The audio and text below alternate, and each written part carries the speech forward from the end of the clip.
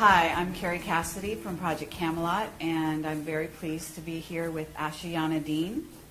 And basically, I think I'm going to let you do your own introduction as to who you are and some of your background. You know, it's interesting to hear you talk about yourself, just briefly, because we're going to be talking about the material most of the time. Mm-hmm. So, for example, I would say that you are the author of the Voyager books. Part of the appeal is for people to kind of get your personality. Right. And if you get a question that you're not quite prepared for, your personality will start to show. Well, it's showing. What do you do with that? I don't know how to describe myself. No, you can describe me. And it's very delightful, so I don't think you have anything to worry about. So, but at any rate, you want to say you've come here to teach about Ascension. Yes. Would that be accurate? Yes. At this time on the planet? Yes. and I'm known as Speaker 1 in the Melchizedek Cloister Emerald Order, and that was a commission that was given to me. And the other two speakers, there are three of us, are present in the room with us. Okay.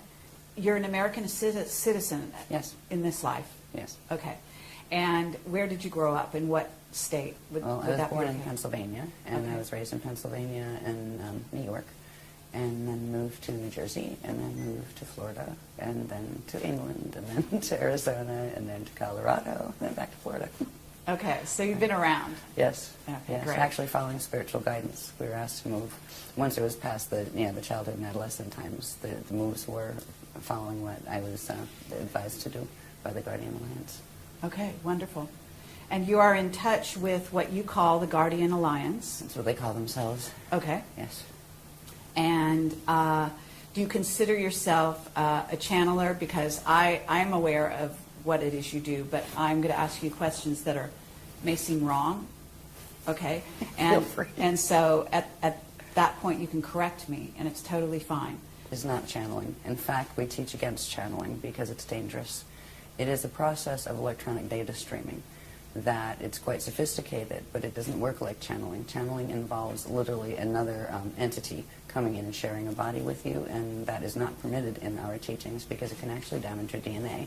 This is an electronic data streaming called chelantic transmission, and it is literally electronic data streaming, but interdimensionally, as opposed to simply on the horizontal like we do it here. And that is the way that the Guardian Alliance communicates with me, and has since childhood. But they have also, in my younger years, I had both negative abductions with negative groups of visitors, and it was the Guardian Alliance that actually rescued me from those situations. And I learned a lot about why I had the experiences. It had to do with the contract I came in with, that it takes most people quite a few years to wake up and realize what they came in to do, what they birthed in to do. And that was why I had the issues with the with Zetas and things like that when I was in my younger years. By the time I was 12, the Guardians had begun teaching me for the commission that I later learned what it was for Speaker 1 for the Melchizedek Cloister Emerald Order. And it's once that became clear, the experiences weren't frightening before they were frightening, the abduction experiences. And the ones with the Guardians weren't, though. They were very different. They didn't involve little grays, and they didn't involve spaceships. They involved literal teleportation through Merkaba vehicle and those kind of things. So it's been a colorful way to get to the point where I am here teaching the material that I'm teaching. It has been very interesting and colorful. In the first few years, I was required to speak about that a lot. That's why I don't like to speak about myself anymore. I'm honestly bored with the subject of me, right? Because the first few years that we went public with the books and everything, it was all about me and my story, and I'm tired of my story. It's out there, go read it if you want to, but this is the interesting stuff, the information we're teaching. So I totally honor the fact that you've told your story many times, and it is out there, and so I do encourage people to go out and investigate her background, to watch other audio and video presentations she's done, because they're excellent, and I have watched a few of them, and I'd love to watch more. And she's an excellent speaker, and so I do encourage you to investigate if you're watching this. So what I'd like to do from here is really get into what the agenda is of what we, the service to self, or negative-oriented ETs, visitors, what have you. And then if you could talk about that, and then if you could also talk about what the positive side, service to others, is doing, what their objective is in being in contact with us here, and so on. So that's where we want to go. Okay. Do we have to take the short road, or can we take the more interesting road? Let's take the interesting road. Okay. Because the interesting road, by the time we get to answering that question, will make a lot more sense. And the interesting road does have to do with some of the other questions. When we'd asked you that, just give us a few questions or something that you're planning to ask, you'd listed a couple things like, ascension mechanics, the human race and where it's going and this kind of thing. There is a way to explain this. We've been working for 10 years. Every workshop, this is our 84th coming up, and every one is new information. It's the next level of information. So the Guardian Alliance has been providing us with progressively growing teachings since the Voyagers books were out. Very, very technical teachings on ascension, on stargates, on understanding planetary stargates, galactic stargates, universal stargates, how they all work, what the process of ascension is, all of this thing. In understanding some of those things, like what is a stargate anyway, what is ascension anyway, right?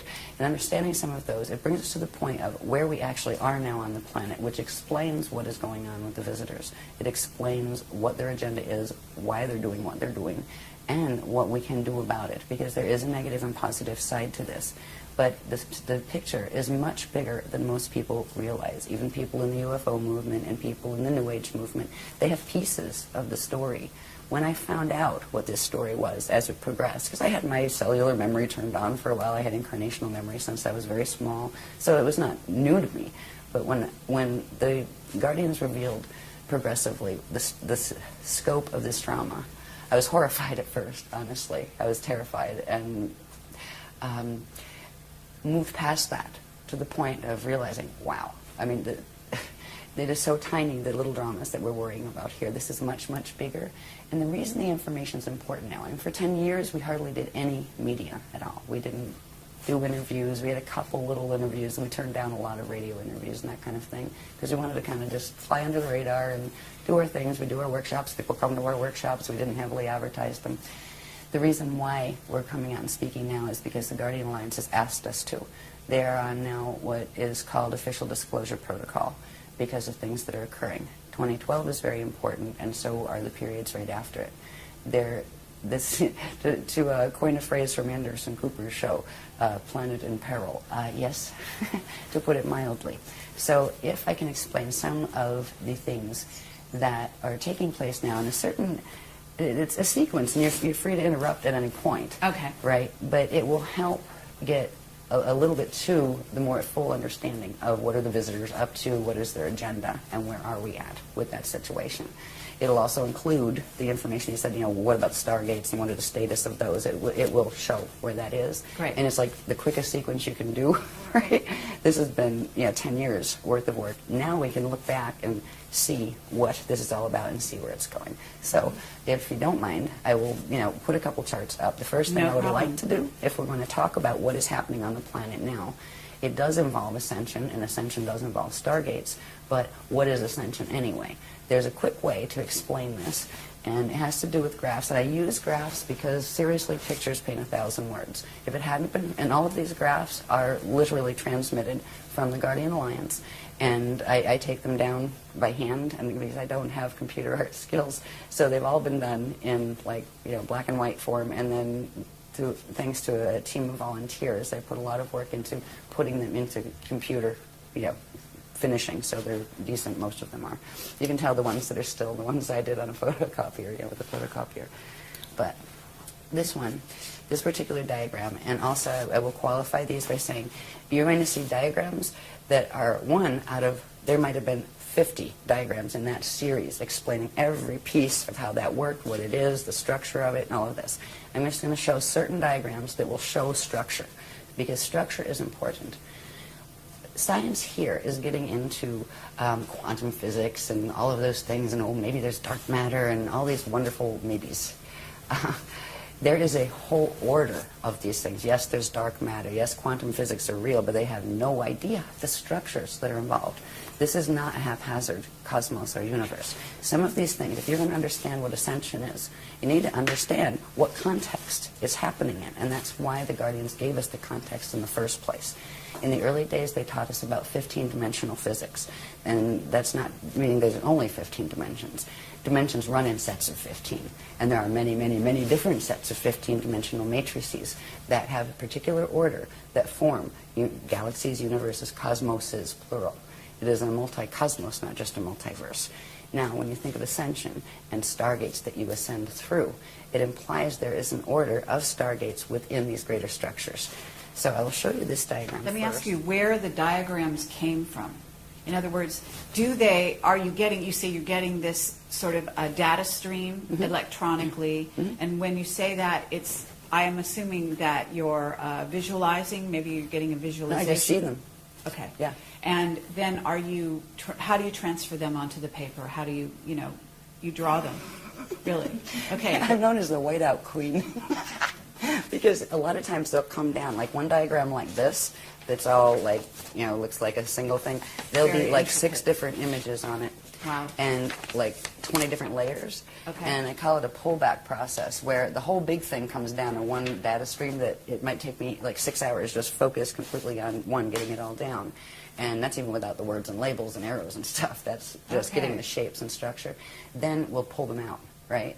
Where I'll make photocopies and white out that part, and then you got that one, white out this part, then you have that one, and you might have like a series of 10 of them out of the one that came in. So it's almost like, what do they call those files where they condense everything? Zip file, yeah. So it comes in like a zip file, and when it opens, there's a lot of heat involved, actually. You can feel the DNA activation. It comes through, the chakras activate, and there's like this heat field around me when it's coming through. Or sometimes, depending on the line, because there's different lines, different ones, different levels of the Guardian Alliance communicate, from different places, and some of the lines come in cold, like shiver, some of them come in hot. Okay. So some of them carry the images, and that's where the images are coming from. And at this point, there are thousands of them. There are thousands of intricate diagrams that come this way. That's great. All right. This one, for instance, this is part of a huge series. And this is a very simple one. As you'll see in some later ones, it grows. If we can think of this, I wanted to use this as a very simple way to explain what ascension is. Ascension is about evolution. It's actually about re-evolution. The Guardians refer to it as re-evolutionary determinism. Yes, there is a predetermined framework of creation within which creation occurs, but you have free will within that framework. And you start out as part of the whole. They refer to it as the God Source consciousness field.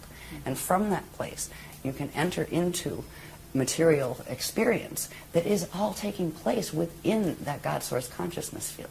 There is no place outside of God. All of this takes place within the body of the consciousness of God Source. They consider the structures in which and through which matter materializes and forms and identities individuate. They consider that part of the manifest body of God Source, and they're talking about the cosmoses being the manifest body. And there is a field of just pure cognition that is beyond that. It is eternal, it is always aware. Time as we know it in linear form is just not a reality there, but it's understood as an experiential quality within the framework of materialization. So in that context of understanding a little bit about how we look at God and the concept of God, yes, there is one. It's not some big father dude on with a big white beard that's going to send you to hell if you're bad, right?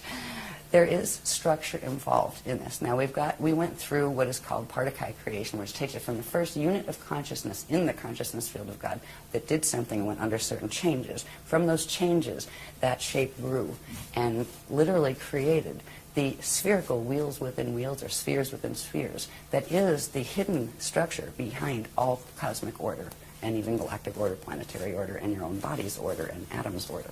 So this, if you think of it as just an example of a cosmos, all right, you have a center point, right, and you have a sphere. Where you see circles, they're actually spheres of energy. All right, you have one sphere, two sphere, and a third one in the center, it's smaller ones, and then lots of these little ones in the center. What this is showing us is consciousness comes out from the center point into this domain, or this sphere. It's called the Hara body. And first, it individuates into the two larger spheres, and they individuate into sets, and this all happens at the same time, right? Expands outward. These are called, when it expands outward, it's called ikashi expansion cycles, where consciousness is coming out from the God Source consciousness field into the smaller form or structure of materialization, and expands out through these cycles simultaneously, one on each side. This particular line is referred to as a vector, time-space vector. One end of it is referred to as an event horizon. So one time vector has two event horizons, right? Now, here you have a core, here you have an inner, here you have a middle, and here you have an outer domain on each side. Reality fields take place within all of those. So it's not just that there are numerous reality fields. You have ones in the outer bands, you have ones in the middle, inner, and core bands. The process of coming into existence is expanding out through experiential cycles within the Akashic expansion cycle till you get to this point. When you get to this point, now you'll see in this next graph, these are actually time cycles with names. They're called yugas. And when you get to this, which is called the Kali Yuga, there are several options. And one of the options, which is the natural evolutionary process, which is ascension, that is the natural process by which eternal life beings, and most everybody started as eternal life beings, would naturally undergo. After you expand out, get through the incarnational cycles here, and you would go through what is called a Christ star turnaround, all right? Where you enter these little cycles behind. They're called the Adashi return cycles, where they're going back into source cycles. This is the process. When you expand out, at this point, if you were able to make this Christ star turnaround, your atoms will actually transfigure into eternal life light atoms. And at that point, whatever form you hold there becomes an eternal form that you can materialize and dematerialize at will. You become what's called an Adashi adept. And some people call them ascended masters, but that term is terribly abused on this planet, so the Guardians do not like to use it. But the Adashi adepts are the ones who have made it through that change, and they are now what are called Ashayana individuals, which means they are eternal life and they can manifest, demanifest at will. When they go back through the cycles, go back into center, and they can actually rebirth as collectives, like as sons and those kind of things. It's an amazing process where a being that, say, is a small, like a human being, can actually evolve, re-evolve, to go back into the state of even being like a sun or a star. And it is an eternal process. There is no death involved in that process. That is the natural process for life forms. So when we're talking about ascension, it is about doing the natural re-evolutionary process. But that is not happening on this planet. When we get to this point of the Kali Yuga expansion, there are other things that can happen too. There are certain qualities about the science of ascension that are very, very much about physics. Right? And there are consequences in physics. If things are not working well on a planet, it affects the body of the people who live on it, and the animals who live on it, and the plants who live on it. And if certain things are not working well in the body, the DNA does not function properly, the body will not produce the chemicals, and a particular one called celestylene, that is required in order to allow the atoms to merge with their antiparticles without annihilating. That allows particle and antiparticle to come together. They shift angular rotation of particle spin, and you can literally turn into a radiation wave. And that's what it means actually to go into full Merkaba and be able to go through gates. That is the process by which you go through stargates. So if we talk about ascension, it is the natural process of being able to expand out. We were out in the Kali Yuga cycles. Finally, we're out here. Now we have choices. We can ascend, or if we get stuck here, there's another path that we can take. It's called the Kali Rama path. It is the path of step back. You can go back here to the stage before, and then have to rebirth out again into the cycles in the outer domain, and it's almost like a restart. Do it over again. So hopefully you fulfill all your ascension codes. It's what it's about. It's about activating your atoms to the point where they can fully transfigure. And if you can do it in a cycle again, then you can ascend again. There's another path that can occur here. There are basically three paths. The other one is called the path of Kali Dima. That is the path of fall. That is where you get stuck here. You can't step back and you can't go forward because of the choices you are making in your life that are affecting directly what your DNA can do, and what consciousness you're aligning yourself with affects the frequency that your body is able to carry. And if you get stuck here, you will reincarnate in this cycle until the quantum you came in with burns out. And then you will do what is called a space dust return, where ashes to ashes, dust to dust. You will come to a point where you don't have enough energy to reincarnate into another body, into another time cycle. And you will eventually simply just go back. And eventually everybody goes back. But if you go back in Ascension, you go back whole. If you go back and step back, you can come back out and go back whole. But if you do the fall path, you do go back eventually as space dust, where your body dies and your consciousness can no longer hold together, and it fragments and just becomes part of the local environment. But the local environment at times goes through natural cycles that have to do with Stargate cycles and Ascension cycles, where all these little time tracks pull in together and then come back out again. At that point, anything that gets stuck out here gets drawn back into the center. So this is why God's Source doesn't look at it as losing anyone in the fall path. It's the experience of you losing your connection with the universe that it's really about. So to get to understanding Stargates and everything, I wanted to explain on this simple diagram about the cycles that we are in. Because right now we are in that Kali Yuga cycle. And those three choices are facing us very much now. And more than they might usually, because this planet is in the middle of a drama that people here have forgotten, but they knew during the Atlantean periods. They knew 10,000 years ago what was happening here, and we have forgotten that knowledge. So anyway, let's go to the next diagram. If I spend this long on every one, we're going to be here for 6 years. Yeah. No, that's actually very helpful, and I think that was very clear. So, sorry about the cough. thank you. That's okay. No problem. This next one is just a little bit it's similar to that one. It's showing the structure of that one a little more clearly. The reason I'm showing you this is just for down the bottom here. I'm not going to read them all or anything, but the detail level that we're giving. Each of these different states, we've talked about the core and the inner, the middle, and the outer domains of reality, within which reality takes place, right?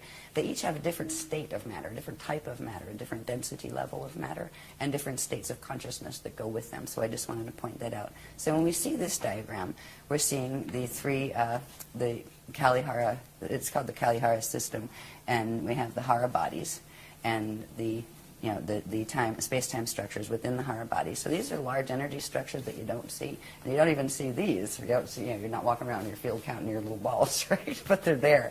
This structure, the cosmos is created with this structure, but it's much more complex. But when you see it, it implies structure, but also time and evolution. And that is a good way to show the ascension process, where you expand out, you go through experiences in the time, levels of the time matrix, and then come back in through the Adashi return cycles. So the word Adashi, for instance, is something that is special to us, because we are following the path of Adashi, the path of Christ star return. When I use the word Christ star, by the way, or any of the words like Christ, or anything like that, we spell it with a K. It's either K-R-I-S-T, sometimes we use shorthand, or K-R-Y-S-T. There's a reason for that. It's not because we're basing everything on the Bible or anything like that, nothing against the Bible, but it's spelled with a K because that's how it originally was, and what it refers to there's 7 syllables to it. We often will just shorten it to 5. It's the first 7 audible sound tones of creation, and they are ka, ra, ya, sa, ta, ha, la. And we also often just shorten it to, ka, ya, ra, sa, ta, Christ, right? So that's where we use the word Christ.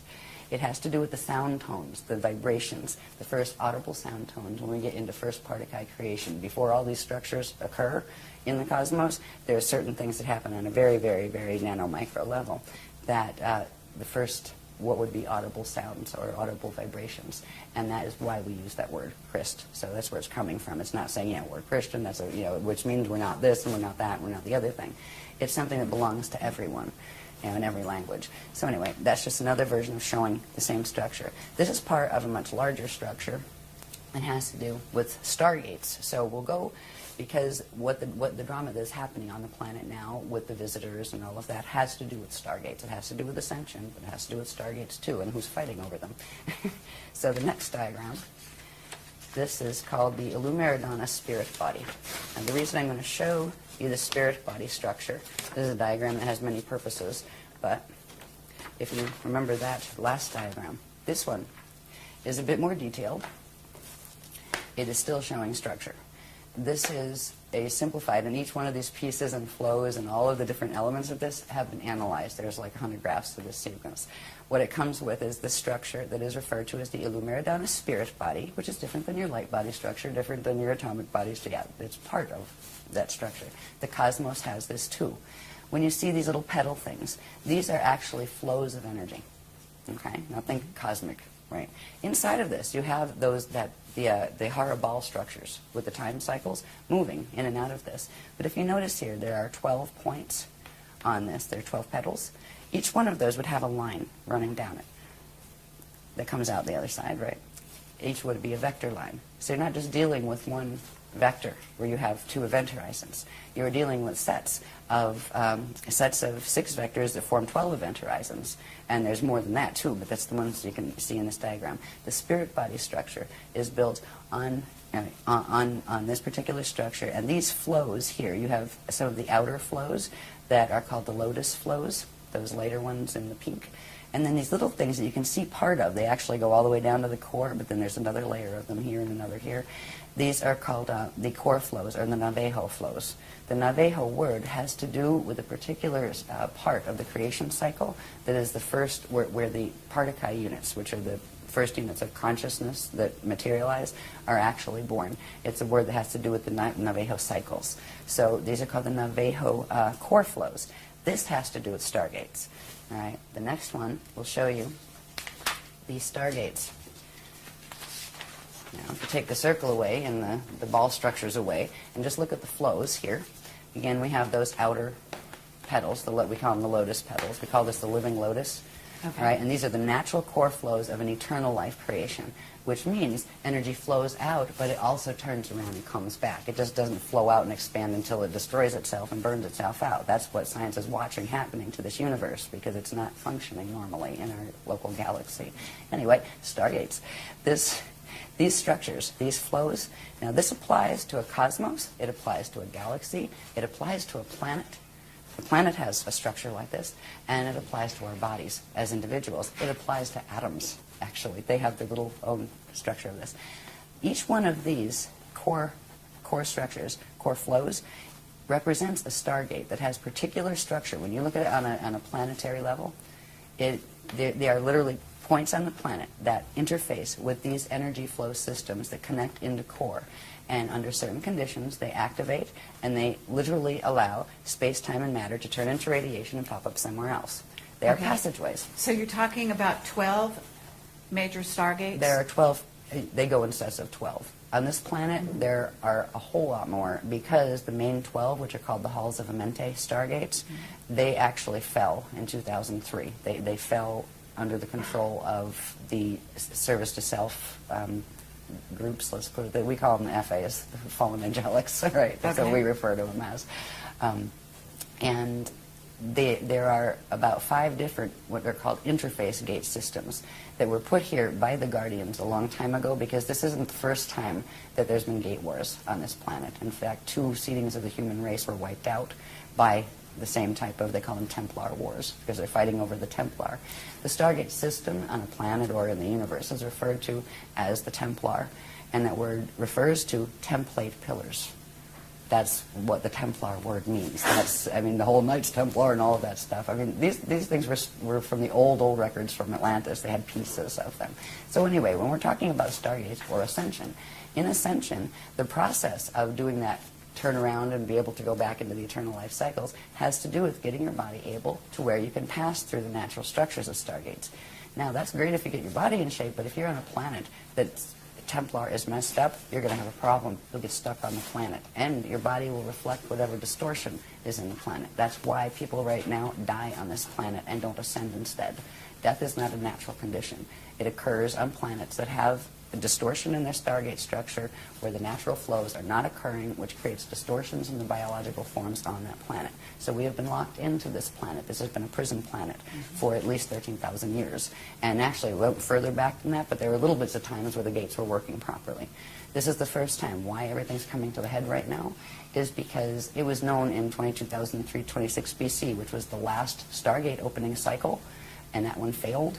that this would be the next one. They knew this time period would be the next one because there's a specific time frame in which the gates open. And they stay open for a period of time, and then they close again. That's why it's all coming to a head again. Okay, so but when you're saying the gates are going to open, you're talking about the 12 that have been taken over, so to speak. Those, I'm assuming, are not going to open. Oh, yeah, they're opening them. They're going to be and open. we're opening the others. The Guardians are opening the others. Okay, even though they were taken over, they're able to go in and open them. Oh, yeah, they open them into the black hole wormhole systems. Oh, into an, okay. Yeah. Well, you That's can not a still good use place. them, except it takes you into fall systems. Right. Yeah. So, and that is what is there has happening to be on this alternate stargates that are going to be used. planet. And that is what we have been helping the Guardians actually bring. You have to. They need to be activated. They're very old, dormant systems, but they're rescue systems. Okay. And at this point, the reason why the Guardians are even speaking publicly about this information in interviews is because in I think it was March 25th of 2007, something occurred in the solar system that just shut the program down. We are on a 200-year evac program, period. And that's it. The gates are closing permanently. The gates are closing in this galaxy permanently in 200 years. When you say something happened in the galaxy, can you explain a little more? I'll get to that. Okay. Yeah, Okay, well, there's some great. other diagrams for that one. Yeah. This is looking at one of those core flows, just its structure, and there's a pillar, a chamber inside of this. There's Merkaba fields that activate, which we'll deal with later if you want to see some of those pictures. But this is one of the Navajo core flow gates. Now, the other ones that aren't shown on here that look like the lotus petals, they're usually the flows that when a stellar activation cycle happens, they're usually the only ones that open because they will take you to the next density level up or even 2 densities up. They'll give you vertical ascension, but not diagonal or going back in and back out again. They're very limited, actually, in their capacity, but you can still ascend through them. When the planet, and the only time they open these is if they are seeding a new race on the planet or if they are evacuating a race on the planet. And these core gates are opening on the planet because this is an evacuation. We have a 200-year warning because something happened with the sun that it's not going to be, one is not going to be able to live on this planet by about 2976. And it's going to be before that, actually, but that's when it explodes, from what they said. We're in a timeline, and we're stuck in a timeline. Voyager's mentioned it, that if we didn't make certain changes with the stellar activation cycle and reach a certain level, we were going to get dragged into a probability alignment in which the planet literally exploded because of the mechanics that were occurring with the Zetas and different intruder races. And that is a probability line we got stuck in. And that's why we are on an evac order, and that's why we're speaking about it publicly. There are things we can do. It's not like, the world is ending. No. In fact, this is really good, because what could have happened in 2012 isn't going to. But there's certain ones that really want these things to happen, and I will talk about those a little bit in a little while. But this is the core gate structure. And it's very detailed. I just really put these up not to read every little thing to you, to let you know and to let the public know that they are there, and the sophistication of this material. This is why talk about me, I'm not important. What's important is look at this material. It blows my mind. I look and the breadth of it. I mean, it covers everything from stargates to biology to cosmic structure to pre-Particuli physics. I mean, it's an amazing body of material. If this wasn't serious, they wouldn't be giving us this information. So anyway, that's the core gate structure, and they are activating the core gates. If you want to see how a core gate would sit on a planet to get an idea, this gives you an idea. That's just like a landscape painting behind it. It's actually a mural that I did on my wall in the house in Arizona we lived in. But it shows, right, here's the sky, and here's like, the land, and here's like the subterranean levels below the land, and going down to the core. It shows how these gate flows work when they're open. And there would be 12 of these on the planet. And when you would pass into, you wouldn't see this thing standing in the air. There would be a certain field, and only if your DNA was keyed to it would you even know it was there. If your DNA was not activated to be in a co-resonant energy form with that structure, you'd walk right through it, past it, not even know it was there, and you'd still be in the same place. But if you have certain things activated in the body, in the DNA template, in the light body, in the spirit body structure, etc., in your anatomy, you would be able to see it, and you would know where to stand in it, and you would know what to do and how to breathe, and you could use it and go in Ascension.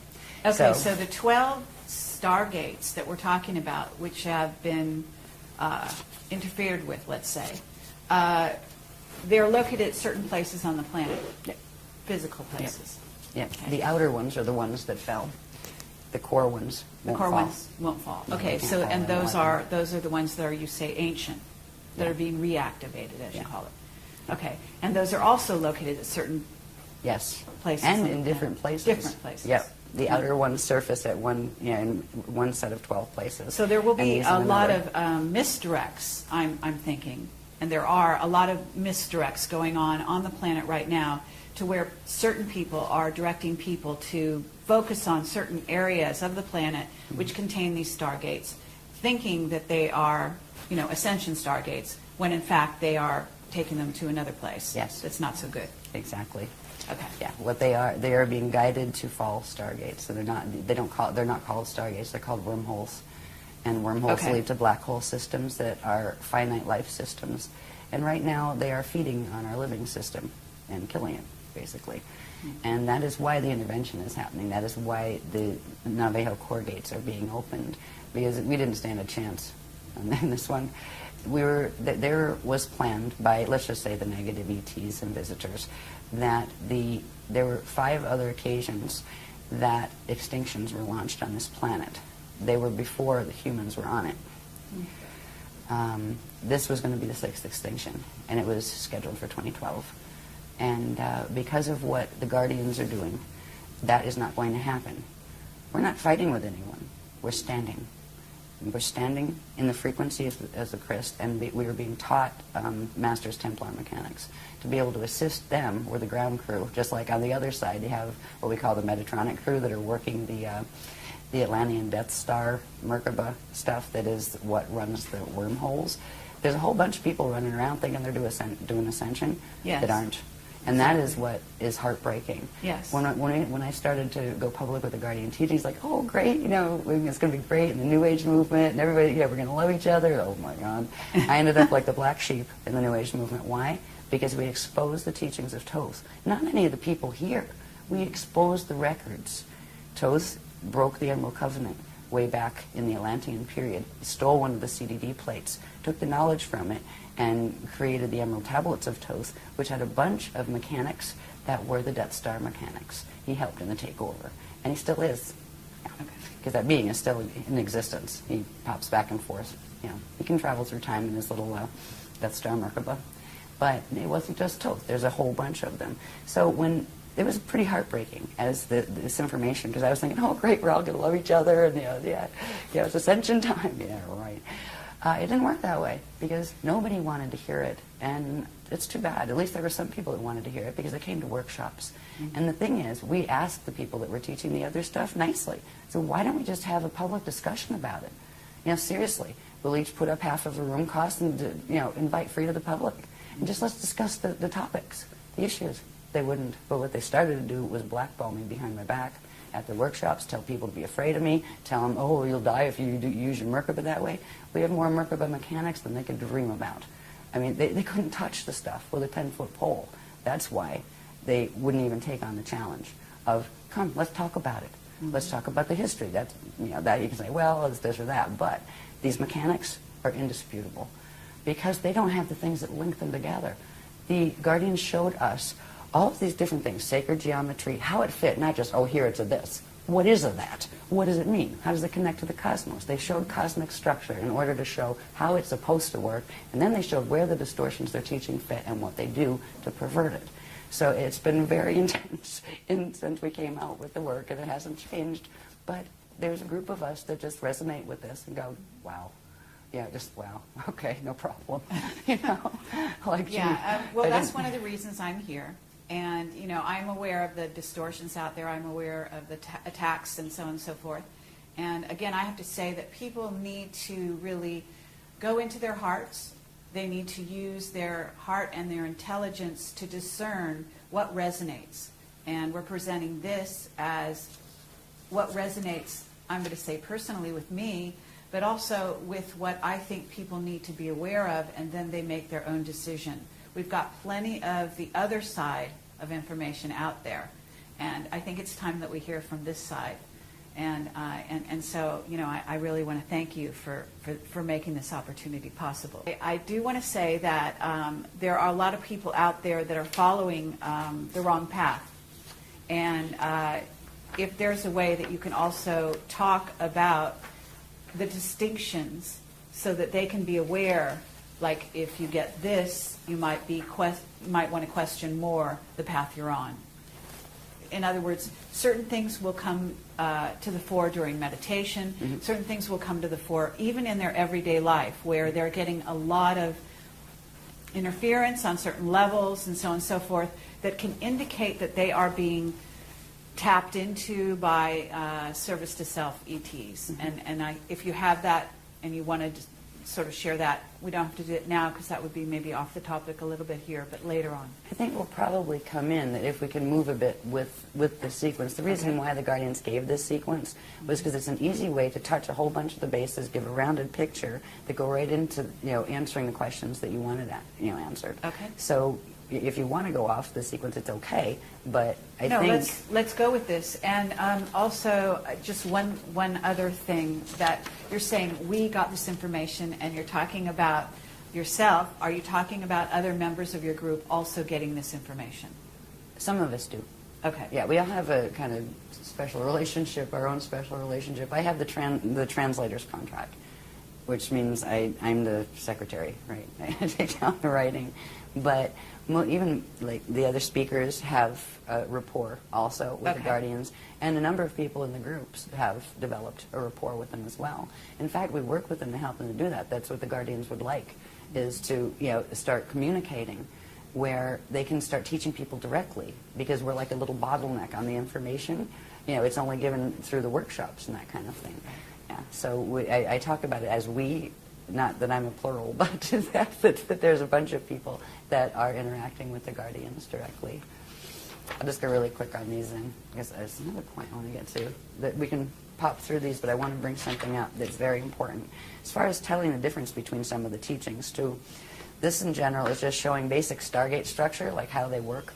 When you have the core gates we saw before, these are what happen when you have those other flows that happen, the lotus petal flows.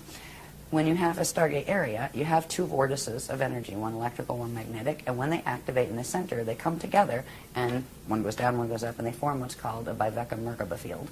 All right, and that Merkaba field is, well, what does it mean? Moving light body, Merkaba, right? The Merkaba field is the field that actually, if it's around you, if it's a natural one that occurs around you, it's also occurring within you, and that is what allows your atoms to bond with their antiparticle and transmute and transfigure so they can go through gates. So this is basic Stargate structure as far as the Amente gates were structured on this structure and those kind of things. There's more to that. There's the Merkaba part.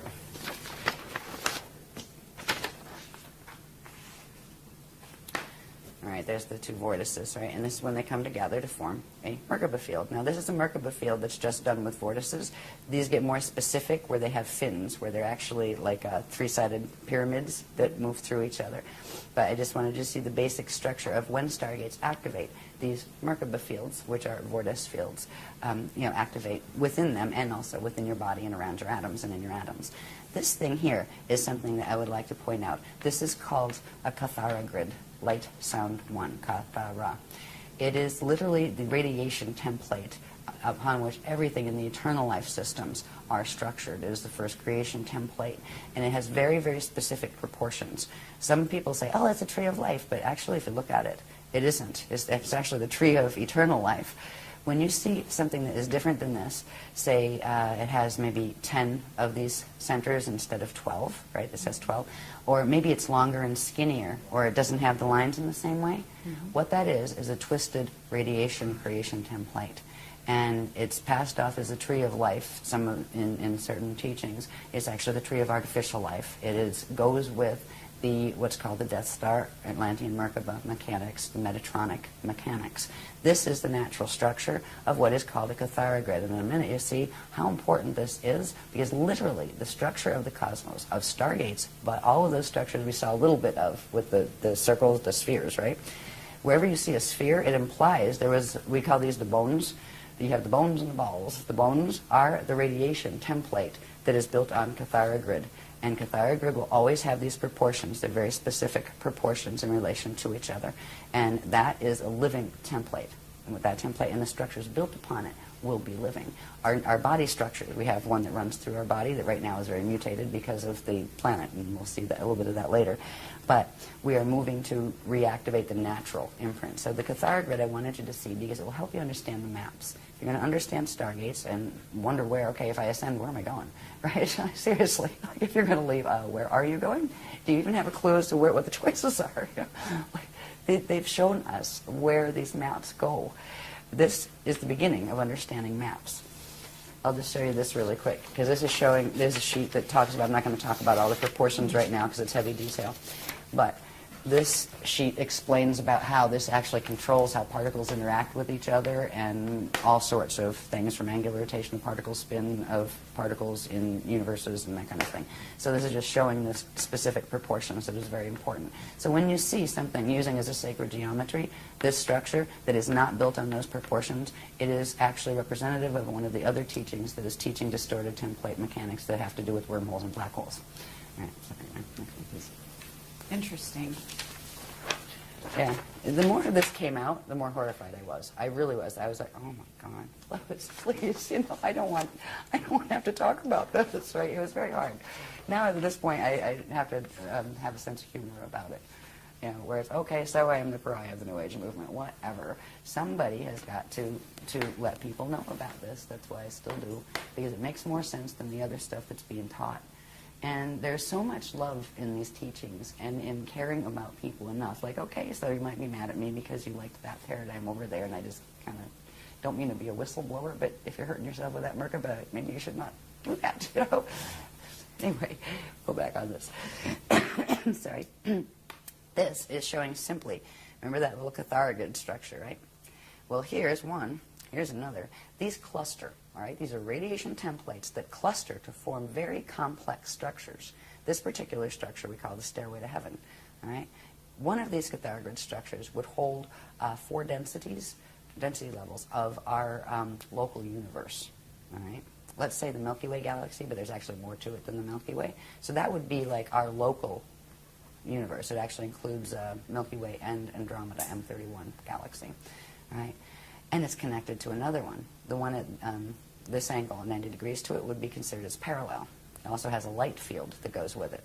So these are intricate structures that are formed from these templates. And where you see these structures, these are the bones again. You will have spheres of energy and spheres within spheres built upon them.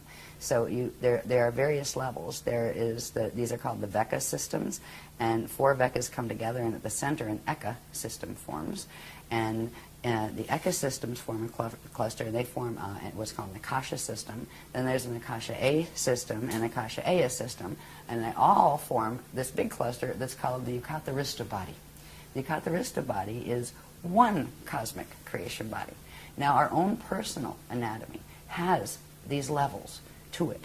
All right, they connect to those levels of the cosmos that we were born into. And full ascension is actually turning back on in our atomic structure all of the frequencies involved with all of those spaces. So we're down here in the Veka worlds. The next thing is we have to move up into the Eka, and then from the Eka, this is the long way to ascend, by the way. That's when the gates are working well. So the normal way for ascension would be you would work your way through re-evolution through the Veka system up the densities. We're in density 1 here. We'd work up to density 4. Then we'd go to the Eka level, and you're growing and getting lighter, and your matter's less dense, and you're getting more control over it, and you're getting more consciousness, more God consciousness and that kind of thing. And then you would work to the Akasha level, and then you would work to the Akasha A level, and then the Akasha A level until you got up here. At any one of those points, you could experience the Christ star turnaround, and it would take you to the next level, right? Then there's the quick way to ascend, when it's an evac, it's an evac situation, and that's what we have, where these are called harmonic gate systems. It implies that it's built on a system of dimensional harmonics, which means you have to take them in sequence harmonically, one by one. It's the slow train, right? There's something called the transharmonic continuum that actually runs between them. It requires a very specialized type of Merkaba vehicle and accelerations in the light body and spirit body anatomy to be able to do it. But those core gates, which are also the Navajo gates, they're also called the spanner gates, they are able to do that. They are transharmonic, where they can actually jump the scale. So you could jump from here to here, or from here, to there. So you can move. You have more liberty of where you can go in ascension when you ascend. You're able to actually, you become a time jumper, basically. Instead of just a straight, ascension the hard way, you can go boing, boing, boing, boing, that kind of thing. So that is the system we're working on, because at this point, all of the natural structures of the outer gates have been damaged. The Amenti gates are damaged. We are stuck down here. And the same thing is happening through the Milky Way. It's not just here. It's not just in our solar system. Our solar system is a mess, but the Milky Way is a mess too. That black hole at the center, that's not an accident. That was done on purpose. That was done 360 billion years ago. Milky Way actually used to be a part of the Andromeda Galaxy. And it was literally forced into what is called fall. And now there's many light years between them, at least a couple. I forget how many light years were between them, 2 million light years, something like that. But they were once one. That is actually our home galaxy, the Andromeda M31. But right now we're in the Milky Way, which is a fallen phantom part of it. And there's still, it wasn't a full fall system until recently, when certain changes occurred that mean the quantum of energy going into the negative fall path is larger than the one pulling back the other way. And at that point, it's a galactic evac, where they're pulling out the ones who can still go. The consciousness that can still follow the ascension path is being evacuated out, because the gates will close. Once they close and the system falls, that system won't immediately blow up or anything. It will have a finite lifespan. It no longer has the direct currents coming in, the inflow of currents coming in from the larger structure of space-time and source. So it becomes a finite system that feeds on itself until it eats up its own quantum, and then it implodes and goes back as space dust. So we are at a crossroads, a huge crossroads right now. We are on a planet that is going in the fall direction, but this planet's actually going to take that path I mentioned, the step-back path, but that requires losing its body, and it's going to do that. Not while we're on it, but that is what we're headed for. But right now we have 200 years before these gates close in the Milky Way galaxy, and that includes here. So this is why they're giving the advanced ascension teachings now. And that's why crazy people like me come out and talk about them with the vocabulary, because we could use a dictionary on this. No, I mean, I expect people, it's good if they go, what did she talk about there? I don't get it, or go investigate. You see, right. We're not here to answer all their questions, actually. Okay, well, I don't mind. Investigation is getting involved. Right. And if they get involved, they learn, and then it becomes part of them. Yeah. Well, so when we see the structures, when I'm showing things like the structures, these are structures that are not known out here yet. They have words that describe them. They have names for that structure. That's a Hara body, or that's a Yucatharista body, right? Or that's a Veka, and that's an Eka. These are part of the actual templates of the layers of creation, going all the way back up into expansion, into God's source consciousness field. They are the literal bones of our space-time orientation. So they are time references. When I talk about a Veka system, that is down here, closer to where we are in a Veka system, right? When you get up to the next level of ascension, there is the Eka system, which is at the core of 4 Vekas. Then you get up from there, and you have what's called an Akasha system, which has a set of all the smaller ones inside of it, right? And then an Akasha A system, and then you go into the Yucatharista system, which is really, they are words to describe things that make perfect sense, to the people who are describing them, the guardians. Sure. They're words in the ancient, what's called Anahazi language, which was the first spoken language in this time matrix. So a lot of the language that is used, that it's like, what is that?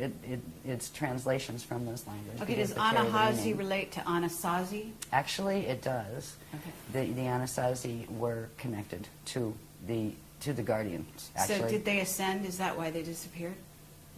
Some of them did. Others, they were actually raided, from what I heard. They were raided and overtaken by another group, and some of that other group became Anasazis as well, where they became violent. And the original ones weren't like that, and yes, some of them were evacs locally, is what I heard. Okay. The Kabbalah is got to be, I'm going to just say it here, to my understanding from what you're telling me, is that Kabbalah is not the positive ascension path. I would put this way. in relation to the Kabbalah, or the Bible, or the Quran, or any of the texts that are out there. There are elements of truth, all of which came from the original teachings that were on this planet. There were 12 legions of the Christ, 12 bodies of teachings that went with the CDD plates. There are pieces of those that have wound up in the religions of today, and there are distortions in all of them as well, which means they all carry a mixed path. Okay.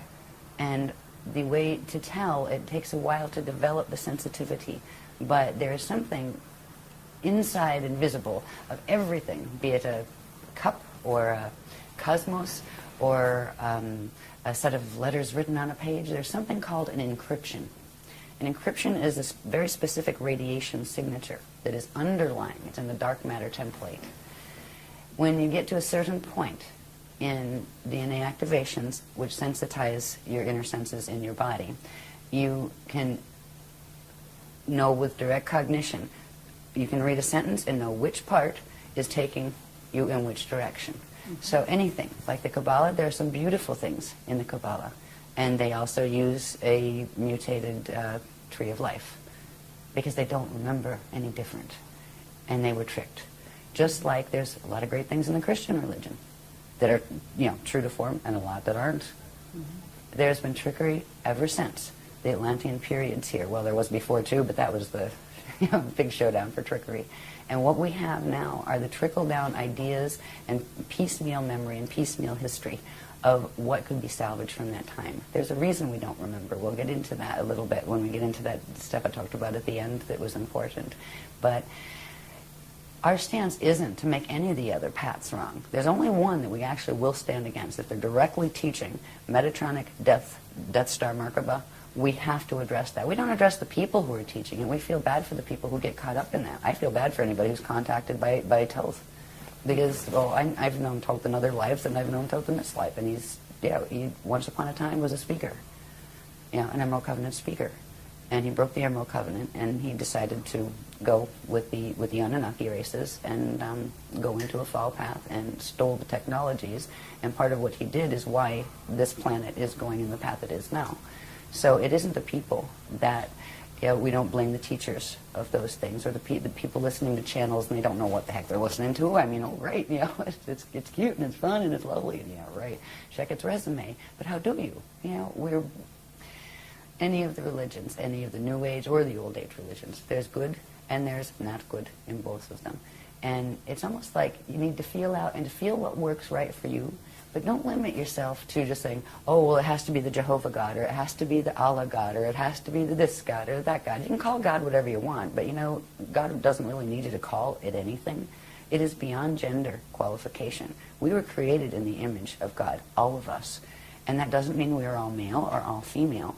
It means we are all living consciousness fields that have the potential of direct creation and eternal life. And that is what that line meant.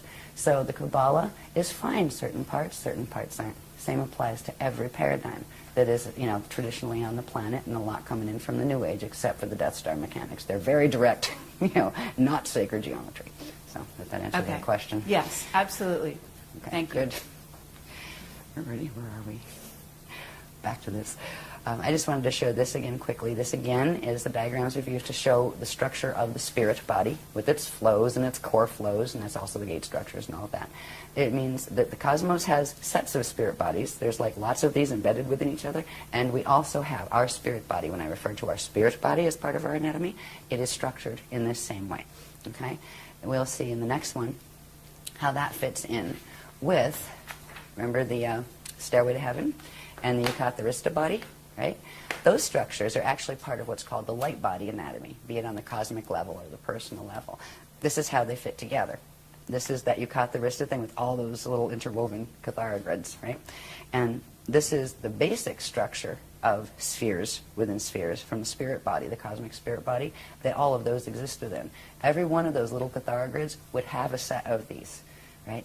These become the spirit body, the 12 spheres in the spirit body that, remember, go in sets across a vector line, right?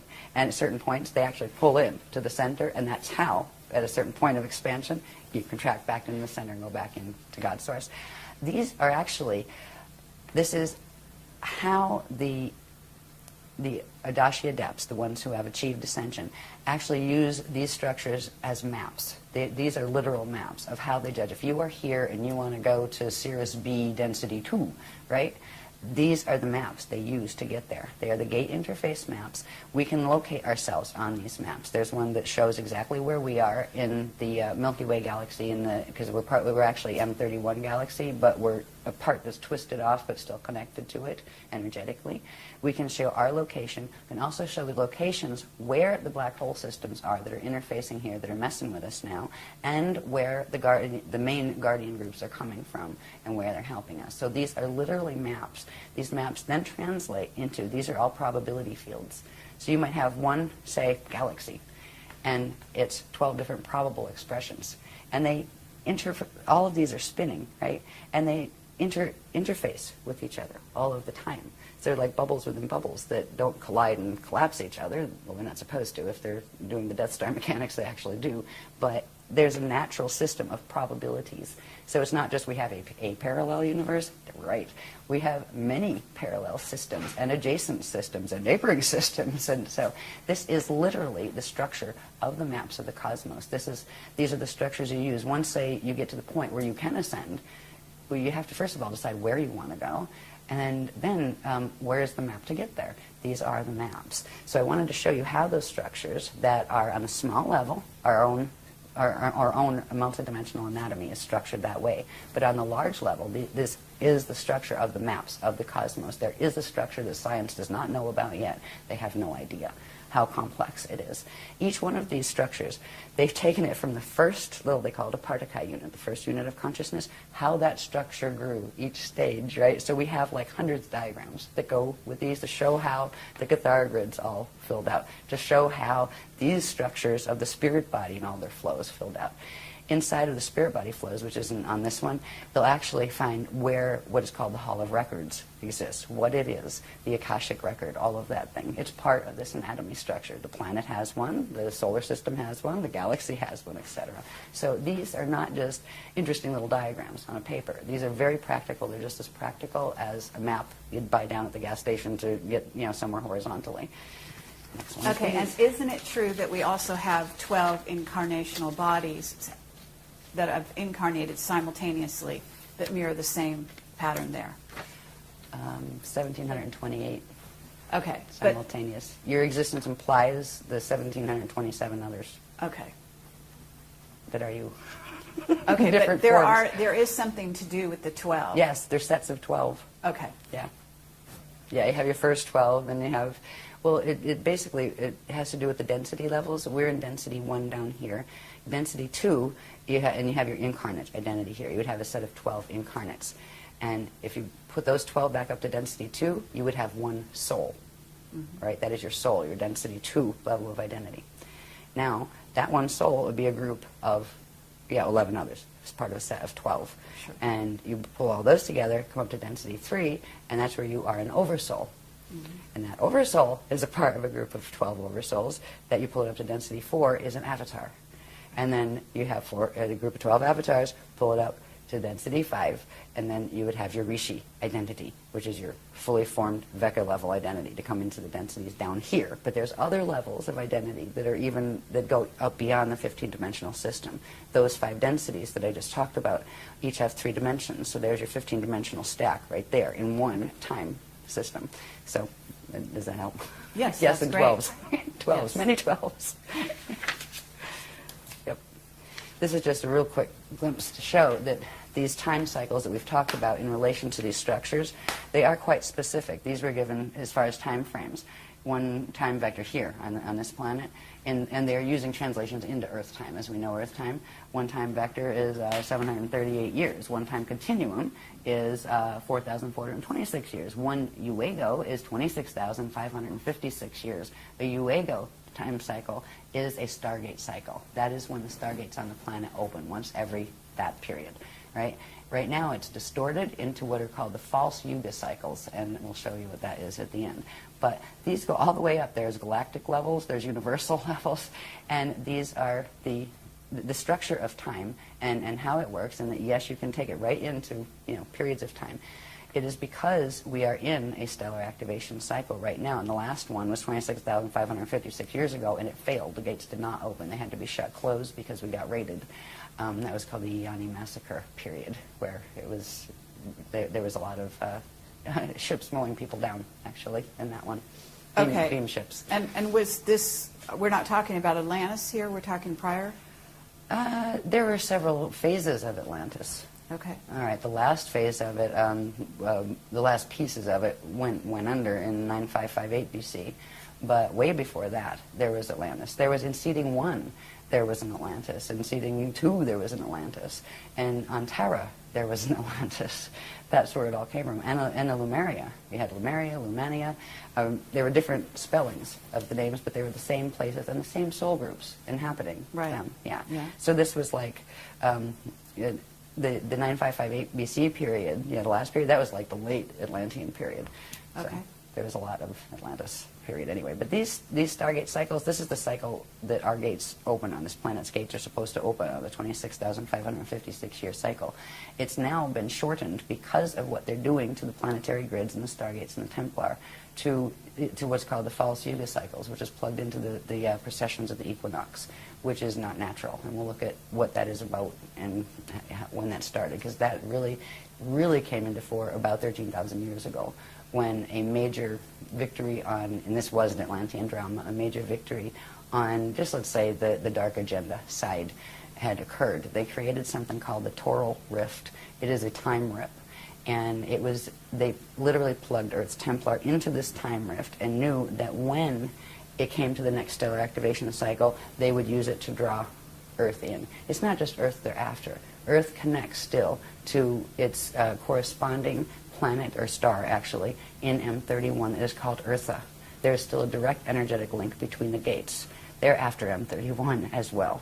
So it's a much bigger drama than people here realize. They're not just after little Earth. Earth has always been a fighting place because of its connection to the larger universe, and because it was connected as part of what was called the Crystal River Host.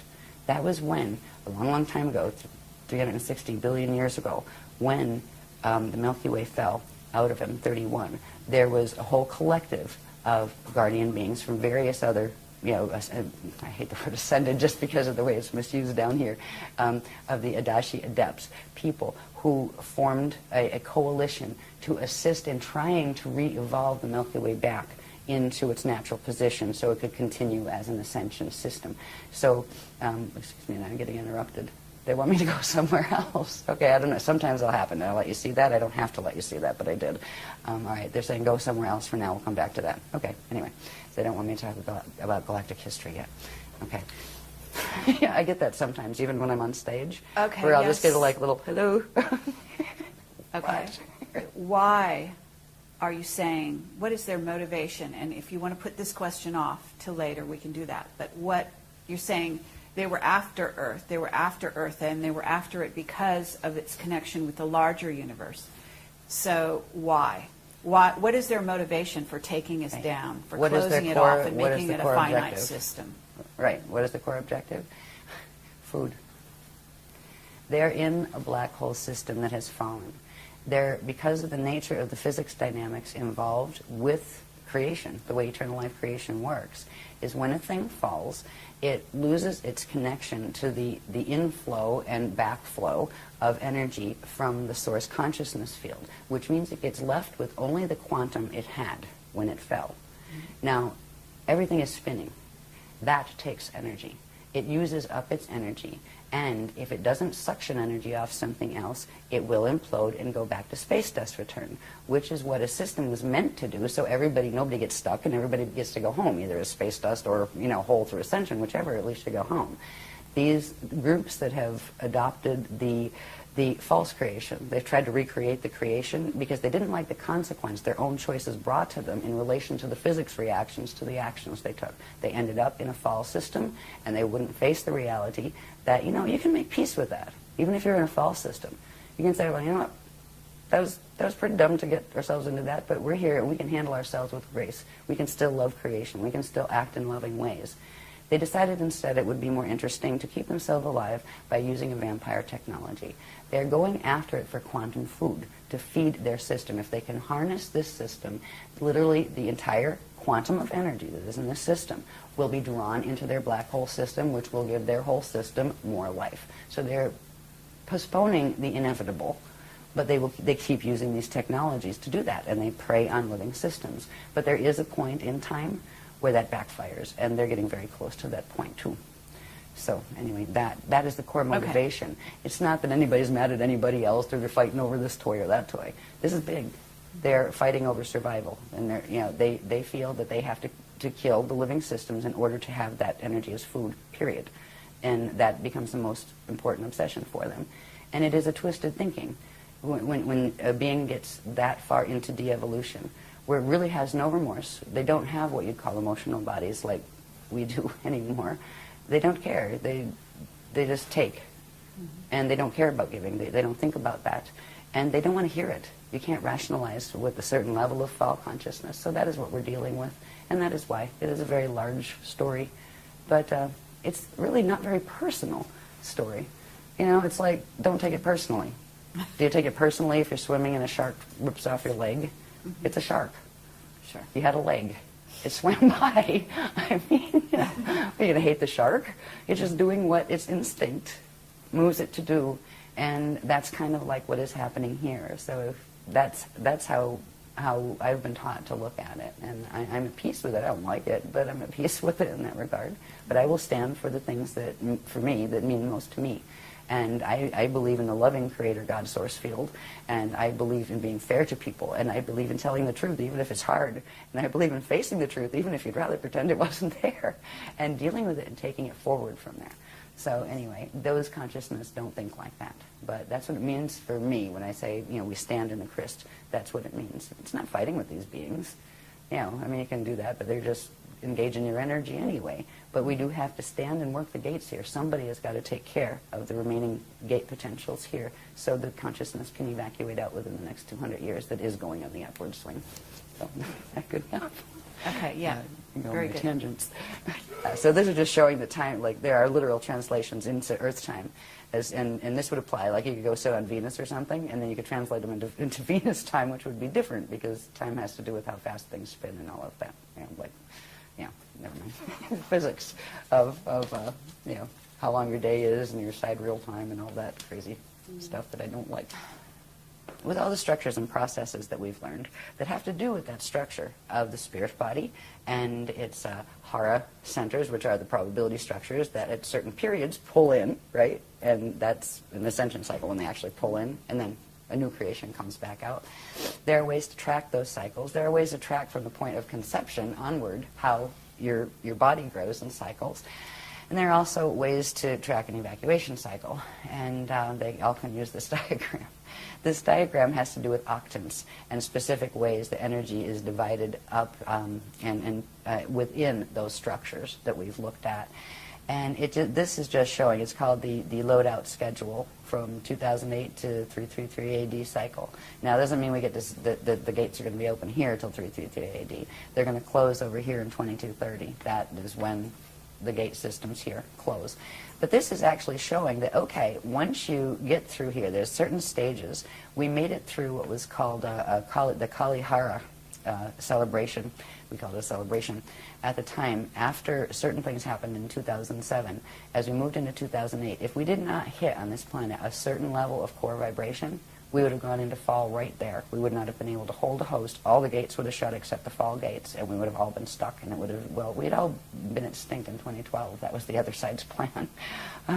But we did make the vibration for the Kalihara, which allowed us to pick up into the host, which is called the Crystal River host. This has to do with a stream of energy currents that are coming in from a matrix that I'll show you later on the maps that are the high level of the Guardian Alliance. They're like the ones that wrote the books originally. They're like the small layers from our matrix. These are massive Messianic beings, and that means they're the eternal life beings, the ones who've gone through the Adashi return cycles, and so they're. Anyway, we were able to pick up the host, the planet was, where it could anchor those frequencies as long as there was somebody here to anchor it, and that is what our groups have been doing. We are, I mean, our bodies are energy. Everybody's bodies are energy. And we're all anchoring something. And right now, the planet, most of it is anchoring the Metatronic currents. And there's a few people that just because they happen to have the DNA codes that they are connected with the crystal and don't know it, are just going about their little lives, but anchoring it, the good currents anyway. But there are, I'm not aware of any other groups that are working at all with the Christic energies as far as the grid works they're doing. So we go around and we do grid work, and very specific grid work. You see these type of diagrams? Well, when we go to do like grid work someplace, we know what a vortex is, right? We know where to go. We know this information. We don't just go, play like a planetary guardian like a lot of people do, unfortunately. Mm-hmm. People that are inadvertently anchoring the negative currents and opening gate sites on the the wormhole codes because they don't know, because nobody taught them the difference between them. So anyway, we made this into this cycle, and this is good because if we didn't, it would have been all over back in 2012. But we passed the Kalihara cycle. We're in this cycle period right here, right now, which we haven't come to the center point yet. That'll be 2027 when we hit this point in the cycle. There are certain energy changes that take place here, certain accretion cycles. Now, it means energy coming in cycles, right? These are accretion cycles where energy pulls in to a certain point. There are certain things that happen in each of these stages. So we are right here in this stage. This is the first stage of what's called the Kali Krista cycle. This is, what do they call this one, the Barda phase. And then over here, there's the Masha phase, I believe, and that's where you get the Ashayana word from. And the word Messiah was twisted from that word, the Ashayana word, in the ancient Atlantean teachings. That's an Anahazi word having to do with this cycle. And it's related. Is it related somewhat to Mahayana, Mahabharata? Yes. Very much. In fact, a lot of the Mahabharata texts were some of the remnants that had come up from the Mahabharata texts that were the translations of the CDB plates much earlier. Yeah. So anyway, we have to this point, when we get over here, that is 2047. I don't have it marked on this one, but this would be the point in this cycle. It would be 2047. And this is where something called an infold happens, where when we go back to remembering the vector line with the hara bodies on it, right? And at certain points they pull into the center and then come back out again. That is going to occur with the energy systems literally in the parts of this galaxy that can hold the host, including Earth, including our own fields. So right now we're making it through this part of the cycle. There's certain changes that will happen here. This is a point, that middle point, during which something called the Bardo chambers open. Now, the Bardo chambers, it can be a pleasant thing, or it can be a time when people evac the quickest way possible. And we are still looking at the potentiality of there could be major Earth changes that occur during this period. And at this point, it's like if we get that far, because what's happening between now and 2012 is pretty rough. And what some of the other ones, like those who make wings, have planned for 2019 isn't too pretty either. So we're trying to help keep the grid stable and the consciousness stable just by working energy, as opposed to trying to go out and preach on anything. We teach what we teach. But there are this is a really bumpy period we're going through here because of what the service to self ones are doing. And they are seriously just trying to use this. They're trying to take our planet, forget about us, they don't care. They were planning to exterminate us in 2012 and just use it as torque to drag a whole larger system in to feed their black hole. So when you have an objective like that, you really don't care. They don't care how many people are lost. But the Guardians do, and that's why we're still here. So we're moving through this period now. We're probably somewhere right about here, because this will be 2027. There's some rough spots coming in 2019 and 2022. And also we are in the middle, well, not quite the middle, but in March of, I think it was March 25th, 2007, there were certain things that a particular group of the Raider races called the Borgia that are connected with the Thetans. They kind of work together. They're on the negative side. They're part of the groups that are fighting over who's going to control this beast machine, this Death Star Merkaba here. They did something with the solar gates at the core of the sun, and they forced closed what is called the prana seed. Now, the prana seed has to do with sophisticated anatomy. We all have one, and so do planets and galaxies. When a prana seed closes, it forces the Bardo. and which means it forces this beginning of the death cycle. And our sun is dying as of that point. That doesn't mean it's immediately going to die.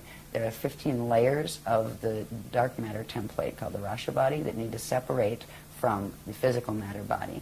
That will be done in 2022. Now there is a gamma burst that is released, and right now it's being buffered every time one of those, they call them ring waves, solar ring waves, releases. And they will get stronger as it goes into the higher levels of the rings, the higher numbers of those 15. And 15 comes in 2022. So, so far so good. We haven't had any major gamma bursts, that, solar flares that wiped everything out. But these are other potentials that we are looking at as well. Okay. As well as earthquakes and the usual stuff that end times dramas bring. Gosh. But it's not as bad as a lot of the things that some of the other people are teaching. I've heard certain people say that, oh, well, we won't even be here by 2013. Yeah, that's one of the Death Star people. Right. Okay. So I'd love to have a public debate about that one, Mr. So-and-so. Yeah, it would be great to do that. We invited that person. I think Oh, you know really? who I'm referring to. Yes. Yeah, years ago. I see. Yeah. Interesting. So anyway, this is showing the cycle. There are certain different things that happen in this amazing structure of the planetary, solar, galactic, and universal spirit body and light body structures. It's a very specific process that is involved with Christ star evolution, which is going into that where you fulfill the, meaning accrete, or bring in all of the frequencies in the template that you needed to make that Adashi turnaround, where you can immortalize your atoms and go into the eternal life, going back cycles. And planets and solar systems and galaxies can do that too. So there's a portion of this system, this galaxy system, that can still do that with the extra frequency that is being added by that host system that is called the Aquarian matrix. And it's actually, the Aquarian matrix is, they have the prototypes of what the humans here were actually designed on. The genetic prototypes were from there, even though we weren't directly from the Aquarian system.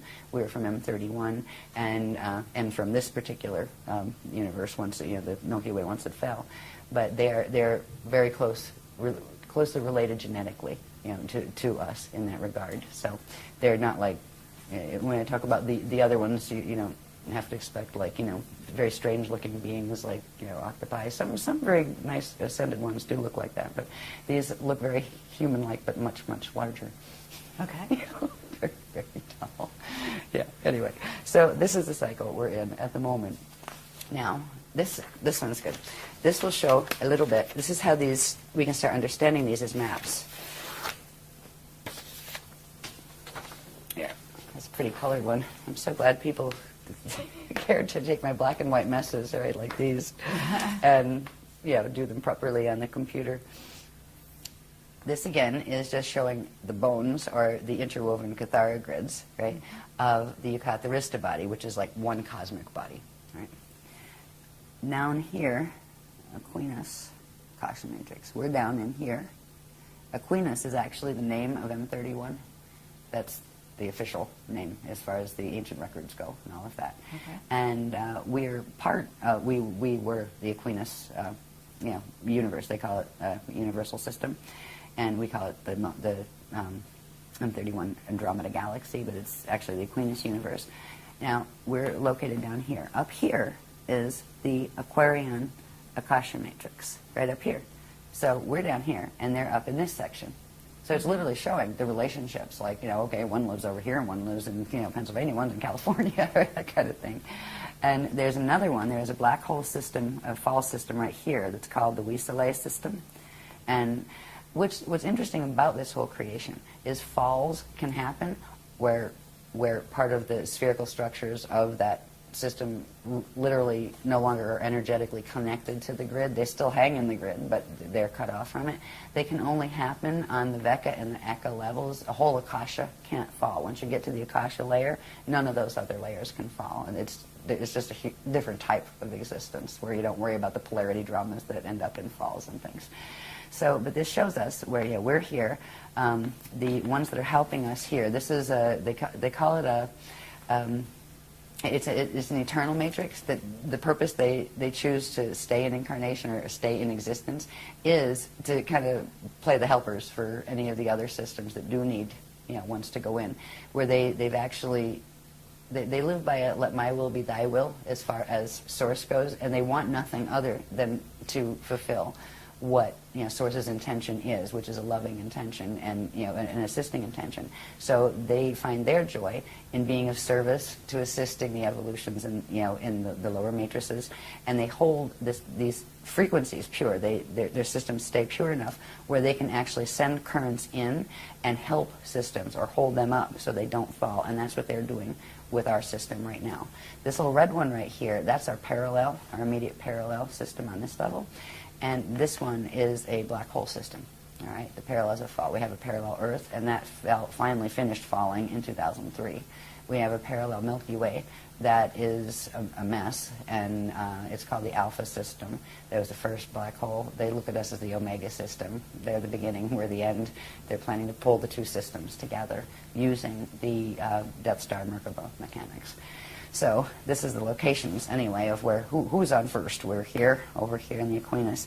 That system, the parallel, is running in here. Our buddies that are helping us with the Crystal River host, sending us energy to literally stop. It's kind of like sending big energy arms down to hold us up, because these guys are pulling so much energy out of us, we would have fallen already. This whole galaxy would have. And then up here, there is another system. This system, the WISA system, is connected with this one. They've linked through wormholes to the center of their cores, their Eka cores, and created a structure, a system of wormhole structures. One of them is the Yodhe-Vodhe wormhole structure. And any channelings and stuff coming from that stuff, it's coming right out of Wisale and that kind of stuff, and it is a false system. So there's the trickery that is going on here is heartbreaking.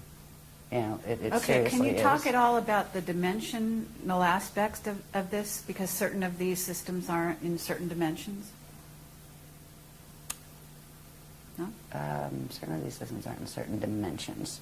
Because in other words, it it seems, well, okay, at least in what's out there, we're talking about four-dimensional beings being, the negative service to self coming in through. Talking about 15-dimensional beings being negative, some of them too. Oh, really? So going up much higher levels than is currently thought. Oh, yeah.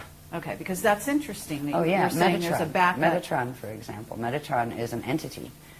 It is a Rishi entity, 15-dimensional Rishic identity, and that collective fell. But it was still on the Veka level. All right, when you get up past the Veka levels, because we have our density levels that are inside of a Veka level. Vekas go in sets of 4, and at the center is an Eka. All that stuff is inside of something called an Akasha level. The Akasha level can't fall, but any of the consciousness or the structures below that can. Okay, and what levels of density then are we going down from there? Each set of, each Veka, each Cathara grid, let's say, those little structures that you saw, each of those has like 4 density and implies a 5th density when you cross through the center. Whether you find that Akasha on the lowest densities in the Vekas or up in the highest in the structures of the Yukatharista body where it can't fall, it's all consistently, there are 5 densities and 15 dimensions to each set. They have different types of matter and different density levels of matter. Some are heavier than others and that kind of thing. So, but that part is consistent from the smallest all the way up to the largest. It is just that the fineness or the refinement of the matter type changes as you go up into the ones that can't fall. There is a refinement to the energy and the consciousness there that you don't find in the one, in the lower systems, even the best of the lower systems. So I think that's how I would answer your question. Okay, and if you get the light beings that manifest here, that are really manifesting, in other words, they really are light beings, what level are they coming from? It depends. Could be anyone from what level up? There's an old saying that light can deceive, but sound tells the truth. Sound is the vibration, right? Okay. The encryption. Mm-hmm. It's a feel thing. You can have really beautiful light beings that are coming in the form of, that are actually FAs or fallen angelics that are coming to mess with you. You can have really, really ugly ascended ones that are really good. They come from many different levels. We are learning to turn ourselves into light. We are the things that they are teaching us now We're learning first bilocation, next is translocation, and then eventually you get to do transmigration, but that requires having certain things where you actually aren't trapped by the planetary time cycles anymore. So light beings, where do they come from? Well, they could come from here. You know, they could come from Venus next door. They could come from the highest levels or the lowest levels. There are light beings that come and visit out of the black hole systems, and there are ones that come and visit from the higher levels. So just because it's a light being doesn't mean it's good light. Okay. They've made a distinction. They taught us some very interesting mechanics about the difference of light or radiation signatures, right? There's something called Shalaya, living light, and it's a very specific configuration. It is created out of 3 units that form a light unit, and matter forms actually build out of these, right?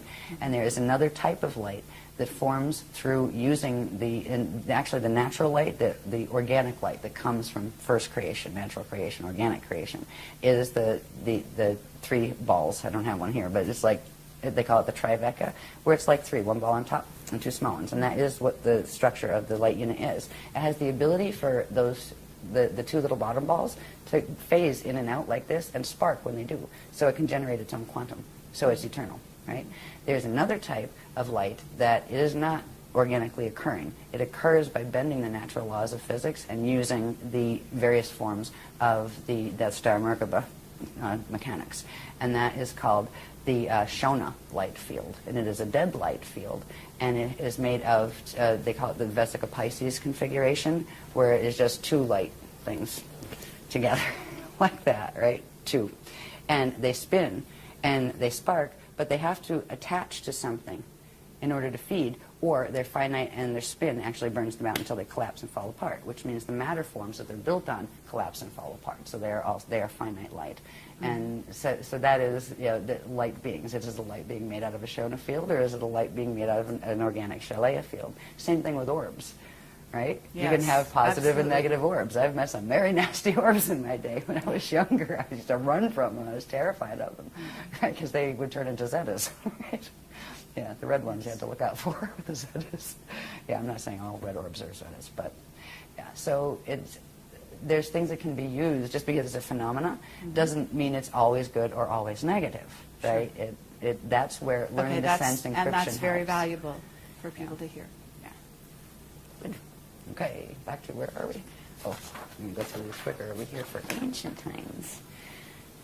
This is showing a close-up of that. These are my hand-drawn ones, right? Which, in certain ways, I can read them better, probably because I drew them. But they're much prettier when they're done on the computer. This is showing that same thing. It just happens to be tilted the way I drew it first, right? That's that same thing that was up the top before. And this is showing right here where our Vecca system is, right here. But this here is pulling it out so you can look at it a little more closely. Instead of just having the natural Cathara grid structure, right, which is the bones that our sphere there would be built on, there's this tilt, right? The bones are here. The natural Cathara grid, that's the Aquinas matrix, which is M31 Andromeda. And this is the Milky Way. Now, we're still energetically connected through Earth, right to, if you notice, there's numbers on these little centers. They're called Cathara centers. Through number 3 on the Andromeda, or the M31 grid, and number 3 Earth on this grid. They are connected. That is the link that has been holding the Milky Way connected to Andromeda. And if the host mission was to try to help the Milky Way evolve back into its natural position, because if something gets stuck like that, eventually it will fall and be off the grids, where it will become finite until it burns out as quantum. So there's always rescue missions that try to bring something back. Earth has been a place of, and so was Tara before Earth became Earth down here. There was a star here called Ashayana. And that is actually the host star. The fragments of Terra were put in to begin this solar system down here in density 1. That's described a bit in Voyagers. But this is showing the offset, where this is the, say this is the north axis of M31. This is Milky Ways. They're off tilt with each other. And that actually creates distance in space-time. A couple million light years. Was it 200 million? I forget. I used to know. Anyway. But so that's just showing in these maps. Now, you can see that just a little bit closer when you bring it in, just that little part. That shows those misalignments where this was the natural structure, and that's the structure of the M31 Andromeda galaxy's core template, right? And these are the 12 main stargates in that universe, by the way. This is our Milky Way system. And right here on the number 3 gate, that is where they are still connected.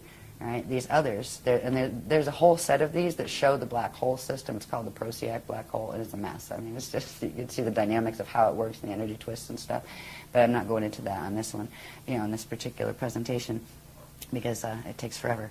But they're just showing the offset. So, and what this translates into is that distance that we're seeing between M31 galaxy and the Milky Way galaxy. But they are one, and that is our home system. And if we are going to ascend out of the vector matrices, we have to ascend through there. Anything in this matrix has to go out through where it came in from because of the encryption that you carry. You will carry the encryption of the gates you came out of, so you need to use them to go back, in the Adashi returns. So anyway, that's some of that. Anything more here?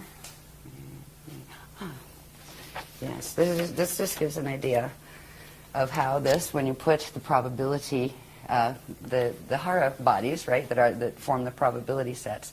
And if you see, look in here, we had a whole bunch of these, and bless Willa, her and Bob typeset them all the little numbers, so you know which lines, because this becomes important. We actually use drum codes to bring in very specific frequencies by using the numerical coordinates that go with the specific systems we're trying to bring the energy in from to bounce out the ones from the black hole systems that are coming in. I mean, it's quite sophisticated, the technologies they're showing us to use. Oh, okay, we're all learning how to beat on drums, right? You can't beat on it, stomp on the ground, right? You're an energy system, stomp, get the vibration in. But this is showing us the same thing that we were looking at before, where it shows the, you've got the Arista map, right, and we're over here, but now it's showing the probability systems that we're in. So where our little Cathara grid is, there's actually, every one of these has a system that looks just like this, but a smaller one, right? And then every one of these inside of that has that. So you have all of these probability systems on each level. And you have what, at a certain point, you'll see there are ones that are the metagalactic level. And the metagalactic level is where we're having issues with the parallel metagalaxy that goes down into the galaxy, and the black holes link in the center. And that's where on our parallel, what's called our parallel Vecca, we are in Vecca 5, and they are in Vecca 2. That would be our parallel. They're at 90 degrees. They're actually pulling our system in. So this is just another way of looking at it, but showing not just the bones, but also showing the many, many layers, the wheels within wheels, the spheres within spheres. And these are all probability fields that interact with each other and pass through each other. So there are gate systems between all of these organic ones, and now there's wormholes that don't belong there too. So it's a really big story. No doubt about it. Right? Sometimes I just go,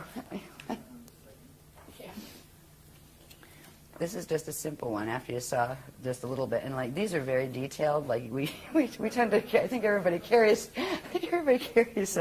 little magnifying glasses around with them at this point for any of the chart facts that come out at workshops. Because all of these are actually numbers that mean something and words that mean something, right? But you usually need like, micro lens to read it. But this is showing a close-up of the section of that map that we just saw that corresponds to our galaxy. And it's showing how these can be translated. These locations can be translated into, like, where is the Milky Way core, okay? If we go and find Milky Way, this is something like in the science books, right? The local group of galaxies. We got the Milky Way here, we got M31 up here, right? These are those two that used to be together. This is what science already knows by, studying space and the way they study it. The core of Milky Way, they already know, has a black hole in the center of it. The core of Milky Way's black hole would be right here. M31 is right here, and we're in this twisted down offset here in these spheres. So you can literally find us in the maps. And this is how the Adashi masters, they will not use words like time lords and that kind of stuff. They hate that power thing because it's a twist on power. The Lord concept where, Lord and Master, I'm so above it. They really just don't come from there. They are adepts. They are adept at what they do. Yes, they have achieved Christ's star ascension. But anyway, they use these. These are their coordinate maps. And you know how they use them? Once you get to the point where you ascend, you simply visualize it. It runs the encryption through your field, bang, zoom, you're gone, you're there. Speed of thought. And that's what So full there's a ascension purpose is. behind showing this, in other Yes. words, such that the individuals that see it can then begin to internalize the maps themselves and then Yes. start, because It there's will going help. to be... It will act. It will bring back their own ancient awareness Activating of their these memories. things. Yes, that's Yeah. why the guardians wanted to be able to show. Okay. That's why we use tons of graphs every time we have a workshop. Okay. Yeah, but it helps. I mean, if you can read them forever and kind of go, oh, okay, I kind of get that. We tell people, don't worry about it. Just watch the sequence, and often it is the sequence. Because they'll show this graph, then they'll show this, and they create a wave, an activation wave. That if you have the codes that correspond to this, and if you don't, it won't affect you at all. You say, oh, whatever, right? But you will start to. It will help you wake up to to the ancient knowledge if you Okay, carry and it. is there a correspondence in some of the crop circles? Yes, to both sides. Yeah. Yeah. Some of them are very not friendly, and some of them are. I remember we were really thrilled when the guardians actually said, that's ours. There was only one. There was one. It was a number of years ago, but we actually have a picture of it on one of the covers of our Templar manual thing. Yeah. Where is that? Milk Hill on that one? Yeah. There in England. Give me this. Oh, this is just showing you, and I talked about the overlap between us and our parallel. Okay? We're back in these maps again. These are called the probability maps. When we look at them with just the balls, without And bones. when you're calling them probabilities, are you saying that, in other words, that means that certain things could change within these maps? That Certain means areas that could activate, certain other places could close down? Yes and no. Yes, but within a parameter. Okay. Within a set parameter. After a certain set of things occur, a probability locks in. Okay. And then whatever's in that probability must follow through to whatever the natural next point is. Okay. And that's what we've been stuck in. We've actually been stuck in this probability system on Earth for ages now, for many And what you're 100,000 saying years is the longer than we should have. probability system here locked in, and that's why they're doing a 200-year evac, as you call it. The probability locked in when the solar core closed, the sun is dying. All right, and that is going to start at some point create, red pulse, which is a vapor wave that takes out any life on the planet. And when that event happened, that is something that you can't go backward from. All right, so you are locked into that probability, and then there are various versions of what you might see, but certain things are going to happen, period. And you can't change them no matter how much you push out and visualize it, right? Or no matter how many people you get together to do a world peace meditation, right? Because we try to do those too, right, to help the grids. Yeah, so we did lock into that probability, and in when the solar gate things happened. The fact but is, I'd in our also system, like to talk about why or how that happened, that the sun did end up in that place, locked in. But we don't need to digress right here, but just for It'll future. probably get me in trouble if I answer that one fully. But don't I always anyway? There's a group of, there are a bunch of different, it's not just Zetas we're talking about. The Zetas are the little guys on the block. Don't worry about them at this point. There's a group called the Thetans, and they also run a very popular movement on the planet. And there's another group called the Borgia. They are from the parallel Akasha, part of the black hole system. They have been trying to get control of the grids here. Everybody's fighting over the Death Star Merkaba, because it's here and it can be activated. So you're and now saying there's a bunch of these- systems that are fighting over this, right?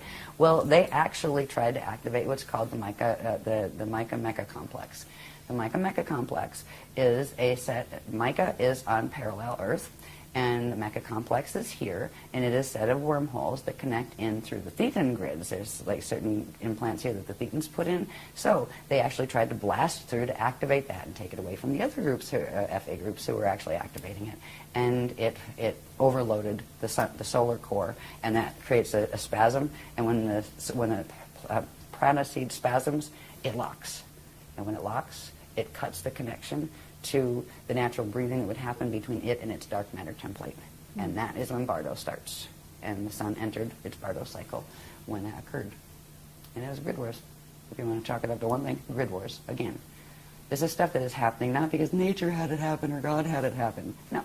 This is because people are acting like crazies in this universe.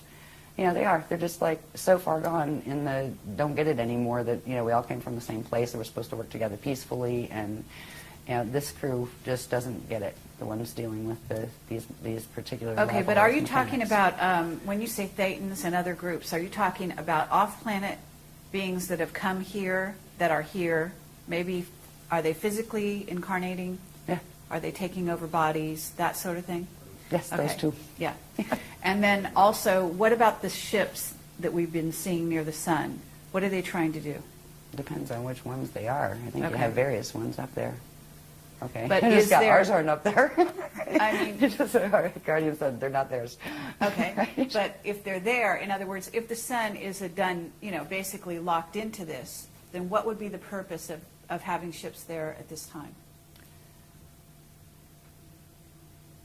Okay, and it's got 2012, 2012, 2012. There's an alignment that's occurring in 2012 that has to do with the solar core. And whether or not its prana-seed is working, the alignment occurs. It doesn't involve the Rasha body or the dark matter template. They just said it has to do with 2012. I wonder if this has to do with what this workshop's about. See, every workshop they reveal another level of something, and this time they're revealing stuff about what they're calling the ancient arrow sites, the 12 plus 24 ancient arrow sites that the Guardians are activating this weekend. Okay. Yeah. Well, We'll know about it Monday. that brings us into the wing material, and we want to address that as well at some point. That's a better point after Monday, because that's what they're going to talk about in this workshop. Okay, well, there's a and I didn't know synchronicity there. they haven't mentioned it since Voyages was written. Mm-hmm. And I was just like, looked at some of the pictures, felt the encryption, going, oh boy, it's that stuff. Okay, pretty, but right? No, thank you. Some of it's all right, but some of it has that twist to it. But all of a sudden, I mean, what is the name of it? I don't have the thing here. It was a really funny title. No. they called the workshop the what is it? The makers of wings and other things. Yeah. Okay. Yeah, and it's not just about that. And it's not the people that are involved with the wing makers site. These people are well-meaning people, and it's fascinating. They're trying to figure out what it is. Sure. But it's the particular group of the ETs that they're dealing with. These are a group of Nephilim. All right, they're called the Cortium, and they are part what is called the Necromaton Andromi hybrid with Jehovian Anunnaki. All right, the Necromaton Andromi are known as the Beetle people. All right, they had a lot to do with ancient Egypt and stuff. Yeah, and scarab worship and things, because their home form looks like that. Anyway, stop. Okay, just got anyways.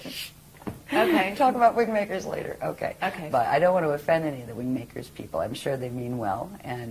But what we didn't know is, so they're saying, okay, we're going to do wing makers, so I have to go look up a little bit on it and what is this stuff anyway? And it's, all the sites I saw have the same story, and I have about a 4-second attention span when it comes to stuff I'm really not interested in anyway.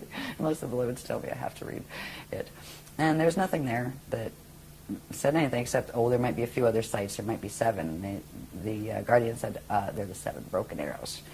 We'll call them the ancient arrow sites, all of them. They're our sites. They were our sites. There are 7 of them that have been compromised, but there are 12 primary plus 24.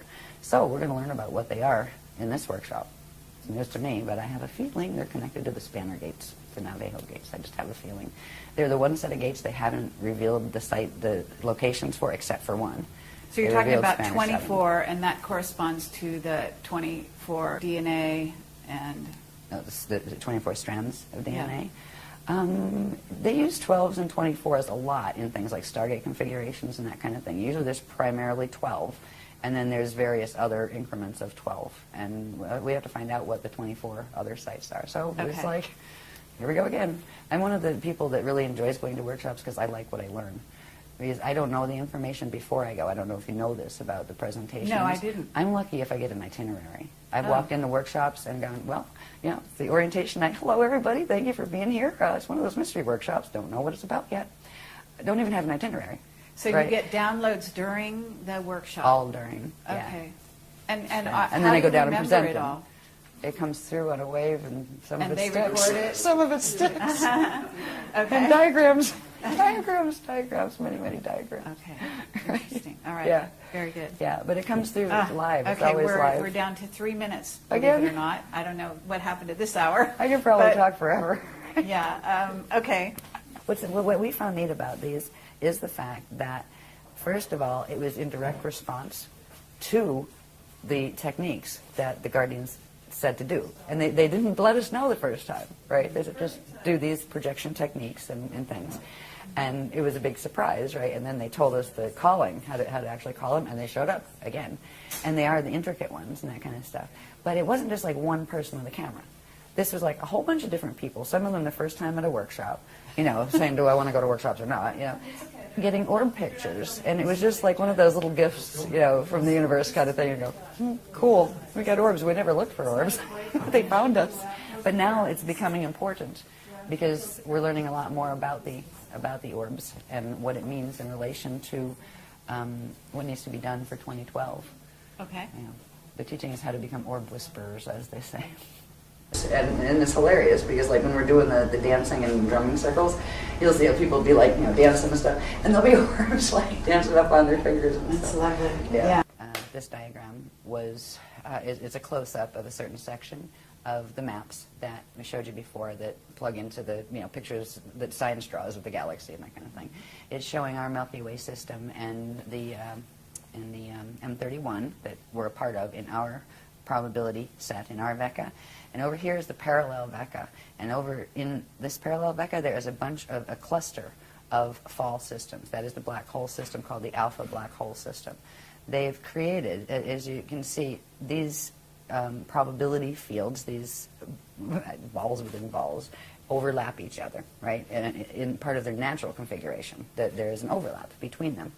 Well, what the alpha system is doing in the parallel universe is using the Metatronic Atlantean Death Star Merkaba technology to reverse. If you reverse certain currents using that technology, you can harness a certain part of the field next to you and drag it in to your system, and that is what they're trying to do.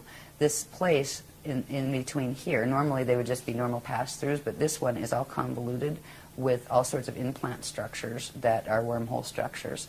They refer to this as the dragon's eye.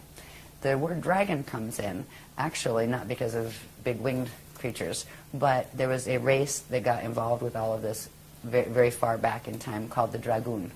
And the Dragoon races took sides over which sides of the fallen ones they were going to side with. And the Dragoon races ended up with some of theirs fallen, trying to help the others. And then you ended up with ones that wanted them all exterminated, ones that wanted just the one side exterminated, ones that just wanted the other. So the dragon races are actually the Dragoon race line. It is a reptilian-based race line, reptilian crossed with what are called equerry. And equerry are a group of the ones that originally were called aquery before they fell. The aquery are from the Aquarian matrix that are the hosters, the ones that are helping here. Some of them incarnated into the falling matrices to try to assist, and a group of them had, this is ancient, way like, you know, a couple billion years ago, they got ensnared in one of the fallen angelic dramas, and they ended up falling, meaning they ended up in a fall system and they lost their ascension codes. And the distinction with them is they became the equerry, where they use the E instead of the A on the front. And do they have a memory? Will they have a memory of when they weren't fallen? It depends on the fall, honestly. It depends on, because the blank slate technology, when this thing does its whole thing, it just completely wipes you clean, where you don't remember anything. You wake up and it's like, yeah, just born here. What am I? Who am I? Where am I? That kind of thing. There are, because that happens when the transition of that fall occurs, because there is a final point of transition when the Death Star Merkaba activates and literally rips you apart and drags you into another field and then kind of assembles you in a facsimile on the other side. There are almost like time capsules that they leave for themselves, so they can refine the memory, and when you refine it and discover it somewhere else, it puts that memory back in. So they will get a facsimile of the memory that, you know, that they would have had otherwise. But the fall codes, once the Metatronic activations in a body have taken place to where those Merkaba fields have activated to a 55 spin or higher, 55 or higher, there's no turning back for the gene code at that point. The consciousness is trapped in that body, and the only way out is a hosted bardo, which means when the body does its natural death thing, it would need help, the consciousness, just getting out of that body, and it would have to go through a rehabilitation process of that Kali Rama path of step back. and have to come back out and reincarnate into the Matrix again to, to try to get back into the Ascension thing. So. Okay, and I'm also going to ask you at some point about what are beings that are like artificial intelligence, but they are not, they don't incarnate. They're, in essence, clones without souls, without, you understand where I'm going with that? I think so. So because we understand that the dark side is using a lot of those, and actually, sorry to bring this up, but the Wingmaker material talks specifically about a race of, in essence, they call them robots, which are, you could be calling them androids, whatever, that are actually, according to that material, we're on the way here. So, at some point, I'd like to address where those They're beings, already here, first of all. Okay. Go ahead. If you had to pick between the two, the Cordium and those guys, Yes. you'd probably want to pick those guys, not the Cordium. Okay. Both of them, one's as bad as the other as far as their intentions and what they're up to. But yes, there are a lot of different races who have gone in that direction in an attempt to preserve their finite lifespans, where they started with transferring consciousness from an old and dying body into a new cloned body, cloned off their own, just make another copy. But the copies get weirder and changed every time, just like a photocopier copy, a copy of a copy of a copy, and eventually it's like, what is that? Right. Well, there are races like that. Some of them are already here. As far as invading, I think they're watching too much Caprica. But, yeah, seriously. Because in the beginning, that's how it started, before the Galactica series. That's actually something that is, they're showing some of this drama in those series on TV. But as far as, we've not been, our team has not been warned about anything like that. As far as worrying about that being a problem. Okay. It's like, if it is, it's small compared to the rest of the things that are on the plate right now. Okay. Because it's not going to matter much if anybody invades if it rolls in 2012, right, the planet, right? It's not going to matter much then, because that would wipe out life here. It's not going to roll, though. Right. It would have if the intervention wasn't given, like pole tilt roll. I understand. Okay, so, and we can also talk about that. We can talk about, in other words, what was planned in terms of, are you talking about a pole reversal? Are you talking about a pole shift in which the planet itself would roll? Crust spin. I'm sorry? Crust spin. Crust spin, yeah. And that was planned for 2012, apparently. And you're saying it's been stopped? Postponed. Postponed, yeah, until 2027, is it? 22s? No, that's 2230. 2230, yeah. Okay. And then what's going to happen instead? We'll talk about that when we get through these Okay. pictures, because these pictures will help understand what we're walking into in the first place, or what we're walking around on in the first place. And once we can understand that, then we can talk about, okay, what do you do about that? Especially when they're going to try to activate it and make all of this stuff happen in 2012. There are certain things. I mean, we have really strange titles to some of our workshops. We've got Mirror in the Sky. We've got Orb Fest here. I mean, but they all mean something. There are very specialized grid dynamics that we are being taught, so we can anchor the frequencies here of the things that are actually creating buffer fields for some of this. And it's actually the fields that we're helping the Guardians to anchor. And they'd be able to anchor it alone if they were here, but you need an anchoring rod. And that's what our shield, we call it a shield, the group shield, anchors here the frequencies they send in, and they're actually giving a counter pull, so their 55 activation on the Merkaba can't go all the way in 2012. Because if it did, it would spin something called the planetary rods, and we'll see what they are in a little bit. We have a rod and a staff. Actually, we have two rods and a staff on the planet, and they are key energetic configurations that have to do with vortices and things like that. Okay. And they have made by moving the rods before, they have, they moved it from like Pangea to whatever the next stage was to the next stage. It breaks the crust, and it shifts it depending on what ways you pull the rods.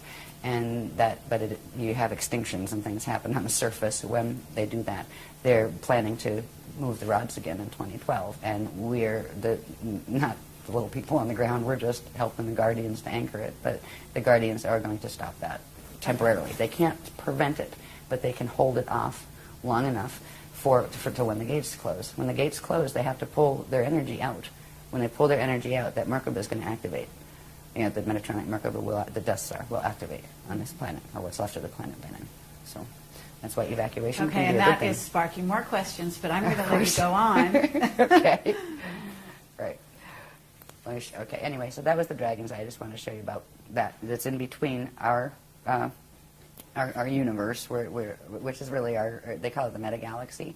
It's our metagalaxy, Milky Way, and M31, and the parallel. And the parallel is the alpha system that has the black hole systems there that have wormholed their way through into our system that are trying to pull our system down as quantum food. Okay? Okay, yeah, great. Next one. Go on quick, great. This one is Yeah. It gets into the interesting stuff now, a little closer to home, because we kind of started high in structure, right? Now we're working down. All right. Now, so we went from the galactic level, metagalactic level. Let's go down to the solar system level. This diagram shows the natural structure of an organic living solar system. Notice everybody has this little funny shape called, it looks like a Star David, or six-pointed star. That is a Merkaba star. All right. It implies a Merkaba field, which would be a three-dimensional, star tetrahedronal field around them. All right. And there would be, they come in sets of 12 planets. They have specific relationships, ratios, and sizes in relation to each other and in relation to their center sun. Every one of them have gates in the center. Every one of them has a central staff of energy that it rotates around. And it has two rods, one coming out, well, the rod comes out this way, and then the chamber comes out front to back. Right? The sun would have the same thing. They all have their north pointing up and their south pointing down, right? They each spin on their axis at a reciprocal rate to each other, and their rods and chambers pass through each other and spark, because the rods can be very, very long energetically. So even though the stars and the planets may be long distances apart, the energy fields that their rods are sending would interface, and when they interface, they spark and they generate quantum. And there are certain periods in the natural breathing cycle, or expansion and contraction of energy cycle, where there's these wonderful arches that take place between the sun and the tops of its planets, and then the planets and the bottom of the sun. It's called the solar symbiosis cycle, and it's a natural living structure of a living solar system. And it generates its own quantum, and it expands and contracts, and all of the planets would have a coronosphere. They would look like stars. That doesn't mean you couldn't live under the coronosphere, but from the outside they would look like stars. And our system started out this way after the fall from Terra. It was actually taken, the remnants of Terra were taken back in through that Kali-Rama step back and reseeded, brought back out down in density 1 as this solar system. So that's how we did the fall from Terra. They actually pulled us back in through the Kali-Rama path and pull us, rebirth this system back out. And it was rebirthed back out in its natural configuration. So that is a natural solar system, and that's what we used to be. Next one, in a natural solar system. Sorry. This is just showing, for instance, with each planet, the natural solar system, you'd have the solar rod, right? And this one would have, it's not shown on this diagram, but you'd have the rod of the planet, and they would exchange energy together, and there would be energy arching through the planet, and there would be energy arching up and down here. There's another diagram that shows it a little better. But this would be, notice the north axis would be the same. There wouldn't be an ecliptic, because the north axis on both planet and sun would be pointing up in the same direction. That means, now, there's something called the planetary shield, that it's an invisible a platform of energy, that is a deflection field that actually forms from the planet spinning, and it's part of the actual Merkaba structure, and it goes horizontal to whatever the vertical is. So you would have this one horizontal. It would be the same horizontal as this one, where they would just be spinning in the same plane. That allows for the natural energy circulation and exchange that's supposed to take place in a living system. I don't know if you've probably looked at places scientific representation of our system. It doesn't look anything like that. I think it's Uranus is on its side, where it literally rotates on its side. Now, when it's a living system, this would be the natural organic electromagnetic energy flow around a planet. This is called the Yanyan flow, and we have half a book, I think, dedicated to these. The Cathara 2-3 manual deals with these heavily, and it shows the formation of them, what they do. You know, these are the natural electromagnetic flows of a living, breathing system that has the capacity to, through its core, interact with other living, breathing systems around it. It's part of the natural structure. Now, this looks nothing like the electromagnetic fields we have around our planet right now, our magnetosphere and those things. All right, there's a reason, and we'll see that in a minute. When a planet's doing what it's supposed to and a solar system's doing what it's supposed to, it goes through periods where it actually, the whole system will disappear because the two Hara bodies that its vector is, you know, or it's manifesting within, will pull into the center, recharge, and come back out again. When they recharge, the planets and the whole solar system will go into this configuration of light body, spirit body structure. It's called the chariot of fire. And it's literally part of the Ascension vehicle. It's not the whole thing, but that's showing some of the dynamics involved in it. Now, we used to be an Ascension system. Notice in the chariot of fire, there is that Merkaba structure again. Now, this is just a simple Merkaba structure. It's a biveka, which means it has one cone going down and one cone coming up. There's much more complex structures. But this would be the natural kind of thing that if this was a living, breathing system, and same with the galaxy would have the same type of interaction. The galaxy does not have its galactic plane is tilted. Things are tilted all over the place in the galactic plane, and our solar system is in the same position. The natural ones have these configurations. The flat plane, the solar symbiosis arches, with the breathing between them, the ability to go into chariot of fire state.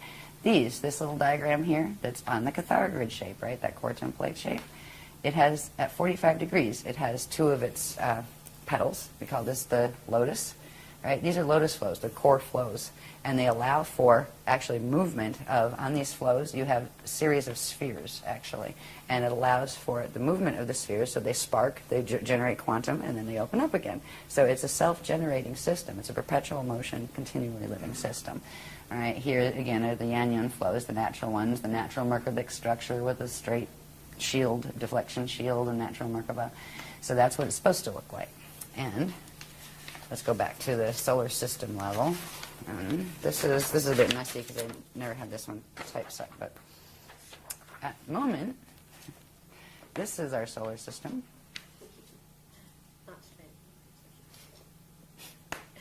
In the center there, you have the inner planets, right? We'll look at Earth in a minute as far as how it's sitting in its solar plane that gives us the ecliptic and all of that. This is the Oort cloud that is, out in space around our system. What should have been Nibiru, our 12th planet, not our 10th. It was our 12th planet. I believe Chiron was our 11th, and then Pluto, and then where the asteroid belt is, there was another one called Maldoc, and that exploded.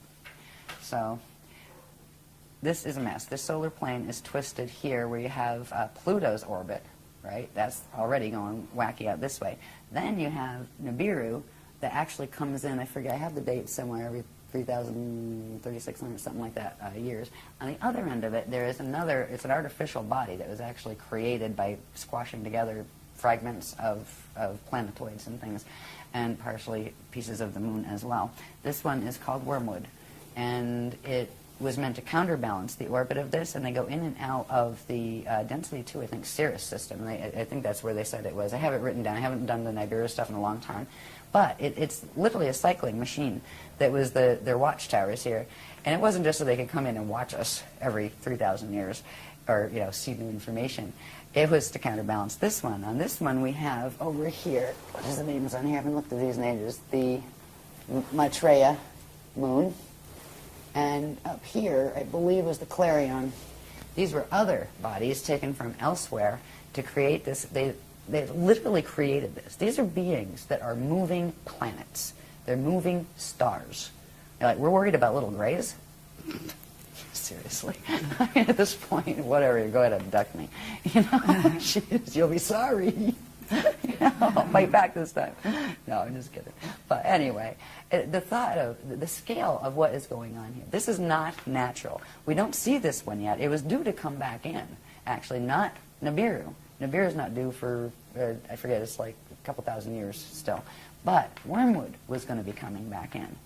Fortunately, wormwood in 2003 became wormwoods because it was shattered. It was going into the orbit of parallel Earth at the time, because the parallel Earth is connected in here, the orbits of that, we'll see later in other stuff. But it was at least shattered, but it is still a massive asteroid belt, or not belt, but mess. And it still potentially can come back in. If it does, it creates total havoc when it comes in. These orbits come in, I believe it's between Mars and Jupiter, I think, is where they pass up. And it causes a bit of havoc on the system. When full rip is allowed, where they come in at a certain level of density, because there's a way they play with the dimensions here where they can bring them in without totally tipping the system, without, totally wiping out the solar system. That's why they've been able to do this cycle before.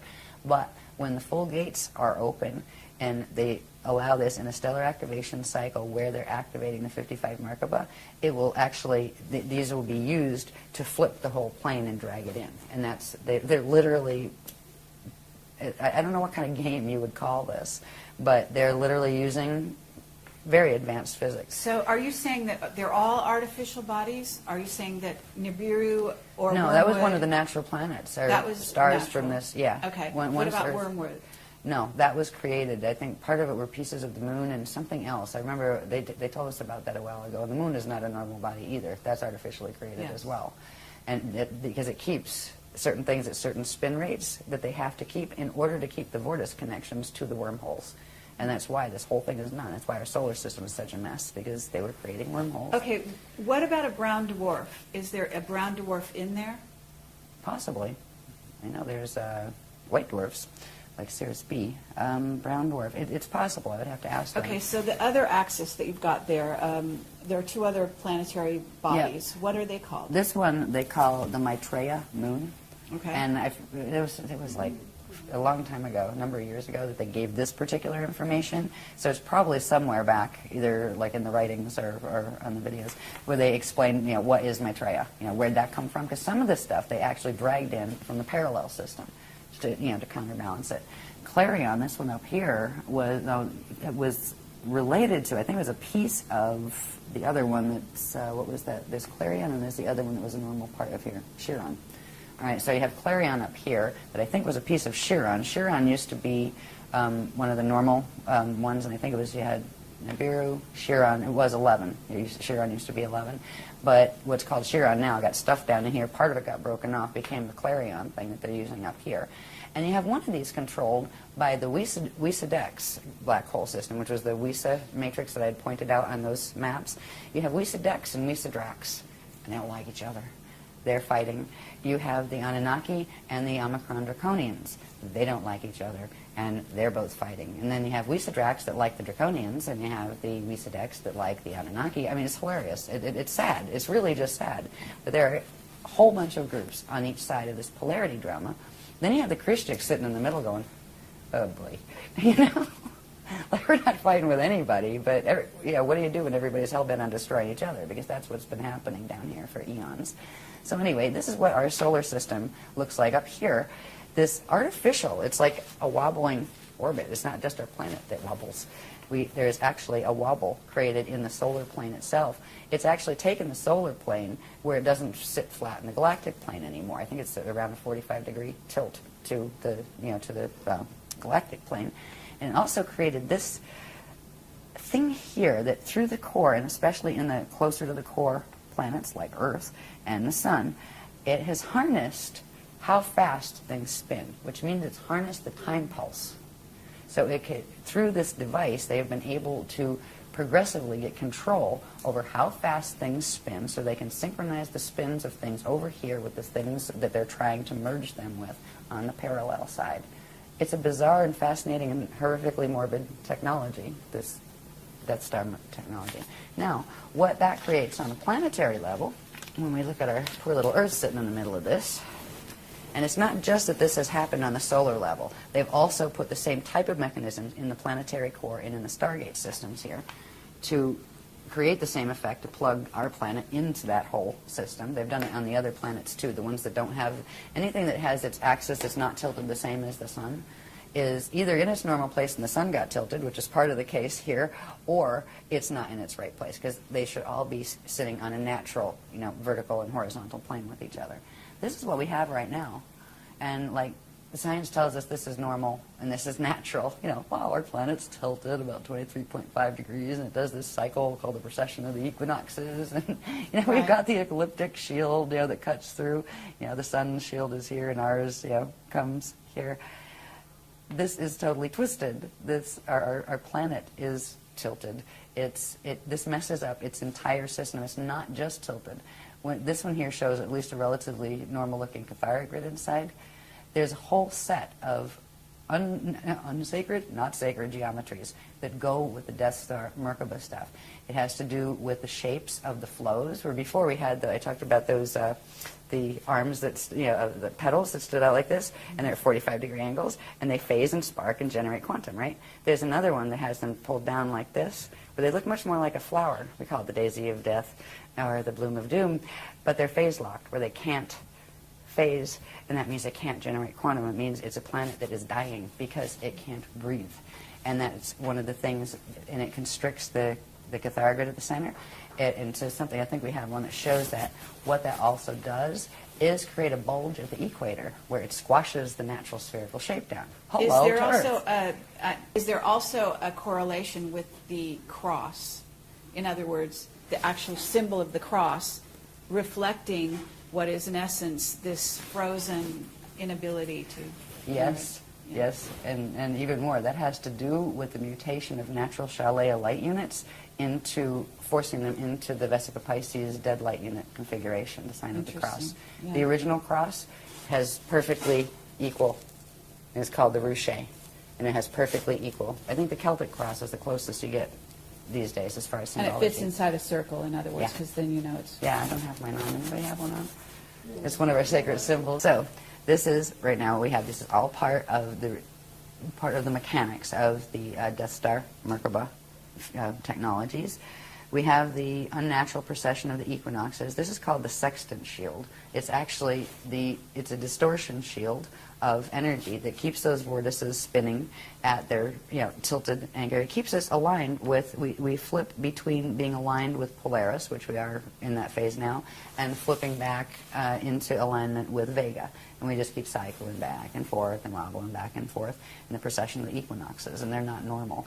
They just released when was Ireland, November last year?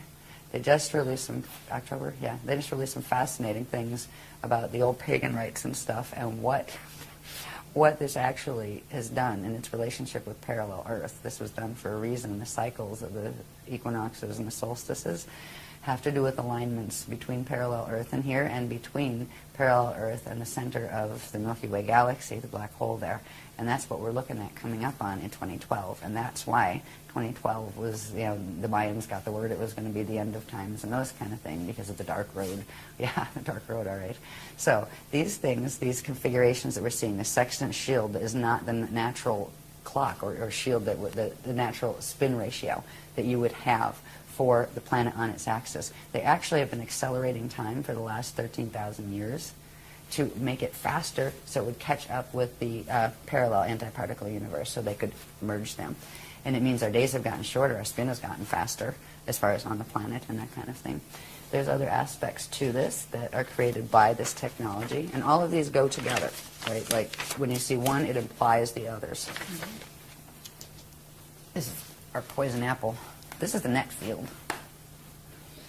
Okay, now part of the poison apple isn't shown here. I'll show that on this one. But this is literally a containment net. It is a Shona, which means that made of biveca light units instead of living light units, containment harness. And this is what the Death Star Merkaba actually creates around a planet, a system, or a body. When you work those Merkaba mechanics, this is what you're creating. It's a torsion field that constantly circles energy in on itself, but does not have a connection to anything outside of itself, except of what it can feed off at its center, from its core. And this is, there are 3 levels of this that actually move in Earth's atmosphere, and they can literally control. One of them runs through like the magnetosphere area, and actually there's 3 others down from that, so there's really four major layers of this.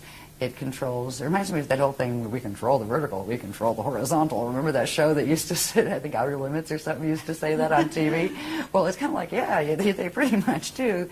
All of these net systems are plugged into things like the HARP machine. And I'm sure the Hadron Collider has something to do with activating all of these too. I heard they just had their first good test yesterday or something. Yeah, this week. Good timing. Right. Full activation. Yeah. So these net fields are responsible for literally wiping out the DNA. Science has already figured out that DNA is sensitive to a couple of things. It's sensitive to radiation. That can destroy DNA. It's sensitive to magnetism, electromagnetism. You mess with the magnetic field, you mess with the DNA. That, just like it's blocking the natural currents and flows that would normally come into the planet, it does the same thing to the biologies on this planet. This is why we have no memory. It's wiped it right out of the DNA. It's actually still in there. It's in junk DNA. It's in pieces. That's what we're working with the technologies that the Guardians get to reassemble. And it does it through controlling the epigenetic overlay, which is the chemical sheath the science is just learning actually triggers how genes will behave in the DNA. Right? So it's a combination of both. But this is why we have no memory of our race memory or any of that. And this is what is holding the mutation in the body. Right now, our own biofields and the biofields of the life forms on the planet carry all of these same mutations. We carry these, we carry the wobble and vortices, we carry the phase-locked bloom of doom in their flows and all of that. And if we are going to ever get out of here while we have time left where the gates are open, it's amazing the gates are even open or even still usable after all of this, but we need to reverse mutate our bodies. And we have been working for 10 years with that. We've worked through the light body layers. We've worked through the spirit body layers. Now we're into something called the Ajay body layers. That they're kind of, the Ajay body is interesting. It's like a combination between the spirit body and the light body and the atomic body. That once you master that, it allows you to actually do the transfiguration and turn into light. And the first stage of that is called glide, where you learn to bilocate, where you put yourself into orb. And you go elsewhere and bilocate and then come back. But you still leave a body here. The second stage is what we're working on now, is called translocation, where you get to the point where you can do a certain level of transfiguration of a certain quantum of your atoms into light temporarily, so you can go visit elsewhere and take your body with you, but you will still be keyed to the space-time imprint or encryption of this planet until a certain other thing happens, right? So that's called a slide 1. The third thing is called slide 2, or span. That's called where you learn how to not just translocate, where you're going to visiting and then come back, but transmigrate, where you actually can be free and you do not have to come back here, you don't have to incarnate back here. That has to do with releasing something called the Vibhati cell. That is the donated quantum from the egg and sperm of your parents. That was not your spirit body encryption. That has to be released before you can be freed from the space-time location in which those two things came together. It gets released as what's called the body dust, right? So there's this whole process, anyway, involved with it. While we have this going on, we are literally, the planet is keeping us mutated because the visitors are keeping the planet mutated. And at this point, good luck fixing the planet, because look at the solar system, look at the galaxy. This problem is going on all the way up into the galactic level. And there's a certain point where the quantum that is going down is larger than the quantum that can pull it back. And that is what's occurring, and that's why there's 200 years left on the gates, as far as 200 years Earth time. Okay, but isn't it true that the planet is a being? Yes. And also is going to be able to escape this? It shows the path of Kali Rama, which is the step-back path.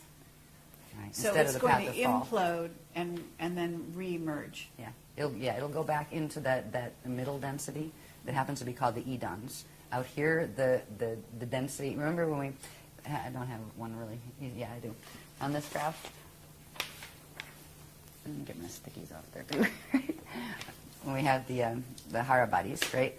And we had the core, the inner, the middle, and the outer domains. They each have names. This outer domain area where we are now, where we're experiencing the Kali Yuga, that is called a radon, right? And this one is called an edon. And then this one, the inner one, is called an adon. And the core is called, what is it called? I can't even remember. It's been so long since I taught this. It's the core. Leave it at the core. But anyway, you've got the dons, right? So this is the Garden of Eden, right? It's the step back to where it is innocent and pure. When you do the step back, it clears anything off your encryption that didn't belong there in the first place. And it's literally, they call it passing through the ring of fire in order to get back into the purity, and then you get to come back out again and try again. Or at least you get to try again. But I also have a question, was where is Tara in this equation? Because Okay. All right, well, part of Tara is what we're sitting on, or the solar system is part of Tara. The other part of Tara is when we look up in the sky and see Alcyone, the star Alcyone in the Pleiades cluster.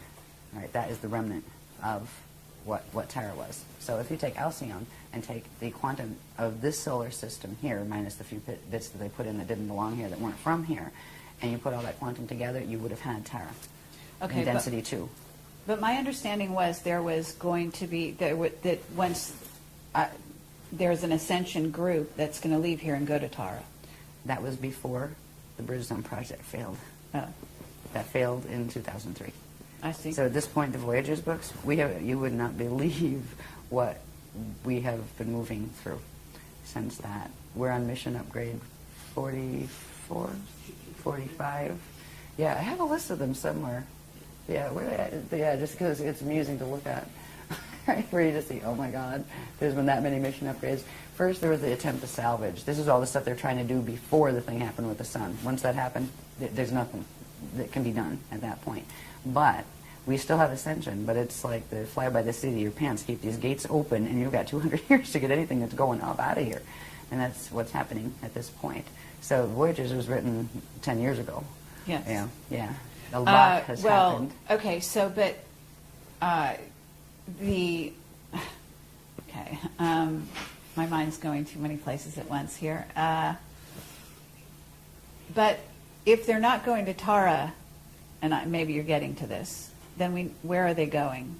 And are they going back to Alcyone or jumping where?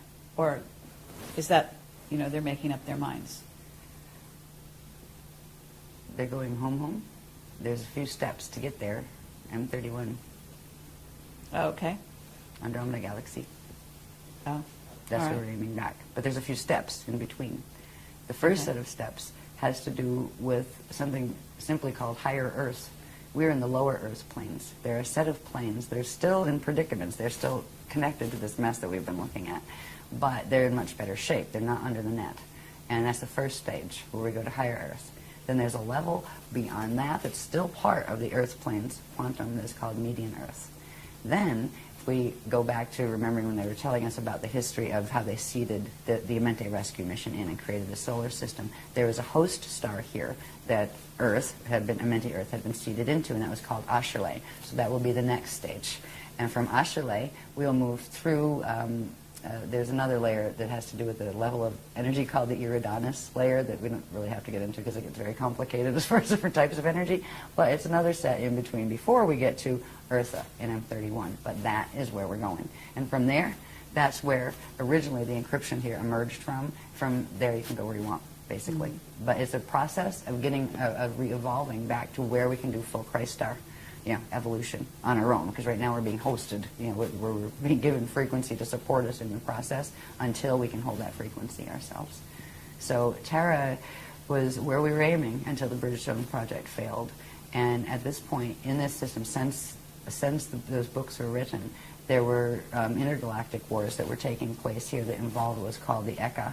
And the Eka is, if you remember the maps that showed one Cathara grid and then 4 of them together with the thing at the center, right? Mm-hmm. The thing at the center is the Eka. That's a little Cathara grid, and that's like they call it, well, for Earth it would be like the inner Earth would be there and that kind of thing. It wouldn't be in here. It's actually up there. It's like a high level. That actually fell in one of these wars. Ekas can fall. The Akasha above it can't, but the Eka did. But what happened to the beings that were there? They've gone into various places. Some of them are in the state of here. They're doing evac. This whole system, the VECA system, is actually being evacuated. So going vertically, the usual way, wasn't an option anymore. That's why they had to take us from just going into harmonic Merkaba states or harmonic ascension states into transharmonic, where we could actually go through and into the, like the Edon domain. There's a space between the radon and the Edon. It's called the Aurora Continuum. You have to have a transharmonic Merkaba ability to be able to go through there and then come back out again someplace else. So that is the technologies they're teaching us, because vertical is not an option anymore unless you want to end up in one of the wormhole sets going on into the fall. So it's been a really rough trip since the books are written, actually. But we're all still standing, and the Guardians are still giving us the information. So I'd rather leave on a happier note, though. Okay. Before we do a break. That's okay. Well, let's keep going. It's not much happier. Okay. As far as the poison apple fields go, this one shows the shape better. Right? You have that net field around it, but see that little shape right there? Looks like an apple. Yes. That's the shape of our magnetic fields, the basic shape of our magnetic fields, even though There's they a flux crop all circle over. that looks like that. Lovely. I'm out of town. Right? This thing here, right? A lot of people are using that as their logo these days. Right. Yeah. And that is the phase-locked Ah. arcs, the cant phase.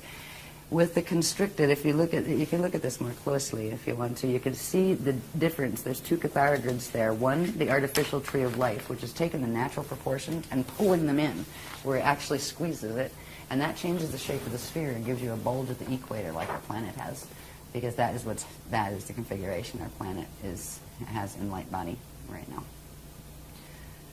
interesting. And this is also connected to something called Metatron's cube and something called the Fibonacci spiral. And what is this center bit right there? In this, the dark. Is that a black hole or? No, that is another one of their twisted, we call them Cathara centers, but we know that on our grids these are actually stargates, right? Right, let you take this down into the planet, and that's where you got Stargate connections, right? And these are twisted ones. So these would line up with the stargates that interfaced with the Aminte gates to harness the Aminte gates. So that's just one of them here. But if you look at that, if you look at the teachings that goes with that logo,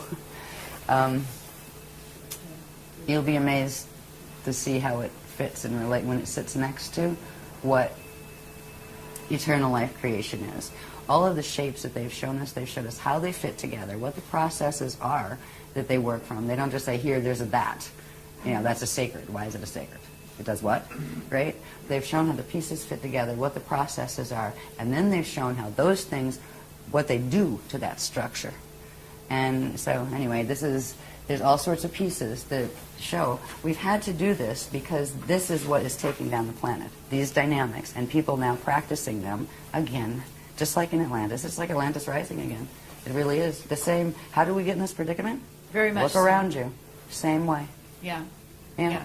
Gullibility on a certain level where, oh, sure, I'll try that, right? Not wanting to hear it if somebody's trying to say, maybe you want to think about that first. How, the same way that right now you have a whole New Age movement that was supposed to be a movement of enlightenment and everybody loving each other, being a bunch of backbiting people practicing anti-Christian mechanics that are harming themselves and harming the planet. How did that happen? Same question for Atlantis. How did it happen? But there's also the misuse of crystals that I'd love you to talk about a little bit at some point if you are willing. There's all sorts of really strange things being done with crystals. I think I'd probably rather get through this stuff, and that's kind of like Yes. that's kind of like orbs, can have- crystals, orbs, tarot cards. No, yeah, I like tarot cards. I'd like to design a deck actually. They're really good for just letting spirit comment to you, give you waking dream material back to you. Yeah. Now crystals are another subject, and we do take them seriously. They're very powerful beings actually, and they can be used in terrible ways. And right now, speaking of crystals, it was really funny because right around 2002, the Guardians were starting to teach us about the Nibiru and Nadic crystal bases that are here. They're subterranean crystal installments that were planted here and actually seeded from Nibiru and used to create, literally spike the grids to receive Nibiruan frequency and to receive wormhole frequencies and that kind of thing. Now, all of the crystals in the world, under our world, are like that, but some are. Right when we were being given this information, this lady appears in one of the workshops, and she says, I've seen them. I went there. And she brought photos, and it blew my mind. Look at this. This is wonderful. Leela. Yeah. She actually was one of the few that got to go down there Is because that she knew like, the sciences. I think they're in Mexico? Yeah, there's Chihuahua. Yeah, and there's many others like that actually on the planet. Okay. But these are one. This one was one that was seeded. It's an Iberian cluster actually. Yeah. So. But what happens to the people that go inside there, though? It must be pretty intense. Well, they don't die from the heat. Right? It's like 107 degrees. Yeah. Yeah, it's really bad. Frequency-wise, well, they were. You could do interesting things with those. Now they're not so bad because the Guardians have worked in a way that has recalibrated them, because there's been a whole bunch of deals and treaties going on, because the ones that broke the original Treaty of Altair that was talked about in the Voyagers book, they found that they lost that round, and the other ones are going to take them over and take over their grids. So a bunch of them handed their grids back over to us and kind of, we'll be nice now. Right? It kind of comes down to a split between the Anunnaki and the Dracs, right? And the Dracs, you have Omicron Draconian, you have there's Odedicron Reptilians, and a bunch of others. And then on the Anunnaki side, you have the Tothian Anunnaki, which are like the snake people, and you have the Jehovian Anunnaki and a number of others. And then you have the Weeses taking sides. You have the Weesedax, the Weesedax. And what about the Syrian Anunnaki? Where do they fit in? You have they can come both Jehovian. There's some Jehovian ones, and like Nibiruan ones are primarily Tothian, but not all. Anunnaki tend to hang together, and then the really fancy Anunnaki gene code are the Enochians, all right, where they took both Anunnaki groups and created a master race, right, gene line. All right, so the Enochian Anunnaki, yeah, they're usually high Illuminati guys, running around with 33rd degree pluses and things. But hey, it's cool. Yeah, it takes a village. Okay. Yeah. Well, we could get into more detail on that, but I guess let's move on. Should we take a break now, or do you want to go to the end? Why don't we take a break? Because I've hit that spot where we get into the planes of Earth, which gets fascinating, because this is where we get into the spherical maps and the vertical maps going up and down from the core up into the atmosphere. And we start finding out where we're going to learn to orb to, and eventually where that space is going to become physically solid as well as this space. So we'll be able to move through, and that's what our teachings are teaching us how to do. Go home. Yeah.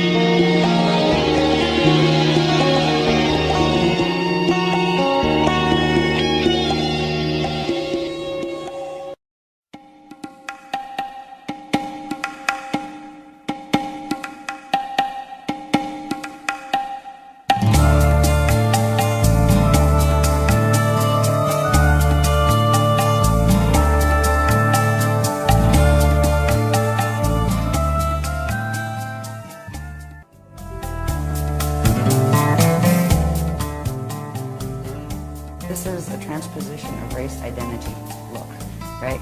Angelic humans look much more actually angelic. We're much taller. We actually have 6 appendages, 2 thumbs, an extra toe, and we're much taller and more fine-boned and that kind of thing. We come in all colors, right? All the skin colors, they were all created there to be first.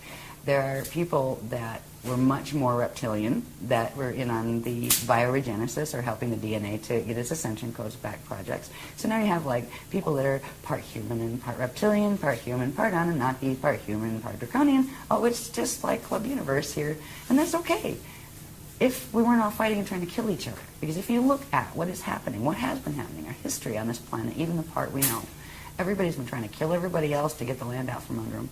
or to take control of their power and, disempower them. It's been horrible. And this has been about race groups that hated each other. Right? Okay, so you have 6 different races that are coming in for bioregenesis, and if you take them back to their home stations, wherever their ET places are that they're from, they hate each other. This one hates that one, and that one hates this one. Oh boy.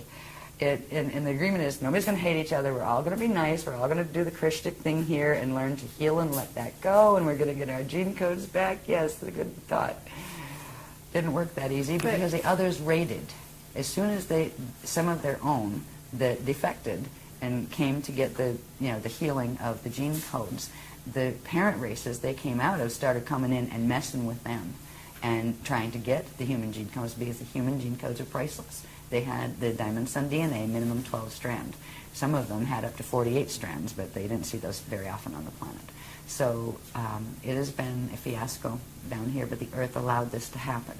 The Earth, as a being, allowed as long as time as possible. It allowed itself to be pulled into fall, but it will take the path of Kali Rama step back. It will not let itself be used and taken as food into the black hole system. So Earth is cooperating with us. So we're at an amazing point, is what all this is about, an amazing point in human history, but also in galactic history. And the decisions we make now, still, even though there's these huge influences that do interrupt our free use of all of our abilities to do whatever the heck we want and manifest anything we want. Yeah, we're dealing with a planetary field here that's a lot stronger than our individual fields are. So we have free will within the parameters of the framework we're in. But there are still choices we can make. We can still choose which path we want to be on and take the steps that are a part of that path. There are things to do if you don't want your DNA to go 55 Metatronic in December of 2012.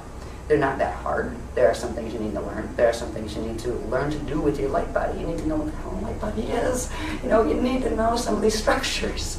Yeah, you don't have to know every part and label every part. There's not a test at the end of it as far as, regurgitate the information. It's about getting the activations, getting your body healed enough to support your decision of the path you want to be on. It's like heart-wrenching because they think they're evolved spiritual beings, and maybe they were at one time or whatever, right, or in other dimensions they are, but you could just see that they've got no clue what they're dealing with. This is how Atlantis got to be what it was. It's that clueless naivety with a touch of arrogance added. Yes. That it's a lethal combination. You would think those would be an oxymoron. Yeah, you would think. Yeah, like they should repel like oil and water. How could one happen with the other simultaneously? But actually, it does. Yeah. Okay. I think you know it all. I mean, spiritual arrogance is a fascinating topic. That it's like a disease that goes throughout the community, and it's created a lot of problems with humans in between personal relationships, et cetera, and it comes in the strangest of guises.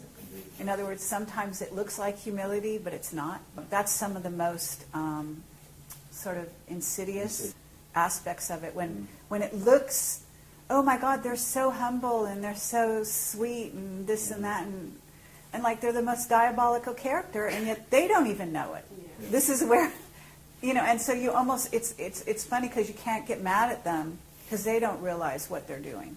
Mm-hmm. At least that's been my dilemma, with some of these people, and I my heart goes out to them because there's a being there who thinks they're doing the good thing. And probably more than one. Yeah, right. Yeah, right. Well, the other ones don't think they're doing the good thing. They know they're not, but they're doing a good job. Anyway. Is it plugged in? Yeah, I'm good here. We're all hooked up. Okay, so let's begin again. All right, we're on to a part now. We were talking about the distortions in the planetary grids. I'll put this on just to start that sequence, actually. This is just a little, both pictures put in one, where it shows the natural plane of a solar system the way it should be with the solar symbiosis, and it shows the twisted mess that our solar system is in, and up here shows the twisted mess that our planet is in as far as the grids and those things. Now, This information is built on understanding the base structures of what the planes are supposed to look like. We talked about the larger structures that were maps of the cosmos that showed the interactive gate maps built on the Cathara grid and all of that. We worked our way down through the probability structures and the galaxy and everything, got down to here. The next thing we're going to look at that's key to not only where we are, but where we're going, is part of the structures that have to do with the Earth planes themselves. If you take one stellar body, be it the sun or a star or the Earth, there's a set of organic planes that are created, and they are based on, the next one, they're based on a template that looks like this. Now again, we're talking spheres within spheres as opposed to just flat things, right, on two-dimensional paper. This is called a Partiki body template, or a Partiki body. It is the dark matter body. This is the part that science plays with the idea of dark matter because they can see something creating an effect, but there's nothing that's here in matter that is creating that effect, so they call the matter that you can't see that's obviously affecting that the dark matter. There is actually a substance that is called dark matter. It differs in certain qualities from the matter that you can see, and there are templates built on it. They occur in a certain stage of the creation process, and they're all interconnected with the other structures we've seen. The dark matter template is actually the elemental command template. It is where things like atoms actually first start and where they're actually manufactured before they come into materialized form. And there is in the natural organic structures, the dark matter template has what are called 15 gelesic rings. They're called hydrogelesic rings. So you've got the rings are the spaces between the lines, and the bands in between the gelesic rings are called crystal spans. Or it depends on what level are these spans or rings or what. Because we got rings and spans and a different level of manifestation. They're called shields and fields. So you can think of it in terms of the fields of the rings and the shields of the crystal structures around them. This template becomes important in understanding when a materialized body, such as the planet, because this would be the point that would correspond to the planet's core, and there would be certain dynamics in that core of the template that would materialize in atoms and in atomic structure as the core of the physical planet. The core has what is called a prana seed in it, and we had this whole long series of graphs explaining how it got there, how that grows and becomes what the template becomes what it is, and the purpose of the prana seed. The prana seed is supposed to open and close and spark when it does, which generates quantum, but also allows a direct flow of living energy between the dark matter template and the light body, spirit body, and atomic body structure. And that flow keeps the circulation going. When the prana seed, when something goes wrong with the prana seed and it is forced to close, it actually locks up, and that blocks the flow of energy into the dark matter template, and that starts what's called the Bardo process, or the death process, where ring by ring of the matter starts to pull away from the dark matter template, which means it starts to lose its core form-holding blueprint. Now, the sun has just gone through that on the 25th of March of 2007. And so it's in the process of having its rings pull away. The rings start pulling away from the inside, going outward. And I forget what ring we're on now, ring 3 or something like that. Isn't it 8 or 9? Yeah, because something. 2022 is ring 15, and that finally pulls. There is a gamma burst that comes from the core every time a ring fully releases. So far, they haven't done anything where solar flaring or anything. That could change. When it comes to a planet, this becomes very interesting because in this template, and we'll see what it looks like in relation to the planet in a minute, but in this template, those 15 gelesic rings are broken up into, or form into sets of 3, and each one of those is considered a plane. All right, so there are 5 planes, 1, 2, 3, 4, 5, in this 15 ring structure, right? And each of the planes has 3 gelesic rings to it. This becomes important when we start to look at planet structure. When we look at the planet, and if you took a cross section, you have the core of the planet, then you have the mantle levels, and you have the crust, then you have the atmosphere, and all the stuff that goes up to the magnetosphere, right?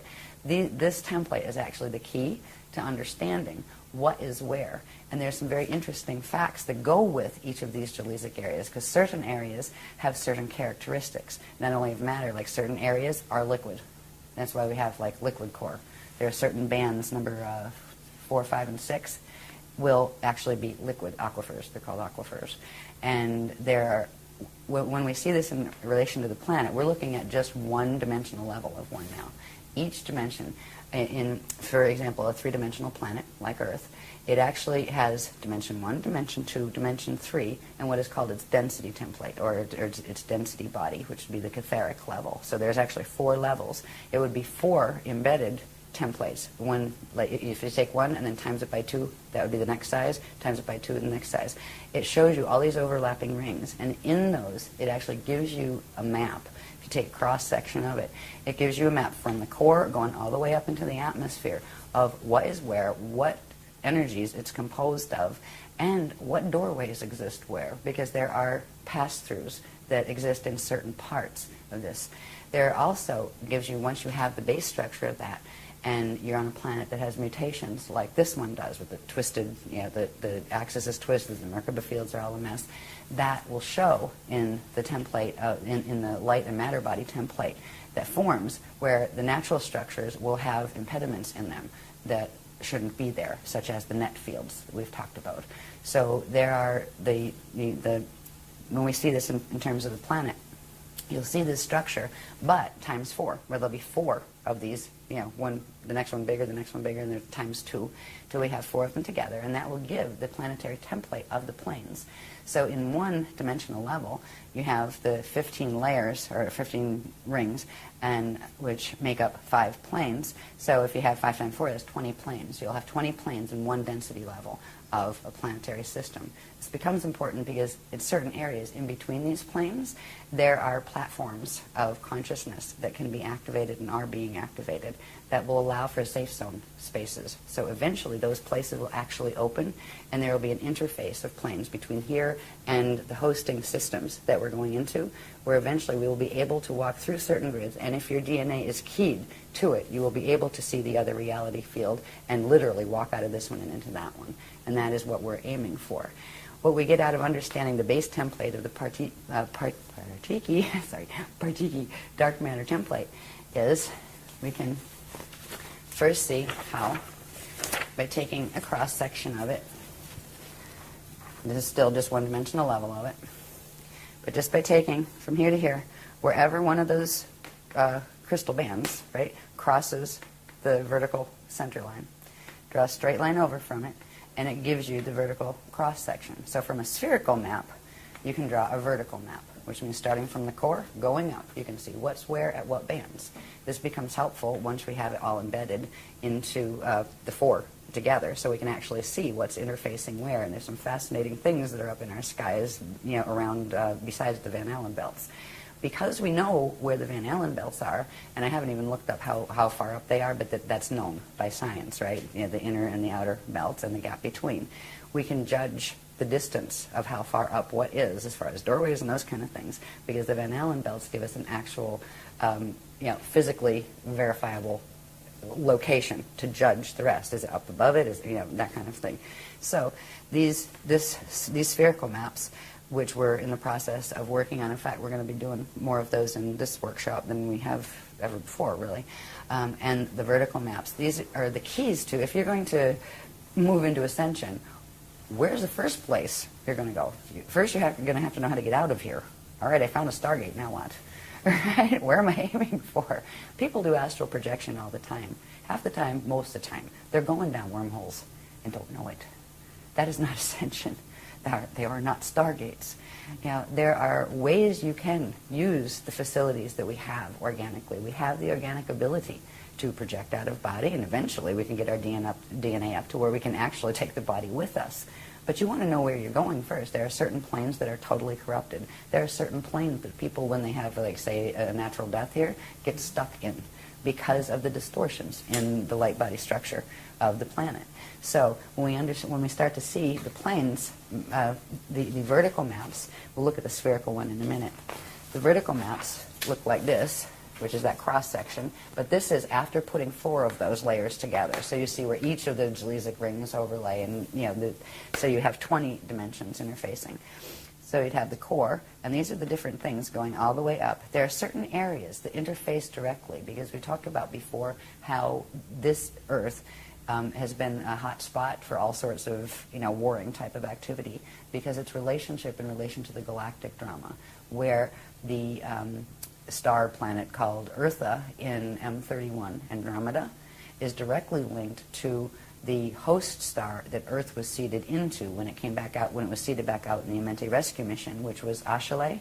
So you have Earth, Ashayana, and they connect through the gates directly into Andromeda. So they were actually, Earth was holding the galactic host for the Milky Way galaxy. That's why it's been never peaceful here. Terra was doing the same thing before it fell. So anyway, these up here, these upper planes that correspond with different layers, I'm not going to read every layer right now, but this stuff is out there, and it's, it's in various different workshops, actually, it shows you where the interfaces are, where up in our skies that interface directly with M31, where they are crossover points. There are certain things called aurora platforms that are in between, that are platforms that go through that space that I'd mentioned. It's called the aurora continuum, that is between the outer domain radons and the middle domain edons, right? It's that transharmonic space. And the aurora platforms are there, and they are beginning to be activated now, because they will allow for a host that allow for ascension going through, instead of, because you can't go vertical anymore, because the gates up above have fallen. The Terran gates have fallen in the Pleiades system, and the gates up above that, the Gaian gates in the density 3 system, have fallen. This matrix is falling, and you can't go vertical because of that unless you want to end up in a fall system. So knowing where the plane structures are in our literally right here at home, this we don't have to go all the way out into the middle of the galaxy to find. It's right here, right here on our own planet with us. There are certain interface points where we have the liquid aquifers, we have the crystal core, then there's something called the flame field, which is like a thermal vapor. Then there's a void space, then there are the aquifers. And whenever you see the aquifers, they come in at the 4th, 5th, and 6th Jaleesic layer in those templates. So they'll appear a couple times because you've got 4 of those templates now, right? So these are the deepest aquifers here. All of the aquifers will have these passageways, these natural passageways that are partially in the aquifer and partially in the lower mantle level above it. Mm-hmm. So there are doorways deep down there that you can learn to actually project through and eventually actually take your physical body through. There are what they call biomes in the middle mantle layer, and they are the crystal temples, and there are people who live there at certain angular rotation of particle spin. So we're not as alone on this planet as we think. There are negative aspects to some of these as well. They're not all positive, but fortunately there's a lot of positive ones. So up here, when we get up into the atmospheric ones, there are levels of the atmosphere, and again we have where the Van Allen belts are, so you can tell which planes are in relation to where the Van Allens are, that kind of thing. So these are the projection maps. If we're going to learn how to first bilocate and then learn how to actually translocate and take our body somewhere, it's helpful to know where the heck we're putting it. Because when we get to the point where we can do those things, it isn't going to be like, hop in a taxi and say, hey, take me to plane 4 over there, right? It's going to be literally a visualization process, and at the speed of thought, your fields activate and bang, zoom, you're there. That's how fast you would actually go through the gate systems. You wouldn't go, okay, now I'm going to step in the elevator and I'm going in the gate. It doesn't work that way. It's instantaneous and moving at the speed of thought. So anyway, the planes maps are very helpful. They're going to become more helpful as we Okay, what about the into Great Pyramid? Because it contains aquifer, as you're calling it. There's a liquid part of it in which you can supposedly ascend through, and they used to use it as an ascension chamber. They used to use it as a wormhole chamber. I remember that pit, the alligator pit. Okay. Yeah. Is there more than one, though, Yes. in the Great Pyramid? In the Great Pyramid, I'm not sure. I remember a big one. I just have pieces of the cellular memory from times when I was there. Uh-huh. Yeah, I was a female that hung around there on occasion until they killed me. I do have incarnational memory with that. It's not one of my favorite places. Actually, the real hot spot they haven't figured out yet is Saqqara. Mm-hmm. Yeah. There's actually more under there, but there are direct portals under Giza. Gate 4 is in the Giza complex, and there was always a fight over that one. Was it one of the Amenti gates? Oh yeah, it was. Yeah. So it is now interfered with. Oh yeah, and has been for how long? forever. It's actually where they moved the Ark of the Covenant passage in when around 9558 BC period, when the final islands of the Atlantean continent had gone under. That's where the Ark of the Covenant used to come down. That's a portal passage that goes from here all the way up to Andromeda. And they literally shifted it into Giza. And then, of course, Giza became a real hot spot to try to have the other guys take it away from you and use it for wormholes, which there was always fights over it. There were ways to open it that would lead to the Ascension chambers, and there were ways to open it that would lead to the wormholes, and it was always very testy. But at this point, the Amente gates fell in 2003 to wormhole control, the wormhole people control, which means the dark force, whatever you want to call them. I don't like to be insulting to them, but the self-serving ones, maybe, the ones, FAs. We just use that, just, fallen angelics, whatever. Okay. But yeah, Giza is intense, but Giza's gate it's taken over. It's one of the Amente ones that's taken over. And we've actually had to recently assist the Guardians in bringing a portion of the Ark of the Covenant passage, literally shifting it back using acoustic molecular mechanics back to its old Atlantean location, which is now in the water. But it can come, there's an area where it can come down through, so we had a trip to Ireland that had to do with that. Oh, wonderful. Yeah, so there is a portion of the Ark of the Covenant passage that is still secured. And that means there's a part of the race morphogenetic field that is still secured, that is not completely under control. If you read in the Voyagers books, it explains the things that are supposed to happen with the Ark of the Covenant and all of that stuff. Well, the blue flame that was coming down from Terra is now reversed, which means it's carrying the opposite, the reversed coding, which goes with the wormholes, because of what happened up in Density 2 and Density 3 in the last several years.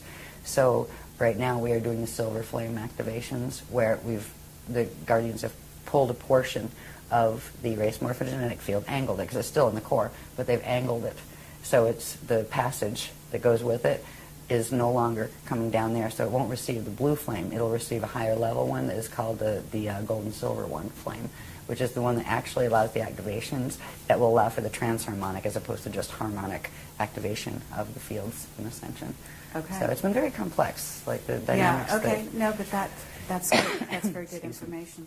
I do want to ask you, at some point they're talking about a Stairway to Heaven having opened up in Germany, and I'm wondering whether or not that's also a false stairway, so to speak. I don't know, I'll ask.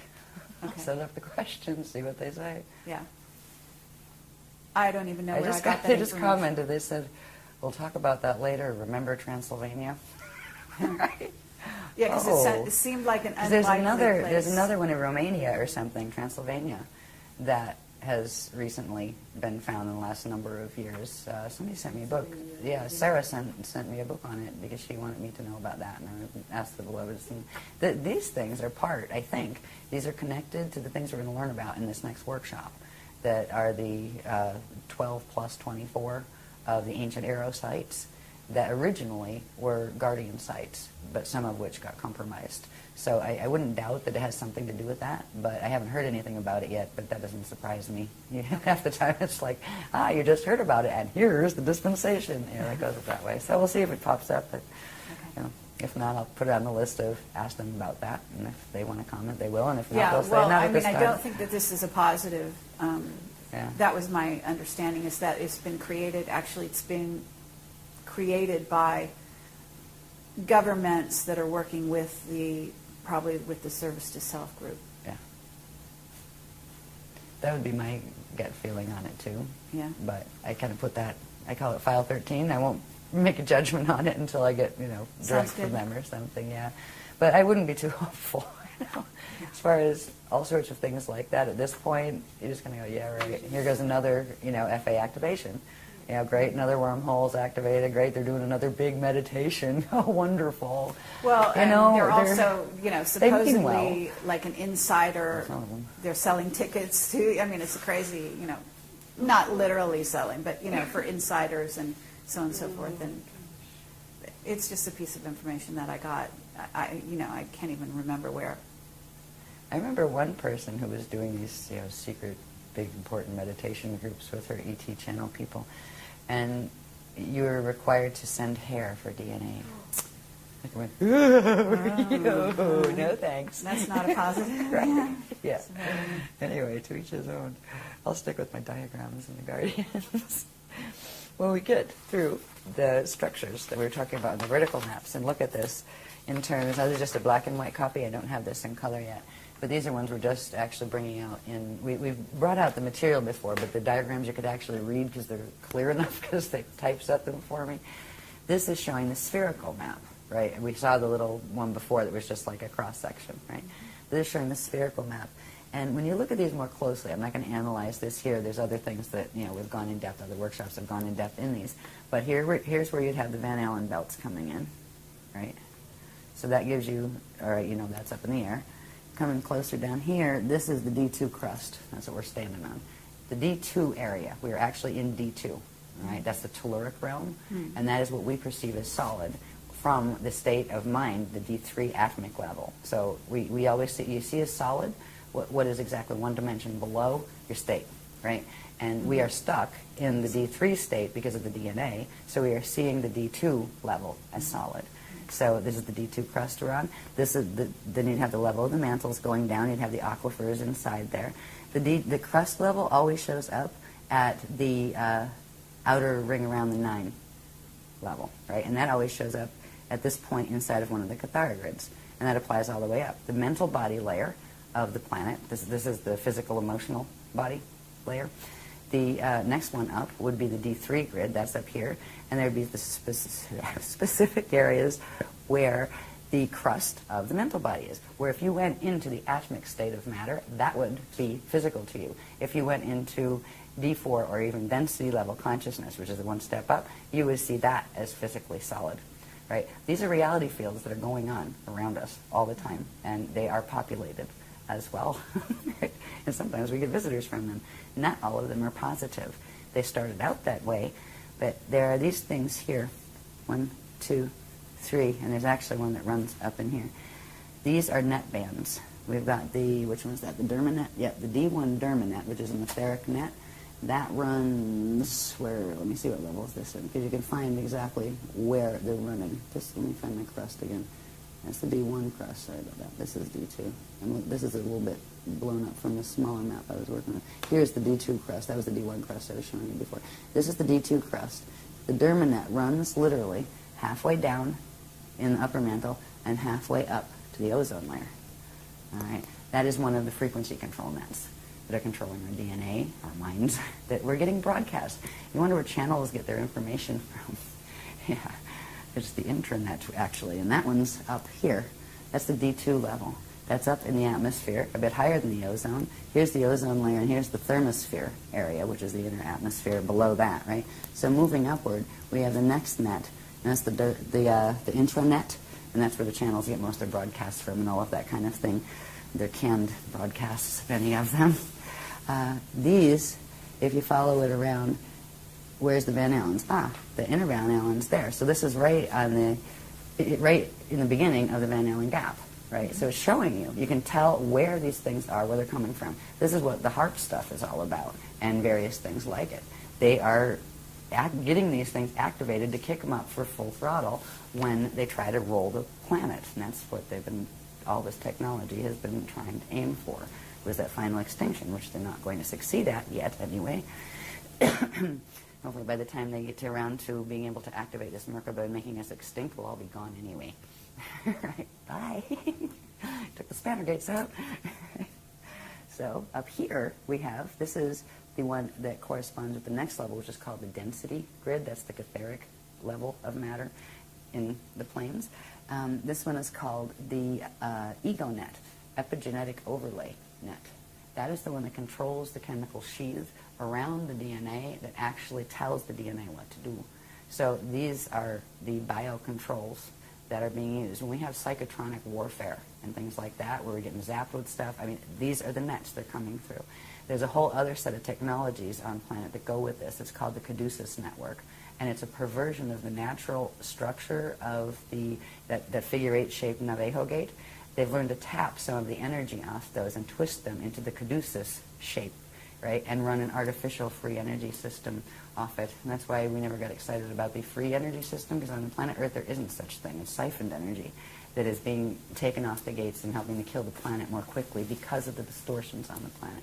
So there's a whole bunch of information that we were shown about how these systems work, what the planet should look like, what the planes should like. We end up with more planes than we should have because they're split. These nets actually split the natural planes, which means you end up with a regular one and a reversed one.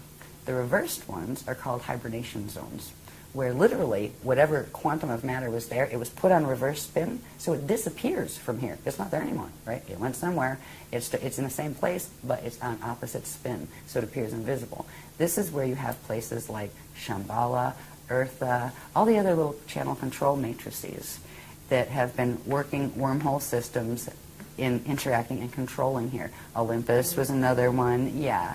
So all of these things, when they started showing us this, it was just like, oh my God, right, that kind of thing, you know. It was heartbreaking. I was quite just bummed out about it, but also excited about understanding the planes. And of course, they never tell us anything that's really, really depressing unless they first give us the antidote. They're really good with that. They'll usually tell you the good stuff first and then show you what needs to be done, and you go, oh, okay, and then, oh, by the way, and that's because of this. You gotta go, oh, yuck. So you know, where you might go, and not even pay attention enough to learn the good part if they showed you all of the negatives first. But what's happening with those groups is that you've got their energy is going into those particular grids and being siphoned off, in essence. Mm-hmm. Yep.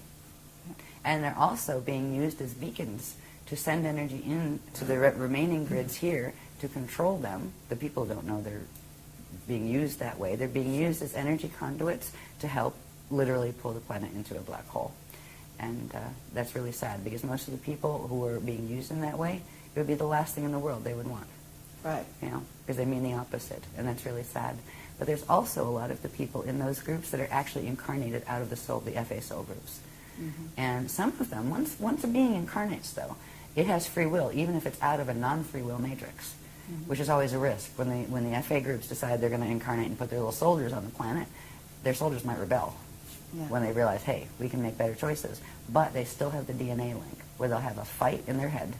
You know, one part of them pulling them this way, the other part that way. It's really, really difficult for people who are born with greater degrees of Illuminati gene code, because the Illuminati gene code is what plugs into the FA matrices, mm-hmm. and nobody ever comes in alone here. We all have, you know, we came from someplace, and we all have family groups and that kind of thing. Mm-hmm. And if you happen to be out of an Illuminati family group that's a control matrix that doesn't give you free will and that kind of stuff, they will give you a hard time if you try to escape from them here, but that doesn't mean you can't. Because you can, and there are certain things you can learn to do with your bioenergetic, I'm talking so fast I'm tripping, with your bioenergetic field that will allow you to slow down their ability to push you and to make sure they don't come in your body and just take you over and that kind of stuff, because they can do that, and it's a pretty standard way of how Illuminati deal with their, you know, renegades. You know, they don't give them a chance to be renegades. So anyway, these planes are here, but they are the negative ones. The positive ones are here.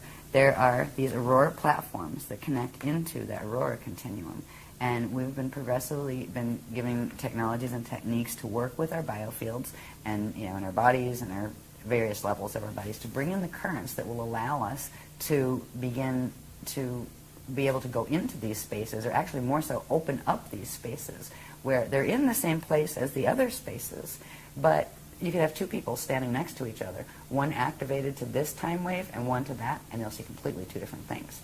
Right now, we're all seeing the same thing because we're all stuck in the time wave that's being run by the Metatronic clock down here. As soon as this other time wave starts coming in, there will be another option. And if we work with technologies that bring that other time wave into our bodies, that's why they give us techniques. I mean, every workshop, there's tons of techniques. We must have thousands of techniques by now, I think. You know, they progressively help to fix this part of the light body, then this part, piece by piece. We've been putting ourselves back together, you know. But eventually what this will look like, what slide will look like, is you'll have yourself activated to a certain level, and you will see a gate, and the person next to you won't even see it. You'll walk through it, and you'll disappear, and they won't know why. Mm-hmm. That kind of thing. And you'll end up where there's a place they're going to have that's actually called the mirror ball zone that we're going to learn about in this coming workshop, and I just know a little bit about it, but enough to know what its end result is going to be. there's going to be a place with the higher earth planes that we've talked about that are invisible to us right now because they're on the other side of the nets. They're free from the nets. And we just don't see those matter layers because of the nets. There's going to be a place where part of those planes blend with part of our planes, and there's going to be a blend field. And if you have the activated blended time wave, you will be able to see both and switch between them, which means you would be able to slide from one reality field to another. And that is the first step in ascension from here. The next step would be getting to the point where you could make it permanent. Because as long as your body is still partially running the time wave here, which means as long as you still have that cell donated by the piece of cell from your mother and your father, as long as that cell is still there and not released, you will be bound to the time frame of the planet in which that conception occurred. Right? So first we learn to slide, and then we learn to span, which is do the transfiguration and free that. So we are literally free to go into the living universe through the ascension passages. And that's what we're working on. It's the real deal. And I know it is. I remember teaching this in Egypt. I remember teaching this in India. I remember teaching this in Atlantis and in Lemuria and on Procyon. And it's the same thing we've been teaching over and over and over. It's the same thing that Jeshua tried to teach back then in the Jesus period. That was the person they called Jesus in these days. It was the same thing that before him there were people in India that were trying to teach. These are the teachings. They belong to everyone. There's not one religion that they're a part of. They're the original legions of the Christ, which were the original, not just the CDD plates. The CDD plates themselves were just one part of the translation of the universal knowledge. There's a higher level of those plates that are called the something or other Alhambra plates that are from M31, the Alhambra plates. And they're crystal discs, actually. They're just starting to release information from those. When the solar crisis happened and it went into evac, they started bringing in the higher level information that had to do with the spanners, gates, and all of that stuff, because you weren't going to get out on the regular level of vertical ascension. You had to do the go in between in the aurora zone. Okay, so it's well, fascinating. actually, anyway. I do have a question about the CDT plates, as you call them. Yeah. My understanding is that these are actually physical, or at least they're in the 3D world here on the planet, and that originally those plates were in Hawaii. They're hidden in Hawaii. Is that correct? Not all of them. They're hidden in different places, but they would often take me to the Hawaii center they have. Well, through the Hawaii portal. It's actually the place they took me to is in the year 6,529 or something of Earth, but higher Earth. It's in the higher Earth planes. And before, when they were talking about it in the books, they hadn't made the distinction between the lower Earth planes and the higher yet. That came much later, after we had things like this to show, what switched in what direction. But that's where they were taking me, and it was in those experiences that they allowed me to hold them. So I actually felt them and knew they were real, so I didn't think I just dreamed it, that kind of thing, because I knew, I was like, well, I'm dreaming about it. No, you're not dreaming about it. You touch it. No, I didn't. Yes, you did. Did I do it again? Yes. Right. Yeah. I haven't, I've had bilocation experiences so far with the crystal ones, the ones from Andromeda, but I haven't physically held one of those yet, but I'm excited. There's books that are supposed to come off those. The Kali Shatari book is going to be very special. It's the holy book from, one of the holy book series from Andromeda, and they're holy because they explain our relationship with Source. They explain the paradigm that all of this is about, and this belongs to everybody. You can take it or leave it, but it is the way the universe works, and you can work with it or against it, and there's no big God that's going to get mad at you. If you do something a different way, or you go in the opposite, if you act in ways that are opposite to the will of Source, which was a loving will and giving free will, the universal matrix itself, just the energy dynamics it's set up on, to be eternal, will give you consequence to action. And if the worse your actions get, the worse your consequences are going to get. And if you end up with yourself in a black hole and you're going to go in space dust return, it isn't because God did anything to you. It isn't because somebody else did. It's because you got yourself a bit twisted in how you were acting, and you were getting the feedback. What goes around comes around. What you're putting out, you're going to get back. And there's nobody that can buffer you from that. You can, pray and do 500 Holy Marys, and it's not going to fix that. It's being able to hold the frequency, because whatever frequency you're holding and however you're acting and thinking and acting, like conducting yourself energetically, will be the consequence you get back. And there's really nothing that can stand between you and it. And that was the agreement coming into materialization for everybody the first time they came in from the God Source consciousness field. So there's no big, bad, angry God in the sky, which is nice to know. It's a relief after all the religions telling us there was. These also become flat maps, which of course would be maps like you would get, at the store, right? It's a globe turned flat, and they do have the Mercator adjustment, for the sphere kind of thing. So there's a lot on this. That's why it's a bit hard to see, but if you look closely, you can see it. This is actually showing where the old Atlantean continent was in the Atlantic Ocean there. It's showing where old Lemuria was, right there. It's showing a number of things. Here's the United States over here, right, in Florida down there. And here's Africa and Europe and stuff up here.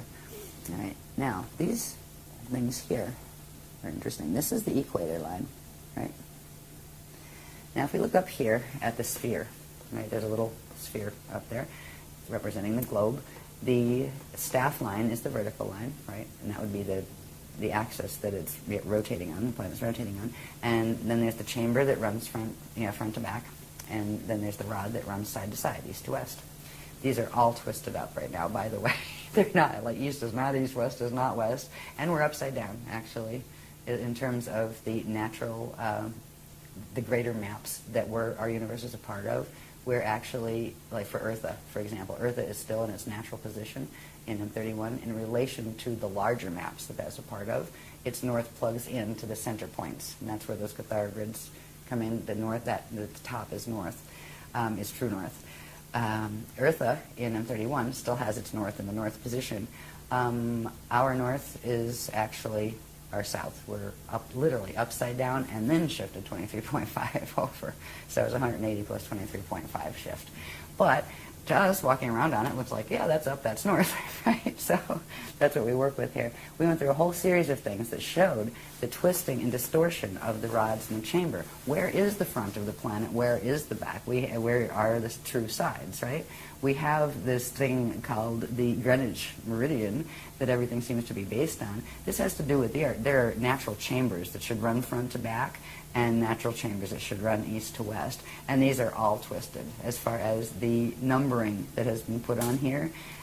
These triangles here would be, now if you took that sphere and flattened it out, right, there are 4 points on that sphere where those rods and chambers come through, right? So you would be able to chart them. They come out along the equator line. If you looked at that, like I just put it in an angle so you could see that there was 4 chambers, right? So there would be 4 opening points. They're called fontanelles, where these chamber energies come through the front and the back, the sides, and also the top ones. So there are 6 fontanelles on the planet, 1 on top, 1 on bottom, and 4 along the equator. These are actually spinning vortices of energy that under certain conditions these are supposed to be interacting with the natural sun that has the same thing in the solar symbiosis cycle. But because of the planet being twisted, they're not. The rods have actually been split at various times from, I think the first was around 540 million years ago, and this planet was reseeded, this solar system was reseeded 550 million years ago, all right, when the fall of Terra happened. So it was very soon after that, in those type of numbers, that they first started to mess with the rods and started to shift things. The movements of continents and things has had very much to do with people playing with the rods when they shouldn't have. They've split them. At first it was just splitting them up, right, where now you had 2 versions of them, and they split it up to the tropic of, what's up there? Is it Capricorn or Cancer? Cancer's up, right? Yeah. So they split them, and instead of running on the equator, there's a set that runs on the Tropic of Cancer. And then the other guys, I forget if it was the green, I would call it the green team and the red team. The green team are the Anunnaki, and the red team are the Dracs, right? The green dragons and the red dragons, etc. So we just use it that way, just to, instead of trying to, and there's 20 on that team and 20 on that team, the greens and the reds, let's leave it at that. So I forget which ones did it first, but then the others pulled part of it over at a different angle, but on the same Tropic of Capricorn. So now you have these things, Cancer, and now you have these things. Here's the natural part. A third of the rods were left where they're supposed to be, and they still spin as they're supposed to. Then you have the green ones and the red ones. I think it's green over here and red over here, but it might be reversed. I don't have the color version. It's been a while since I taught this, but you get the idea. In between them, if you get one spin in one way, one spin in the other, it creates a sinkhole in the middle. You wonder how that continent that used to be that big isn't there anymore? that one right there. They sinkholed it, which means they literally get those going. It creates a field that literally dissolves the matter, right? Turns it into an oscillating wave and takes it somewhere else. They took this to a place. Part of the quantum of this planet is now called phantom Earth because it has been taken into full fall zone. But we're in the net part. We haven't fallen fully phantom yet. And there's another part of the quantum of Amenti Earth that has stayed in the natural configuration, and that's called median Earth. And the higher Earth planes are part of that, are connected to that. We're stuck in the middle right now, and most of the grids are going down, while some of us are going, up as those grids go down. Bermuda Triangle has to be in that That has to do sinkhole. with the wormholes, actually. Okay. There's a whole set of wormholes. They call them the Phoenix and the Falcon wormholes. They're right off the coast down around here, is the coast of Florida or North Carolina? It's one of the Carolinas, yeah, right up in there. Then there's another set over here, the Lakistaki wormholes that the other guys control. The Buhara control those on the west coast. Oh, this is a mess. What they've done to this planet is heartbreaking. But the planet as a being allowed it, because it allowed itself to be used as a nursery. It was used in a way where the angelic humans were appointed here, not just here either, not just on Earth, but they were created to actually be the Templar guardians of this time matrix. And the ones that were seated here were allowed to interbreed with certain races who entered the Emerald Covenant for bioregenesis, which means if they were losing their ascension codes to the point where they were going to go into full fall and they were going to end up not being able to even incarnate back into a body that had ascension codes, the races that went into that type of trouble because of the choices they made in their existence and their race existence, if they entered Emerald Covenant, we would literally help them get their gene codes back. And that's how we got in trouble down here, where there would be, we'd be allowed to intermarry and those kind of things, and children would be born, and the gene code would be brought back in the next generation, where it would lift their gene code. But what it started to do was drag the angelic humans down. And then there were things done on purpose to sabotage the angelic human ones, where they got our gate codes because our DNA was keyed to the stargates here. And theirs wasn't. They had only wormhole access that they would be brought through because it did not have wormholes in the beginning here. And they would be brought through on Emerald Covenant agreements. They could come through and heal. Earth allowed herself to be a place where this healing could take place. But the ones we healed took over. And right now you have what used to be an angelic human race and a whole bunch of other different races that look very different, right? If you interbreed something enough and shut off certain parts of the DNA in this one and turn up certain parts that are similar in that, they start looking more and more alike.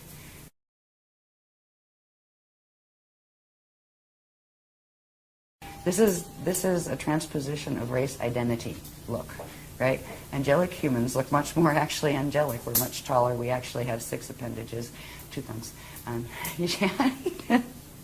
extra toe, and we're much taller and more fine-boned and that kind of thing. We come in all colors, right? All the skin colors, they were all created there to be first.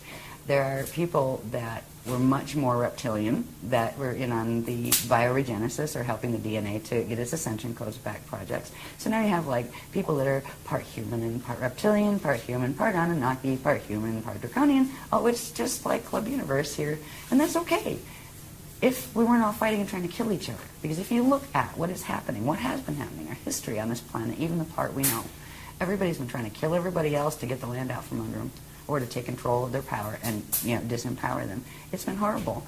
And this has been about race groups that hated each other, right? Okay, so you have 6 different races that are coming in for bioregenesis, and if you take them back to their home stations, wherever their ET places are that they're from, they hate each other. This one hates that one, and that one hates this one. Oh boy. And the agreement is nobody's going to hate each other. We're all going to be nice. We're all going to do the Christic thing here and learn to heal and let that go. And we're going to get our gene codes back. Yes, a good thought. Didn't work that easy because the others raided. As soon as some of their own that defected and came to get the healing of the gene codes, the parent races they came out of started coming in and messing with them and trying to get the human gene codes because the human gene codes are priceless. They had the Diamond Sun DNA, minimum 12 strand. Some of them had up to 48 strands, but they didn't see those very often on the planet. So it has been a fiasco down here, but the Earth allowed this to happen. The Earth, as a being, allowed as long as time as possible. It allowed itself to be pulled into fall, but it will take the path of Kali-Rama step back. It will not let itself be used and taken into as food into the black hole system. So Earth is cooperating with us in this whole hosting movement. Earth doesn't want to hurt any of the beings that are on it, including the ones that have hurt her. The Earth is an amazing consciousness. And I remember a couple times I was just feeling so awful about, oh my God, our poor Earth, what are they doing to our Earth, you know? And I could feel, and I got kind of like a verbal translation, because I have like this translator aspect to my consciousness that can take the direct impression. It said, don't cry for me, I'm all right. I'm choosing this path, I'm okay. But you need to be okay, and you need to help them be okay. And I was like, okay. You know, it helped, and I knew it was coming from the Earth consciousness, and asking me to raise my consciousness up a little bit more. And even though it looks like a horrible thing, and it's not a pretty thing, it's not pleasant. It would have been nice if Earth could have done her whole ascension thing, but Earth feels that this was the best she could do for the races she agreed to host, that she looks at all as her children. And that, you know, it's like if you were a being, you know, I call her she, she's really a he, she, it. You know, it's a consciousness field. It doesn't have gender really in that way. But the Earth loves its children. And if this is the best it can do, it doesn't want to abandon the children. They're going to fall. It could have shaken them off like fleas a long time ago, but it didn't, because it loves them. So this is an agreement of a very, very high order with a being that calls itself a planet, and a bunch of races that are trying to heal. It's just when you're stuck in one of the little bodies as one of the beings in one of the races watching it, it can look very scary or harmful or, you know, gosh, that's terrible. Yeah, very diabolical. Well, but this is an interesting dynamic to think about, which is that the Earth has chosen this path, the one we're talking about here, and allowing this, what you're calling an evac for the next 200 years, to allow the beings that want to get out of here and go other places to do so with their bodies or with just their light body. I think that is also a choice that we haven't talked about.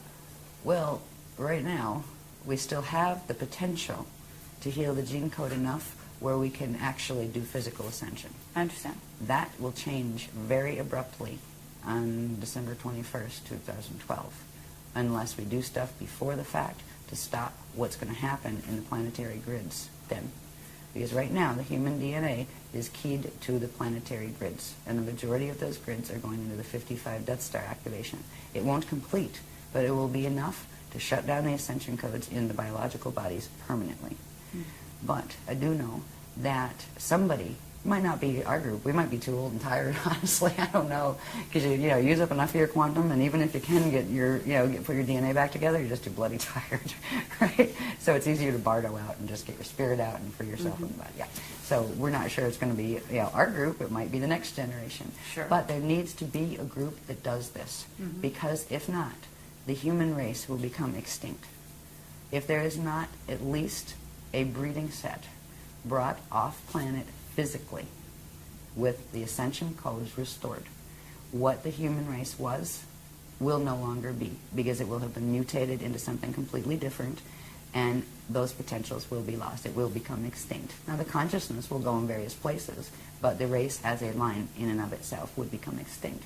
And that is not desirable, because there are still a lot of beings in the cosmos that think the human, angelic human race was a pretty darn good race. The Anunnaki aren't too thrilled with us, but there's a lot of beings that think it's a, you know, a prototype gene code worthwhile having. And so somehow there's going to be at least a small group of people who do get off into full ascension, get off this planet into full ascension. The rest will stay here. Some of them, after the host, after the gates close, the planet's still going to be here. There's still going to be people on it.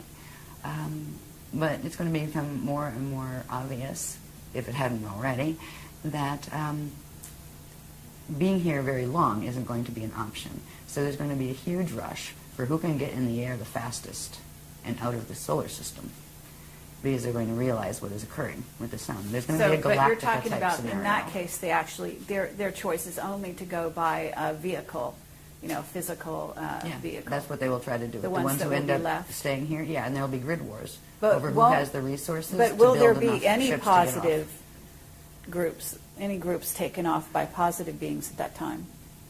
Right In at the end, vehicles. the vehicles would serve one purpose. If a being didn't have the ability of the DNA to pass through the gates, but still it was close, there's a certain level of protection and kind of like atmospheric support that the vehicle, especially the plasma ships, which are different than just metal ships, that they can afford a being. But they can't be permanent. It has to be a being that would be able to, if you get them through, they have to be able to move through and hold the chain on the other side, right? So it would, if they could do that, yes. If not, they would just assist them off. Once the body died naturally, they would assist the soul out, or not the soul, because the soul's on density too, the consciousness out of this level. Right, so, but that's 200 years from now, as long as everything holds. Okay. Just to, I'm not going to spend a lot of time on these. I just wanted to show the fact that they exist and how these pieces fit together. We're down on the planetary level now. We looked at the planetary rods and the split rods and how they form sinkholes and all that kind of stuff. There's specific locations, longitude, latitude, of these things that, this information is published. I think this was it's one of the Sliders' more recent workshops. I think this was the Ireland workshop. But if you take one of those, those 4 fontanelles, right, where the rods of the chambers come out, each one of those points is a very specific point on the planetary grids, and longitude, latitude can be found. So we do have the longitude and latitude of those vorticets. What they do is through the planet, they actually come together, right? So you'd have this vortice on this side and the other one on this side, and when they make them spin, there's supposed to be a natural spin to them, but when they make them spin and they send them in the same spin set, and then send the other set of them into the opposite spin, they can actually crack the plates at the equator and shift wherever they want. They can turn one up this way and the other that way, and they can literally rearrange the plate structure, and they've done that before in small ways. What they were planning to do in 2012 was the final one, and it would have ended up in the one extinction that did take out the humans this time. They took us out twice before. This is the 3rd seeding and the last one here. But there were 2 other seedings of the angelic humans here that there were remnant taken off, and frequently in ships. They got some of us out through gates, but there was also some ship pickups because it was fast, and you had to get them out fast before they weren't going to get out. So it's another one of those dramas. They didn't use the rods in either of those extinctions. A little bit in the first one, 5.5 million years ago. They call it the wall in time. They used them, but they had tried to decimate the humans first, and whatever was left was taken off planet before they moved the rods at that period. So what we're dealing with is this amazingly huge set of mechanics that is so far beyond what our science can even fathom right now. They don't know what a fontanelle on a planet is. They don't know what a rod is. They're just saying, I think there's something called torsion fields. Yeah, 2 torus fields. Right. Yeah, we'll talk about torsion fields in a minute because it's the torsion fields that aren't natural. Merkaba fields are natural, but unnatural Merkaba fields can be generated to create torsion fields, which are external vortice sets that can harness things and move things, and that is what is part of the Atlantean Death Star Merkaba structure. So when we talk about the rods and how they work as vortice sets, we also talked about briefly that this one, the one that goes east-west or left-right through the planetary body, is the rod. The other one is called the chamber.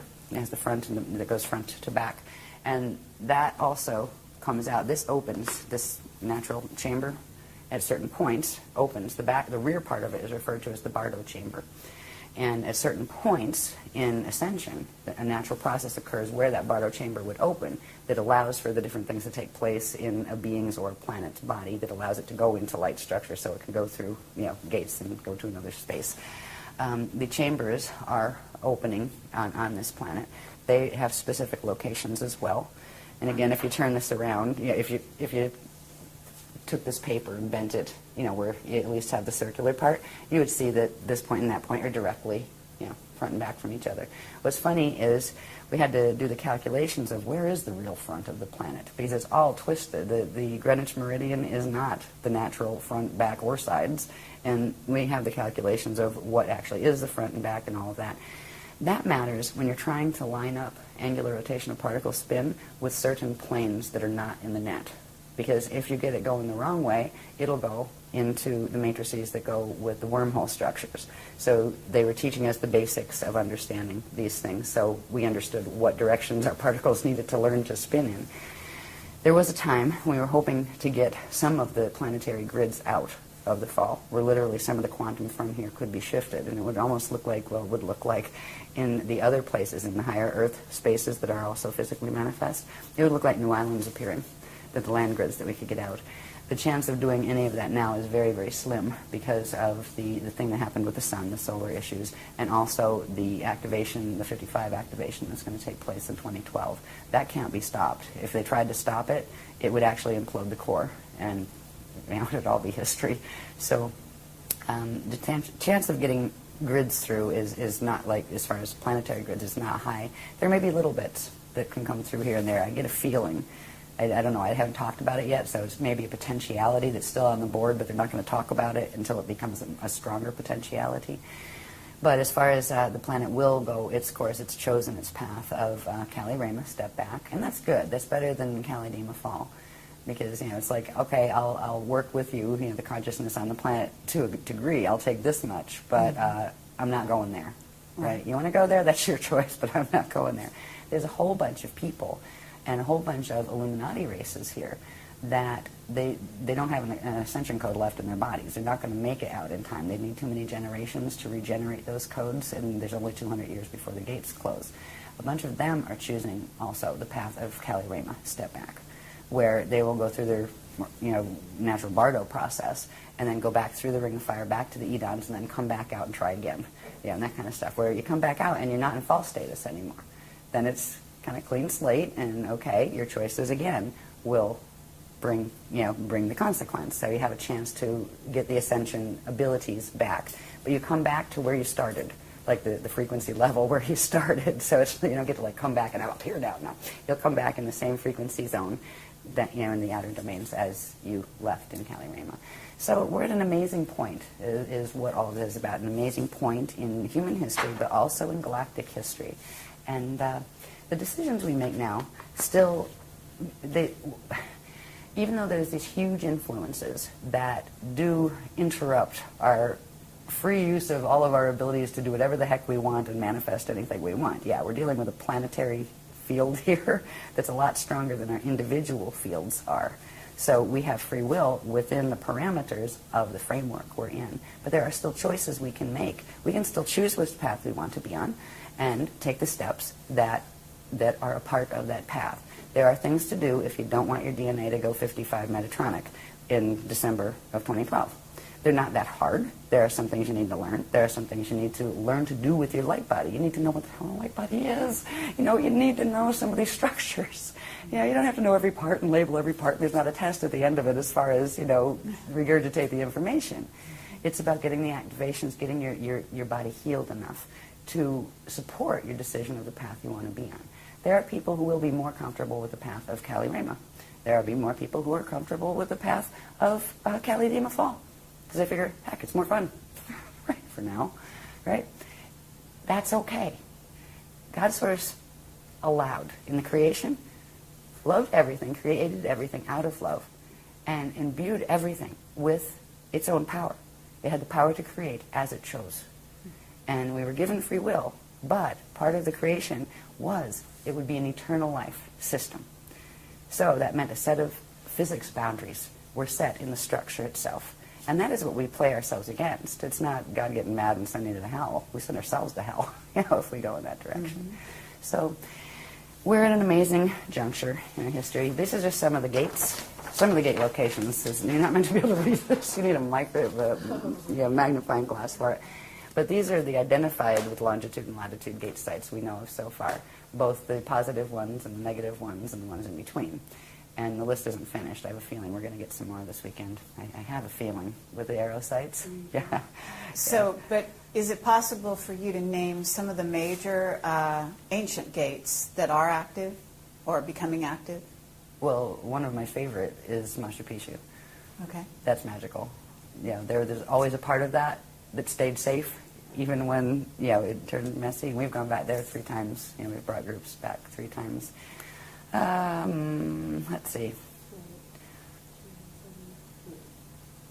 Yeah, that's the only spanner that's been identified.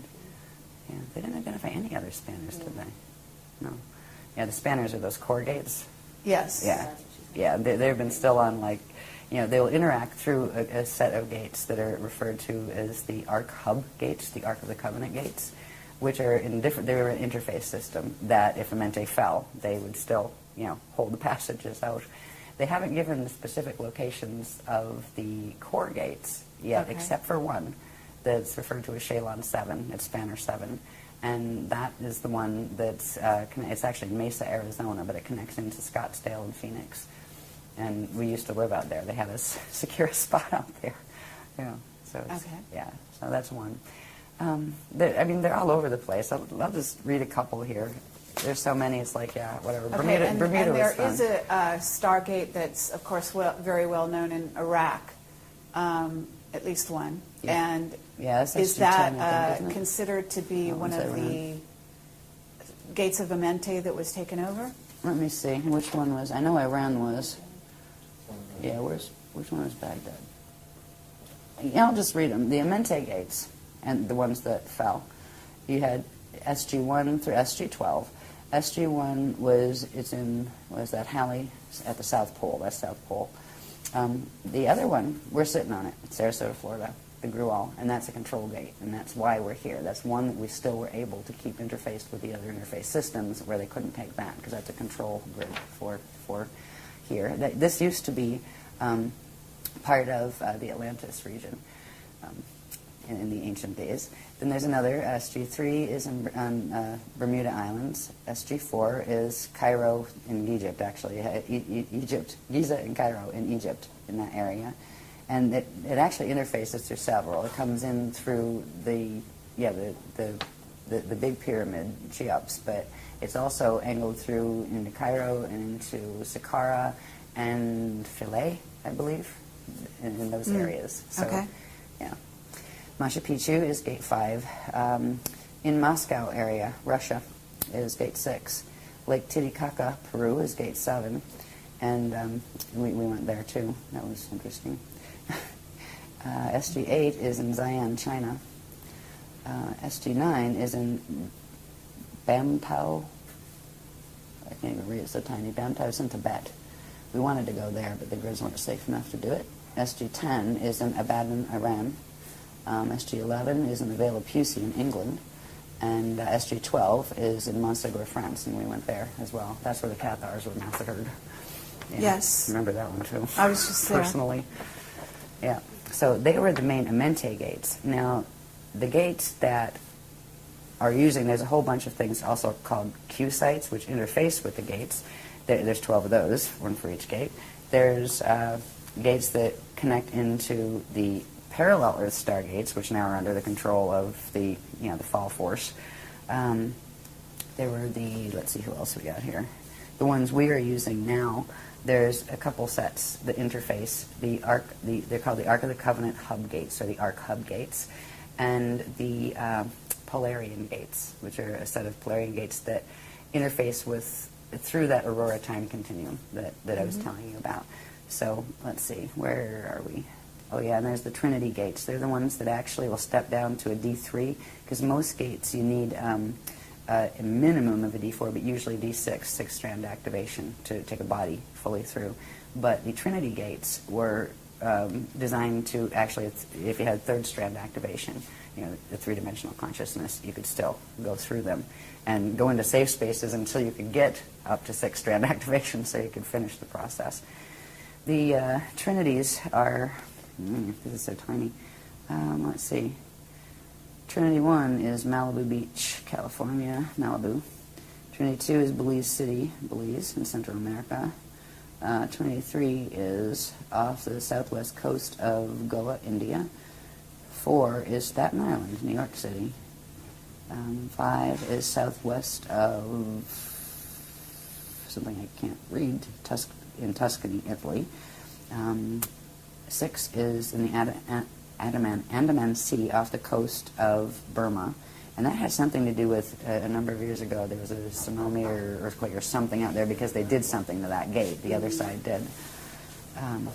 Okay, but these are the Trinity gates, and you're saying they only require 3-strand Yeah, DNA. but they also require to be plugged into the other ones, the larger gates, the arc hub gates.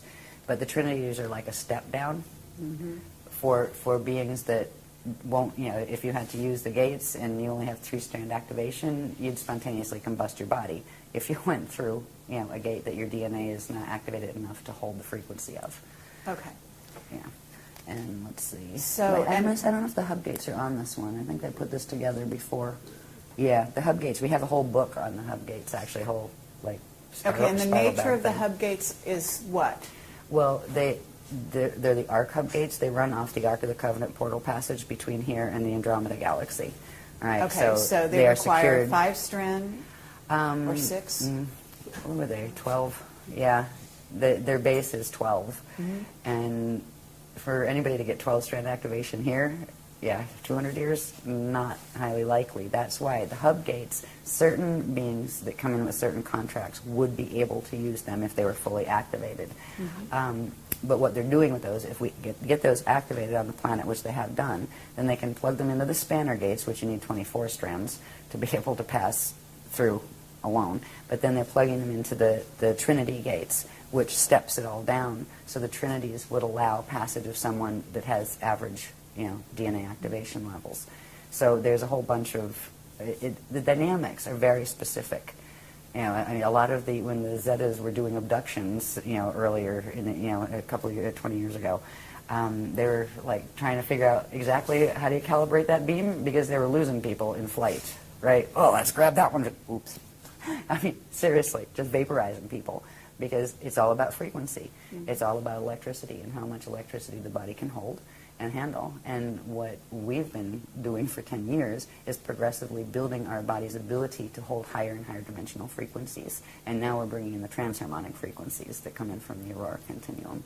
So it's really the courses or the techniques that the Guardians have been giving us are the fastest way to get your light body, spirit body structure healed and your DNA activated, because they are working with the highest frequencies that are available on the planet. But if you want to do a path of fall or something, it's not going to get you there. Right? If you want to go Metatronic, you don't want to do these techniques. Sure. Yeah, seriously. If you want to go, play in black holes and do a Battlestar Galactica scenario and, have soulless robots roaming around or become soulless robots and try that out, well, that game is, do the Metatronic Merkaba, because that's what it'll get you. But if you really want Ascension and find out try to remember what it's like to live in a free system. This race has been raised, especially the third seeding, under no freedom. This has been a prison planet and a warring planet. It isn't like this everywhere. There are places that just aren't like this. And they're not socialist government and they're not communist. No, they're synocratic, where people just get it and they act pleasant toward each other, and they wouldn't hurt each other, and they wouldn't hurt another being, and they wouldn't hurt the planet, and they make decisions based on that love. There are places, in fact, the majority of the places in the cosmos are like that. We are in an exception system where all sorts of the extremes of free will have been allowed to be tested. But we don't always have to choose to be in that. But once you're in it, you need to finish the cycle and get back out, or you can get ensnared in it. So that's kind of where we are. That's why there's no hostility toward the people that are choosing the other paths. It's usually them being hostile toward us for pointing out the fact that that's what they're doing. It's like, sorry. Anyway. Right. See, because if they had it their way, they would do all the twisted mechanics, have everybody on the planet thinking that was great and doing it, and they're taking the free will away from people to make a conscious choice. We are showing, look, here's this body of information, and here's that one. Compare them. See which one makes more sense before you just go jumping into any one of them. We tell people, go read that, go research that, sure, check it out. If you're a little worried that its frequency might bother you, well, run them a heart seal and, put a protection field around it and then check it out. We don't tell people to avoid things. The other ones are like, oh, don't do that, oh, don't read that stuff, oh, it's bad. It's like, what are you afraid of? Seriously. And that's what it is. Because if you put the two main paradigms on the planet are the one coming through the Tothian stuff, the Paraclete order, that kind of thing. And there are two versions of it. There's the Anunnaki version and the Drac version, but it's really the same occult sciences. And they are teaching the Death Star Merkaba stuff. And then you have our stuff. If you put the two together, we have not withheld anything. We get it. It comes right through. It's given public. There's no quiet inner circle pulling strings. There's no, here, donate this. There's no, here, hand over all your possessions. None of that stuff. You know, and they like to say, oh, you're a cult. Why? Because we're giving power back to people. We're saying, here's what your anatomy looks like. Here's what cosmic structure looks like. Here's how this applies to this. And this is what the geometry should be. This is what they're doing. Just compare them. What makes more sense? If you like that one, go for it. You know? So, Exactly. Anyway. Now, one thing I would like to get through, I'd like to get through this tack because there's a couple of things that are significant. But one thing, I've talked about the word Merkaba quite a lot. And again, it means moving light body, right? And there's specific structures to natural Merkabas and to unnatural Merkabas, right? A basic Merkaba structure is called the Biveka Merkaba, which is the smallest form of them, is a star tetrahedron shape, right? If you look at it flat, it looks like a Star of David shape. It's actually known as the Star of Solomon, not David. But, yeah, that goes back into the history of Solomon and David and Jesus and stuff. Yeah, and We are of the House of unfortunately, we're not going Solomon, to have not the time for House that. of David. That was Anunnaki. Right? Okay. Yeah, and that's all right. Anunnaki's fine, but, yeah, let's just keep the history clear on that one. Yeah, and I mean, I have some random questions that we can talk about at the very end, so Okay. just signal when that might be. Okay, I'm trying to get there. No, it's okay. You're getting we tired. got I some don't blame room. you. I'm getting It's tired, okay. too. No, it's all good. Okay. Now, any of these structures, by the way, if people want to learn more about Merkaba, there's quite a decent section in the Kathara 2-3 manual, the Kathara healing system, but the 2-3, second and third level, we talk about these a lot. But anyway, this is the basic structure of them. And the classic Krishnik Merkaba will have an electrical top spiral, or at least in this universe, has electrical top spiral. Some of them actually have a magnetic top spiral, not in this universe, though.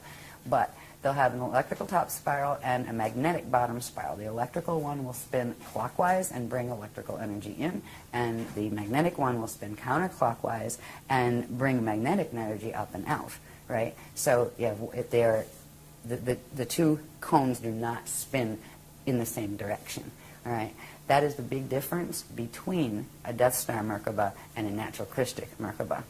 The natural Krishnik Merkaba will always have one of the spirals going in one direction and the other one going in the opposite direction.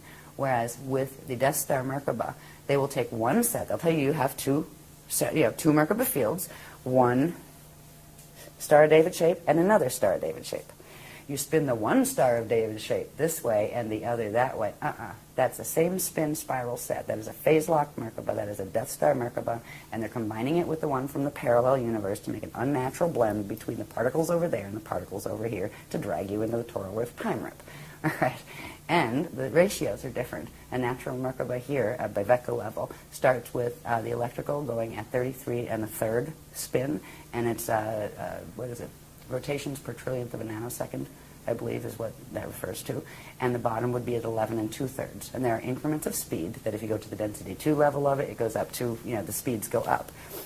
The characteristic one of the Death Star Merkaba is one of the numbers is, I think it's the electrical one, is 34, and they spin it counterclockwise with the whole thing, right? And the other is 21, which are numbers that are in the Fibonacci sequence. And the Fibonacci sequence is the anti-Krishnik spiral harness that is meant to harness the natural crystal spiral expansions, which we haven't even gotten into. So, I mean, we have all of it. You can compare this stuff, and it's just a no-brainer when you see it all together. No wonder they don't want a public discussion. Anyway. So, the natural Merkaba structure is that, and it has a specific speeds, it has specific polarity orientations. They call it a fin, right? Because when you're dealing with it, you're not just dealing with two cones. You're dealing with, if you take a three-sided pyramid, right? Two three-sided pyramids, one going this way and one, the point down, one with the point up. So it's a star tetrahedron shape. That would, be this shape. So there are, between male and female genders, there are differences in whether the top fin is pointing forward or the top fin is going backward and those kind of things. So we've dealt with all of that. We've got the polarity levels of them and all sorts of information on them. But what's most important is understanding, first of all, they exist, right? Just because you can't see them doesn't mean they're not there, and they're part of your natural anatomy. A Merkaba field isn't just a vehicle that you activate so you can go through a stargate. It's an organic part of the circulatory system of the cosmos and of your own interdimensional body. Everything has some form of a Merkaba system. All right. to see this a little more clearly, it's the same drawing. It just shows a little bit better the radial field. Around the Merkaba field, there's something called the radial body, and this is part of the light body structure. It has what's called the trion field out here. The rayon field out here as its outer border. It has in here what's called the trion light field, and in here it has what's called the Miage magnetic field, and that is the natural structure of a simple biveka Merkaba. Merkabas also have what are called shields. That's the deflection field that spins as like a shield. Just like if you look at the Milky Way galaxy, the pictures of it, it has that big disk, right? Well, they have a disk that's caused from their spinning, and it also has to do with the quantum of energy that's spiraling out into expansion around them. There's a whole bunch of mathematics that go with that. But this one shows the shield a bit better. So you have your radial field, your radial body. It's called the radial body, the round areas, and they're not round, they're spherical, right, as opposed to flat round. Then you have the vorticets. The natural vorticets fit on the Cathara grid structure, right? They fit perfectly into that. And this would be the shield, and that's a spinning shield around. Now, we have Merkaba fields around us, and the shield actually comes out and spins here, right, the natural ones. The other ones actually sit lower, and they're not supposed to, right? There's a whole difference in how they fit. But that's the natural biveka Merkaba, and I believe they're 2 or 4 vector is how many vectors time vectors they can actually interact with. The next stage, after you get that far in activation, is this one, which is called a double biveka Merkaba field, which is 2 of those put together, right? And that would give you twice as many time vectors and gate systems, frequencies that you could process and move through. The next one from that, you're going too fast, is called the Akasha Merkaba. And this one, I believe these are 6 vector. The regular ones are 6 vector, and then they go up to 48 vector. But they start with this, where there's that Cathara grid structure again, right? They have a double biveka one at the top, a little double biveka one at the bottom, and this huge structure that looks like a crystal umbrella, right? And that spins, but these are much faster than the smaller ones. And at a certain point, this is the one that if you were going up the natural thing, if you could go up from density 1 to 2 and 3 and 4 and up to the Eka part, which is at the center, this would be the one you would activate to get up there. Mm-hmm. But since we can't go up the vertical chain anymore because the density 2, 3, and 4 in this matrix have fallen, right? We have to activate even larger ones that can go through the transharmonic, time shifts into the aurora continuum. So you go for this one, and this one looks like this. This shows it a little bit better. That's more of the structure of the single Akasha Merkaba. All right. And all of these mathematics are very precise. And the way things fit together, the alignments on some of these were brutal, especially doing them by hand. God, right. So just getting the Cathara grids to fit together the right way to make those maps was brutal. And then you have all these other forms that are built on them. They have to align just right. So, they're very precise in their math. And what's interesting is the math is actually held in the picture. When you look at that picture, if you did what's called optical pineal induction, which means you look at it and you can actually blur your vision just a little, which actually helps it to focus just a little bit, not quite crossed. Right? There's several spaces you can focus, but if you focus a certain spot and this, breathe it in, it will actually begin the activation. You'll be able to feel the ripples, right, coming in. And the more you work with some of the other clearing your light body and healing your light body techniques and things, the more those things work much quicker. And you can look at a photograph once you have your vehicles operated, and every image you see has behind it an energy encryption, right? Literally a radiation signature. And that is how, once you become like, a rishi being that can move at will, an adept, you would simply visualize a place, and that would trigger the math in the system and tell your whole body system where to go, and you'd be there at the speed of thought. So it's quite a very neat process, and it is real. That's what's amazing. Here it's almost become kind of like a sideshow act, as far as, most people don't even think Ascension's real. Some of the Bible people think the Ascension's real, and they're expecting God to inhale them up into the sky in the rapture and stuff, and like, good luck with that. Right? Bless you. I mean, at least they still have some of the words. Right. The rapture is actually called the Rasha Pata Ur, and it's actually what you do with yourself once you hit the transfiguration stage and you turn your standard mortal atoms into pataor, which are the eternal atoms. They're composed of eternal radiation that is no longer finite. So some of the words that have come through in not just Christianity but in other places do go back to the original CDD plates in the Mahabharata text translations. So anyway, that's the next level of Merkaba. That gets bigger. And then next thing, and we've been working on this for a couple of years now, I think. You have the one we just looked at, right? The Akasha Merkaba. And then you have another one pointed upside down. Put them together. Forms this structure. It's called the Christ Star Crystal Capsule, right? And they are spinning fields. And in here, I don't have it on this drawing, but there are energy systems that come out. They actually look like wings, but they're energy as opposed to not solid bird wings, right?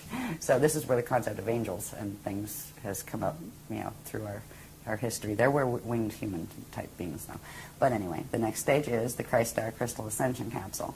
This one will allow you to go in certain places. You can enter certain levels of that aurora transharmonic field with it, but you can't enter completely. Now, to completely move through and be free from it's almost like a mathematical ladder that you can go vertical, you can go horizontal, you can go diagonal, but you can't do this, right? In this one, you can do a little bit more of this, where you can go into the aurora continuum, but you still have more angulars. You don't have quite as much mobility of vehicle. The next stage, and this is what is needed actually to ride the spanner gates. If you were going to take a body out in a spanner, you would need one of these. They go from 24 to 48 vector. And these were just starting to activate. We activated the first one. We're beginning activations of the first one. And again, let's take two of these, right, put them together, and it forms a capsule. The one capsule goes along with what they call the Stardust Blue activation set, and we did that in the last workshop. And then the next one we're going to do in this workshop goes with what's called the Starlight Gold activations, and forms another one of those. So you end up with two of these in the same place. And then there's one more activation, and these are all part of what's called the Silver Seed activation, the Silver Seed Awakening. We'll activate this huge one around you. That is the one that this can tumble in any direction, while this tumbles in any direction, so you can actually go in any direction in the aurora continuum. And it also does other things. There's also the structure of the crystal temples that we are assisting the guardians in activating on the planet at key sites, where they literally form. And if you have your DNA coded to it, eventually you'll be able to see them. And you'll be able to walk into them, and somebody standing there that didn't have it would see you walk and disappear. Where'd that person go? Did I see I thought I saw a person there, right?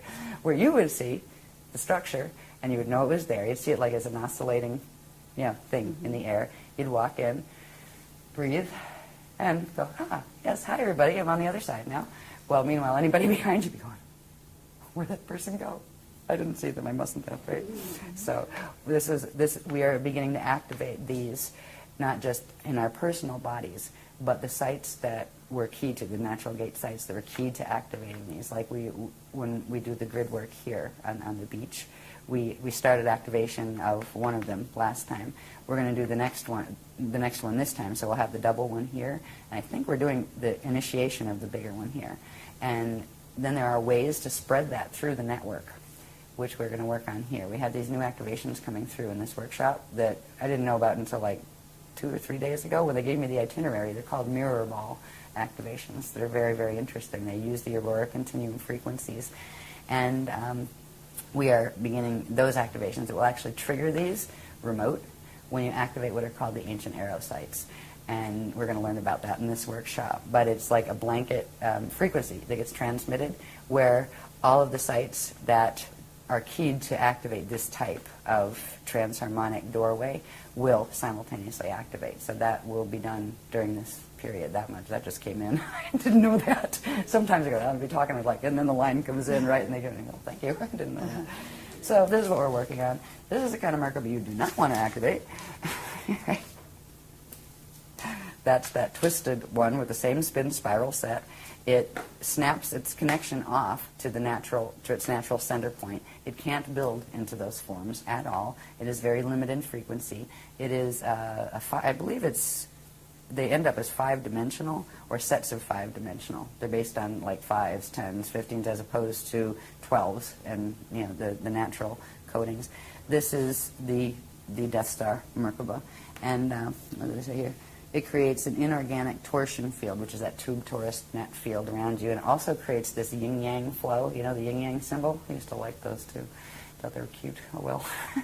They are the classic sign of the tube torus. If you look at them, it's the constant recirculation of energy. It's a closed energy system, which is what these are. They're closed from bringing in this circulation from source. They're closed from allowing something to circulate back out. There's no inflow and there's no outflow. They've got a set quantum that's at their core, and they will burn out if that quantum isn't fed. And that's why these are used, that the torsion fields that they generate are used to suck energy off living things, to draw them into their core to keep them going. They are vampire machines. And the beings that run on these are vampires. They just don't have big teeth and suck blood. They suck energy instead. So that's another difference between them, between the styles. I'm not going to go into all this heavily. I might as well. All right, I'll finish it. I'm just, all right. I was going to say, I'm sick of looking at these. But I just got a nudge. Just finish it. Just finish it. Okay. This goes along with the Death Star Merkaba. Again, you have that Bloom of Doom configuration that pulls the Cathara grid into an unnatural, skinny, elongated configuration that does not have 12 gates on it. And it creates the bulging in the field. Look at how humanity, we're supposed to be long and lean, right? It's a struggle to stay long and lean on this planet because there's this weird thing that happens in here where it's like, I've felt some of these when they start when some of the Metatronic activations happen in the grids. It almost feels like somebody grabs you in the middle of your spine this way and goes and pulls them and compacts them together, because that is what this thing does. It compacts the energy inside of it and squashes it down. That's why the Earth actually has the bulge around the equator, because it's being squashed, right, pulled in. It creates that poison apple field around you, and our fields would look just like the planetary fields with this, and this is what they will stay as unless we do something to change it, and that's why they're showing us this, so we say, maybe we should do that. Yeah, let's change that. In here, you can forget the sun part, but again, you would have the torsion field net around you, and that would be controlling your horizontal, controlling your vertical, like that Twilight Zone or whatever. It wasn't Twilight Zone, it was Outer Limits, I think, that used to say that. And you would have the closed circulation system. This is a system that actually is cut off from the flows of the spirit body. What it does is it takes a portion of the light body quantum and twists it in reverse to create a false spirit body. So there's two flows, but it completely blocks any inflow from the actual genuine spirit body. And it traps the consciousness, the part that's stuck in the atoms, right, from the rest of its own identity. And it's really just a really sick technology. And it also creates these. They call these the trumpets. There's a little picture of them, but where you have that poison apple configuration, it creates these big vortices up here. They're almost like satellite dishes, and on the planet, that's exactly how they work. And they move with the wobbles to pick up the signals coming from galactic core through the black holes, coming from the parallel system, and keeps us locked in. It's literally a set of satellite dishes. There's also a set that comes out here and here. It's a nasty machine. So we can undo this in our own fields, but it isn't something you snap your fingers and say, I wish it away, it's gone. Good luck with that. While you're on this planet, it takes work, and we've been doing that work. Ultimately, what that mess is made to do is, remember, these are maps, for the final on the messy Death Star Merkabas, if we remember that these Cathara grids, interwoven, right, this is one Vecca system, right? We'd have our universe here, our parallel would be here. These are meant to link the parallels unnaturally to force them together into a harness field, and that can be dragged and ripped out of its matrix and taken to wherever they're pulling it from. So this is what the whole purpose is. It's a feeding machine, and that is the Death Star Merkaba. And it's built. It looks like we talked about the light units that are built on the vesicle Pisces. It actually creates fields like that and then pulls those Pisces together into one harness. And it is a completely unnatural way. It just distorts and totally twists the natural laws of physics as they apply in the eternal life universe, and it creates a finite life one.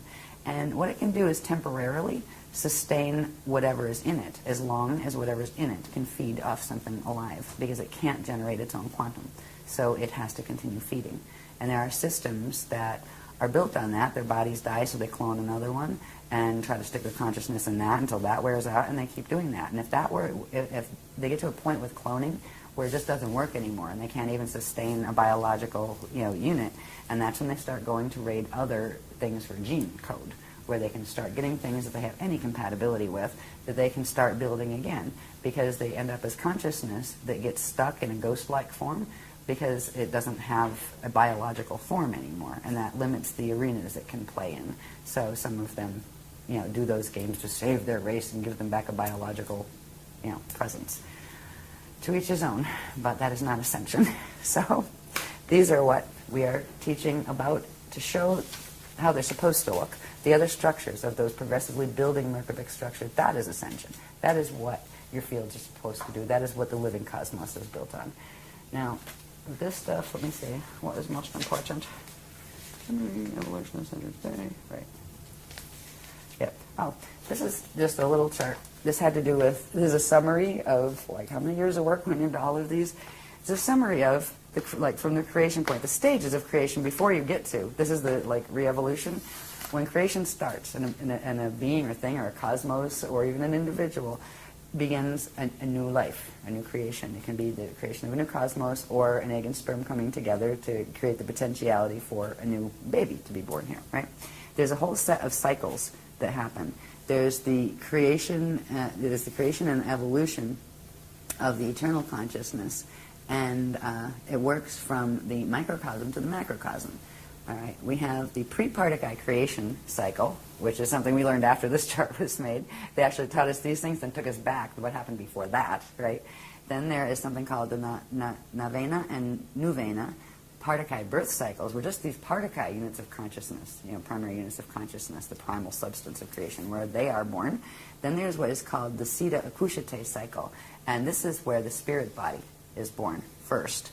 And then the light-born cycle, which is where the light body is born. Then there's something called the star-born cycle, which progressively, these are different aspects of the light body, spirit body, physical body that are birthing, and there are specific cycles and time periods. Like if you're going to take the point of conception, for example, there's a specific point. They start with 12 seconds, then 12 minutes, and then 12 days after conception. What parts are occurring, and it ends up in the gestation of the baby, and then the baby coming out, and that kind of thing. At the life-born cycle, then we have the God-born cycle, and there's a series of, these had huge graph series with them, and huge explanations of, what the processes were. And finally, you get to the Christ-born cycle, K-R-Y-S-T. And this is that point, that still point of turnaround, where a being fulfills and activates all of its frequencies in its template, its natural frequencies, and is able to go into the Christ star vehicle and disappear from the outer domains and go back into the Adashi return domains in their Meshayahana body, which is that is the one that has gone through the Rashapata Ur, which is not that rapture. It's not somebody yanks you up from the, it's literally you've transfigured your mundane atoms or your mortal atoms into eternal life substance atoms. And you'll hold the form of that body. That will be what you look like the lifetime that you do that in will be the form that you have. But it will be a form that you can choose to change at will. You can choose to have no form. You can choose to have your main form as being an orb, which is like, it saves on housing. Seriously. Think about it. If you just manifested a body when you needed one, right? Hey, I'll go interact there. I'll, be a cat today or whatever. But anyway, at the end, it starts somewhere, and the expansion cycles end somewhere, and they end naturally when they turn back around and start going back in towards source. And then there's the whole thing. If a being goes through that, goes through the Adashi return cycles, returns as whole with their full memory matrix. That's the difference between doing space dust fall and returning as space dust. Your memory matrix is shattered. You just, you're still precious to God's source, but you're undifferentiated units of consciousness. And when you go back whole, then you can actually birth as a star, where what was once, say, a being, a human being, can actually go through this cycle, and the next thing they will incarnate is a star. And that's a whole different level of evolution that you probably can't even put words on while you're in a human form, in these languages. But this is what evolution is really about. What Ascension is about is natural evolution, organic evolution. And that's something that this place is losing touch with hugely. And eventually this knowledge will be completely gone. They don't want this knowledge in fall systems. So they usually get rid of people who carry it.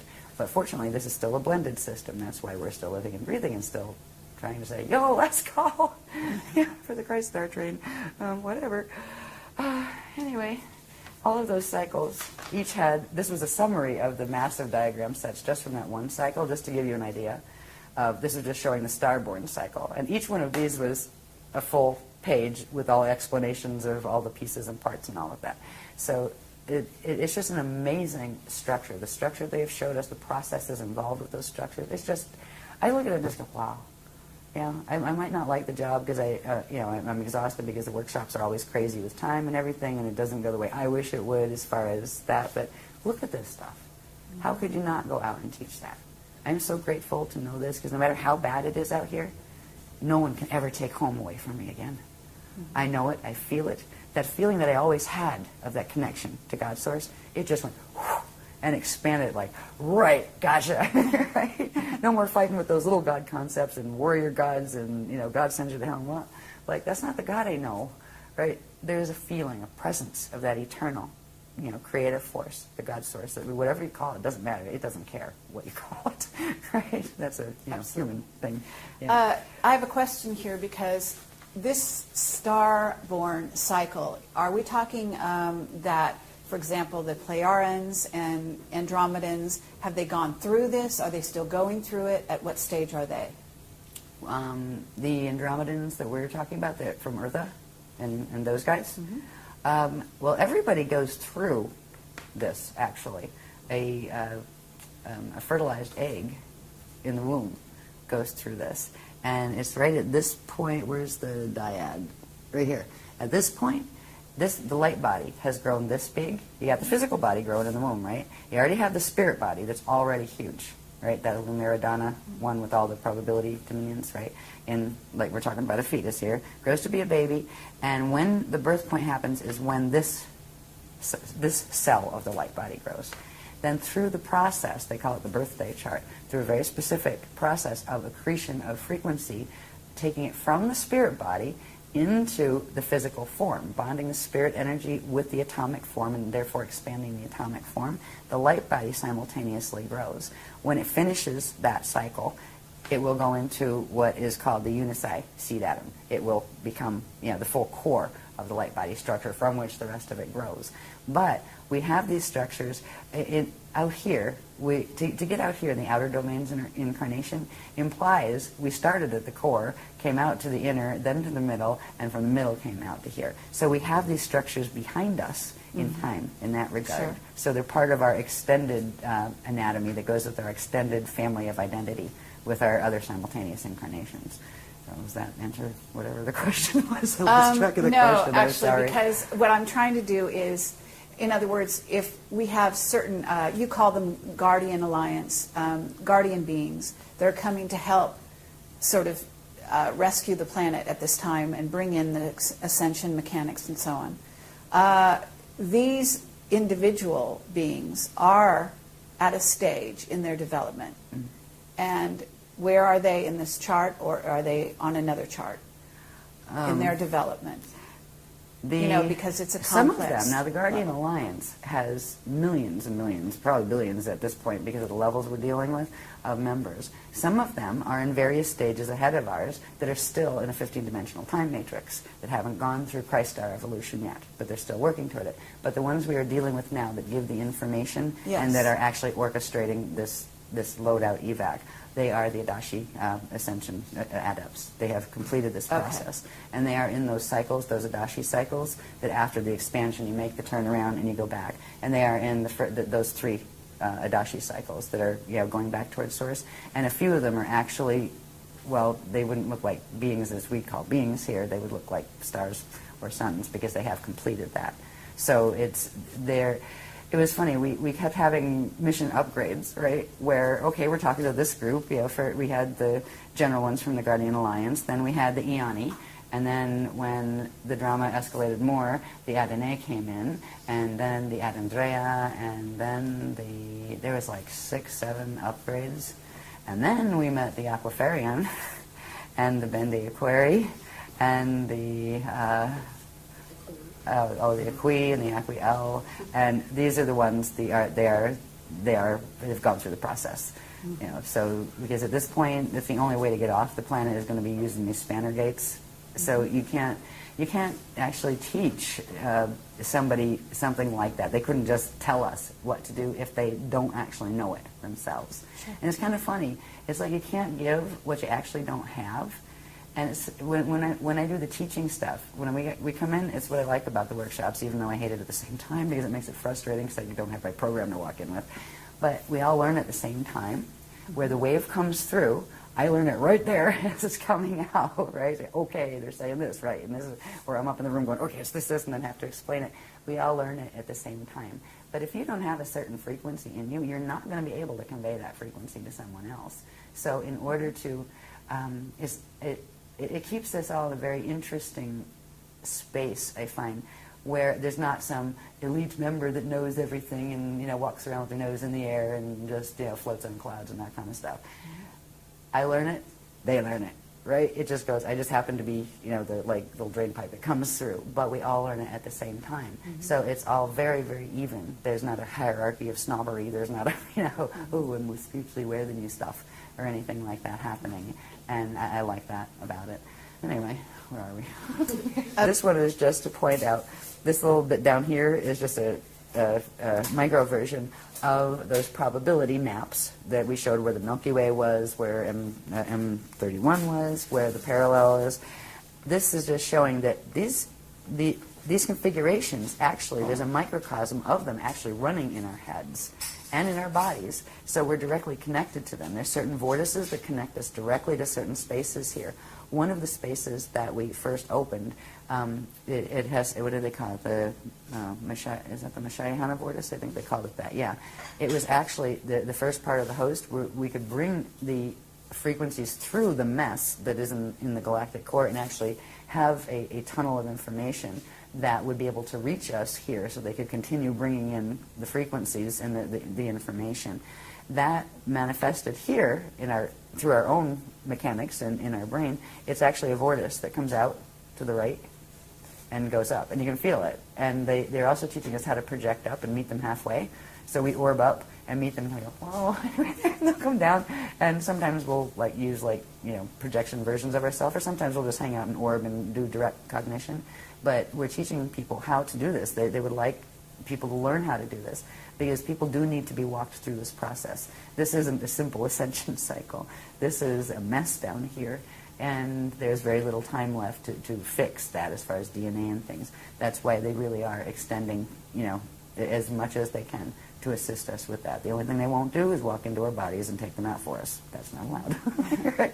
Just like they don't allow the channeling, where they won't come into your body and use your face and talk to people. No, because that can actually violate your DNA, right? Not to mention theirs.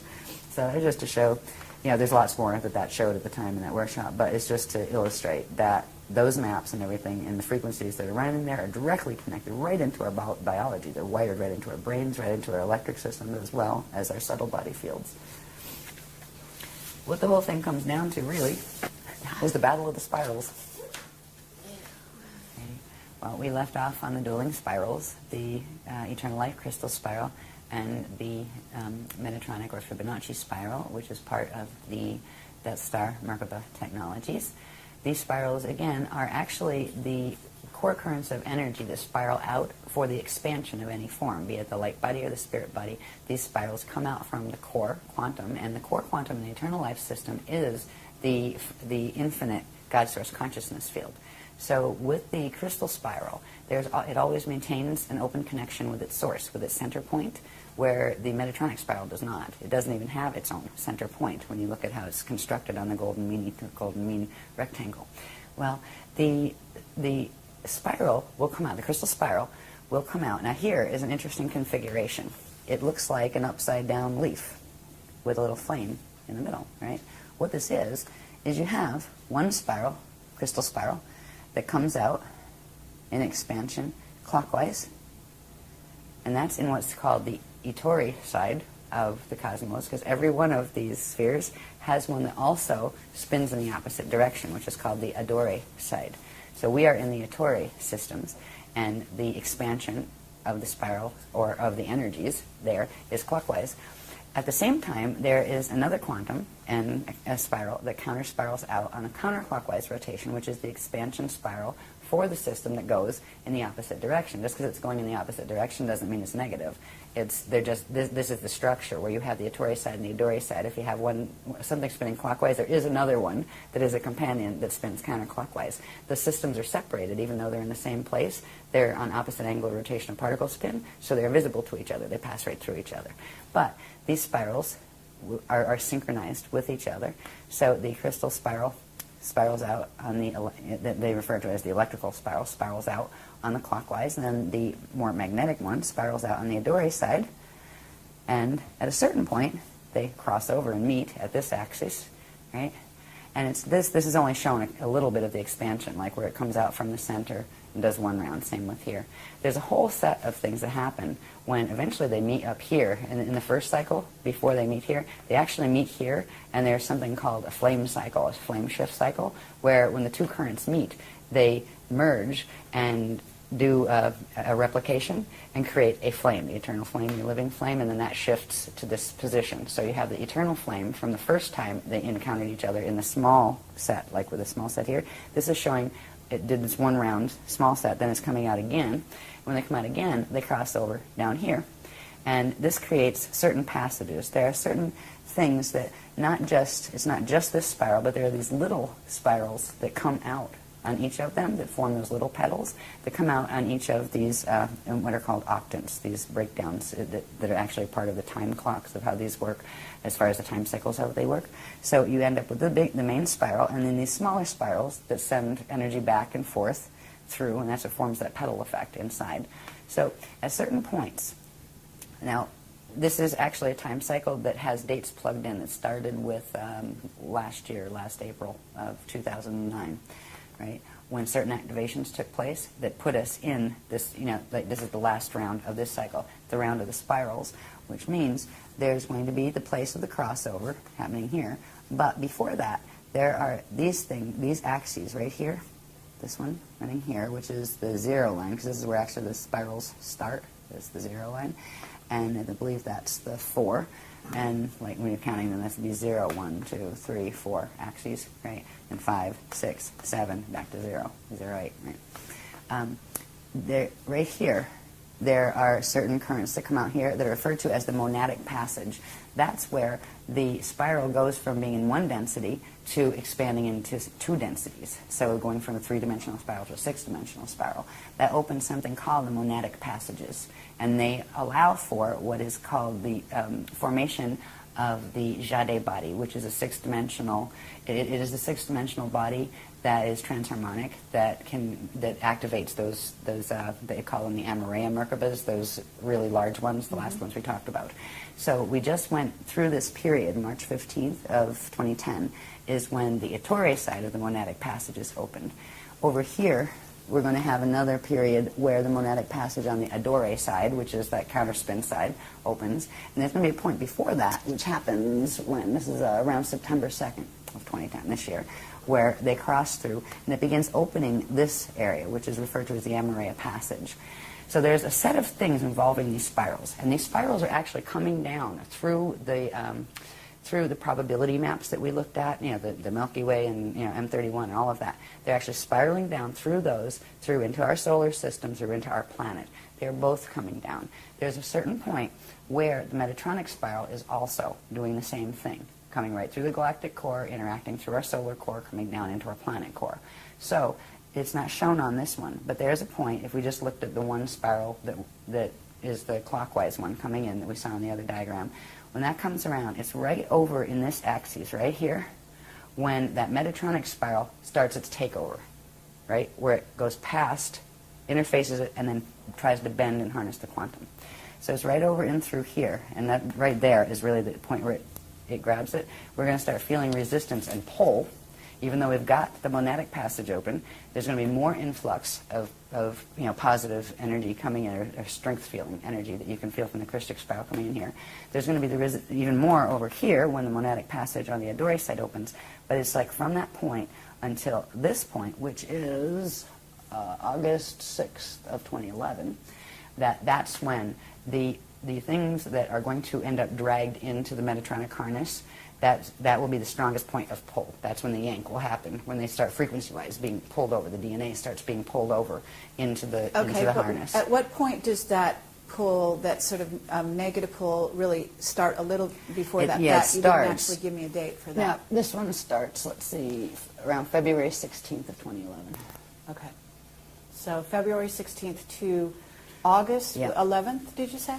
Yeah, August 6th. August 2011. 6th of 2011. Yeah, that is a point where the dueling spiral effect, will be felt.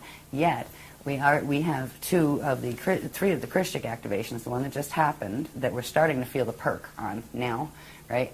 The one that's coming when a part of this MRA passage opens, that's the vertical passage, and then there will be another perk when the Adore side of the monadic passage opens. So we'll be getting strengthened before, the crystal spiral will be getting strengthened before it gets hit with the Metatronic harness. So that's why in this time period, if people start just even working with trying to link with the crystal spiral, that's the first step.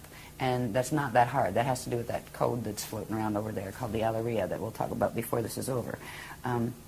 It's the beginning. You're not going to fix your whole light body structure, maybe in 5 million years by just staring at that code. But that is the linking code to link into what's called the reservoir that is being built of crystal spiral frequency in the core of the planet.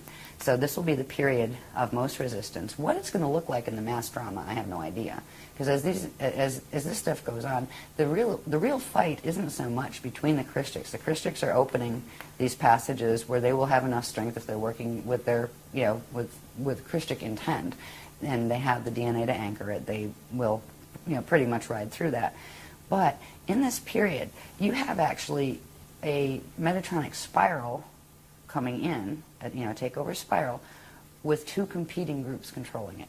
It's like you have a spiral, and one line is red and one line is green, and they are fighting, not just to take everything, but to take everything away from each other.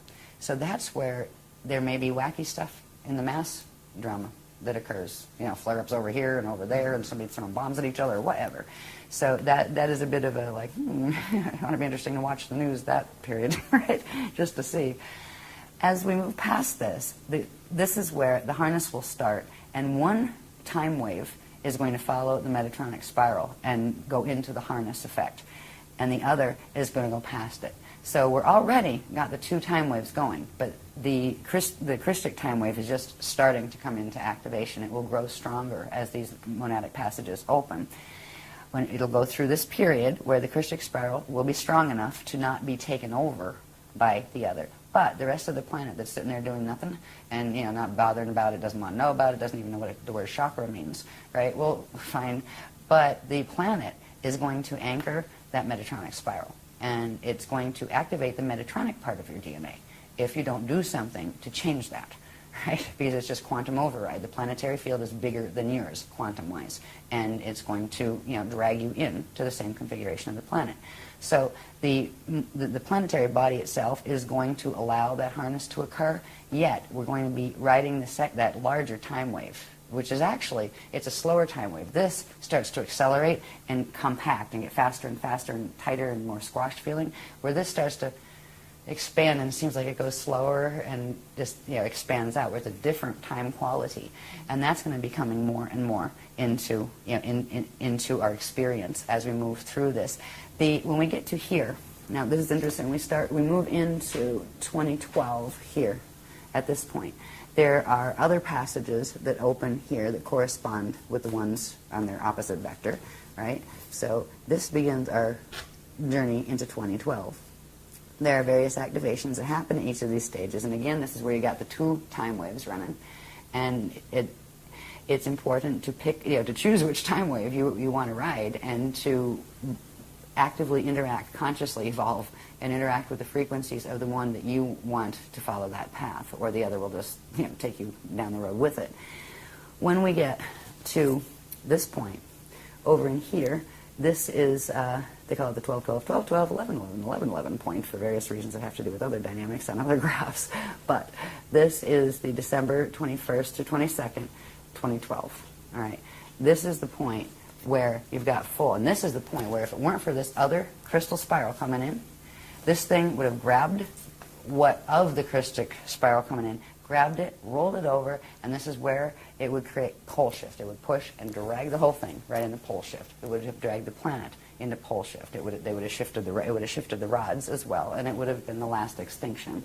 That's not going to happen because the crystal spiral is coming in, and it's not creating enough to stop it, because if you tried to stop that Metatronic spiral, once it starts, it'll implode in the core. So once it's activated, it's going to go, and it's going to take something.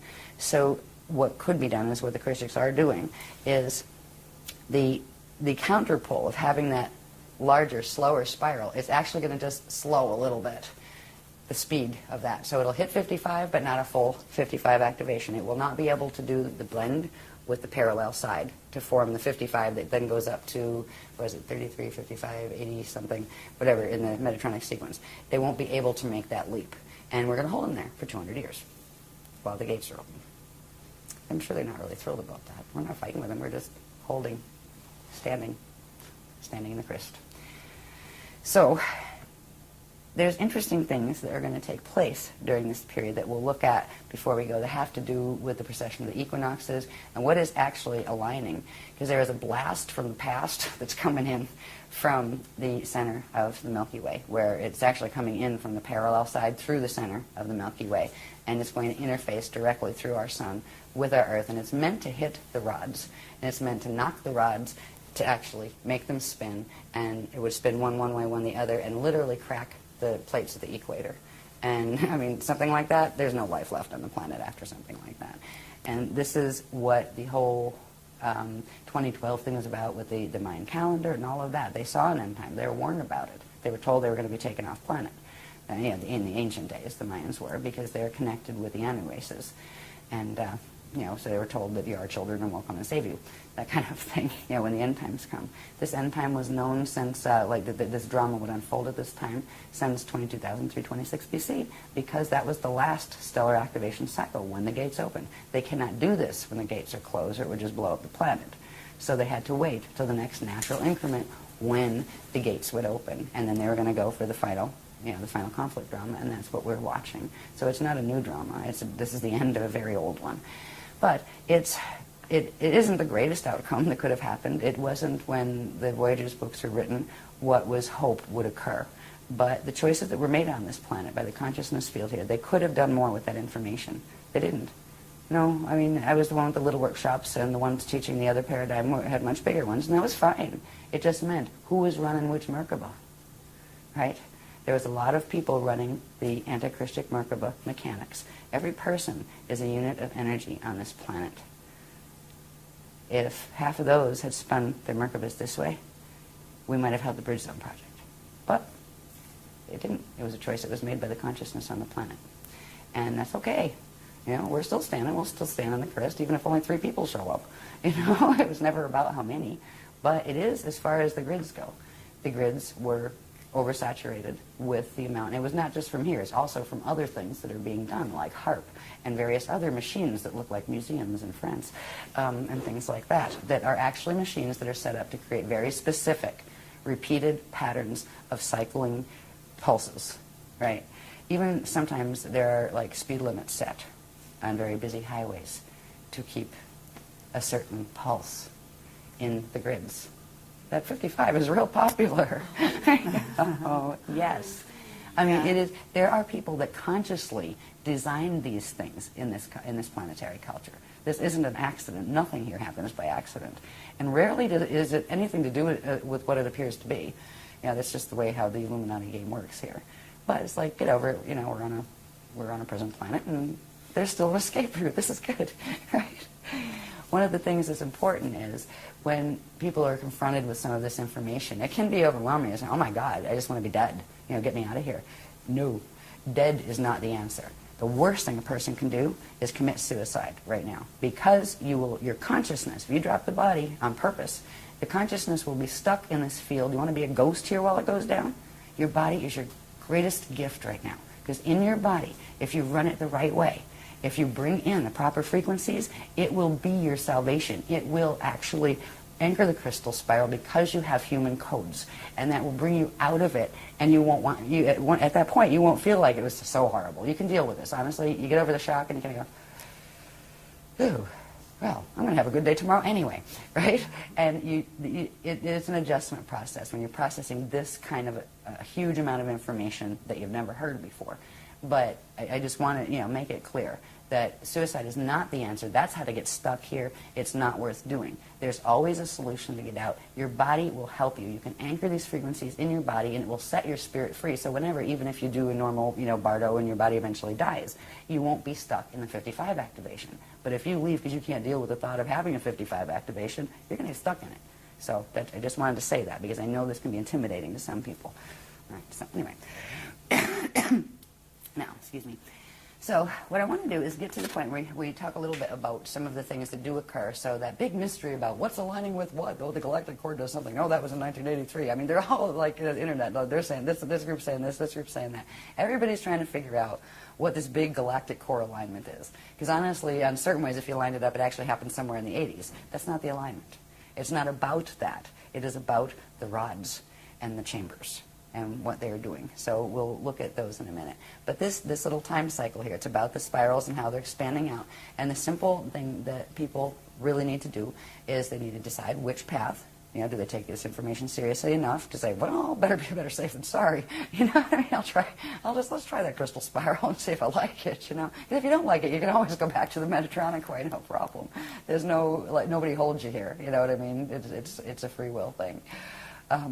But anyway, I want to get to the graphs that have to do with a little bit on the body too. But before that, I want to show you one more thing. We're back up, way up at the top in our cosmic matrix, seeing our little Vecca system with the black holes next to us that are trying to suck us in and that kind of thing. Up here, again, is the Aquarian matrix. That is where the Crystal River host groups are coming from. The Adashi Adepts are coming from. And they are literally sending a frequency bridge down. It's actually acting like a respirator for this planet because it's coming down. It partially goes through the solar gates, but only partially. But it's coming down, and it wraps almost like two currents that come down, and they're meeting in the center, the core of the Earth. If they weren't doing that in the core of the Earth, there's a thing that happens in a solar system, and it's just part of the natural mechanics of a solar system. If you have a sun, that pranacede closes, and it enters its Bardo cycle. All of the planets or stars in that system that have the natural circulation with it will follow suit. They will all close their pranacedes, and they will all prepare to die together. This planet was going to go into that. If that happened, all the gates would shut except the wormholes. And this is actually the cosmic respirator at the moment. There are two currents that are coming down. What do they call that again? That's a big word. Yeah, I trip over my tongue on that all the time. Ancestation passage, they call it.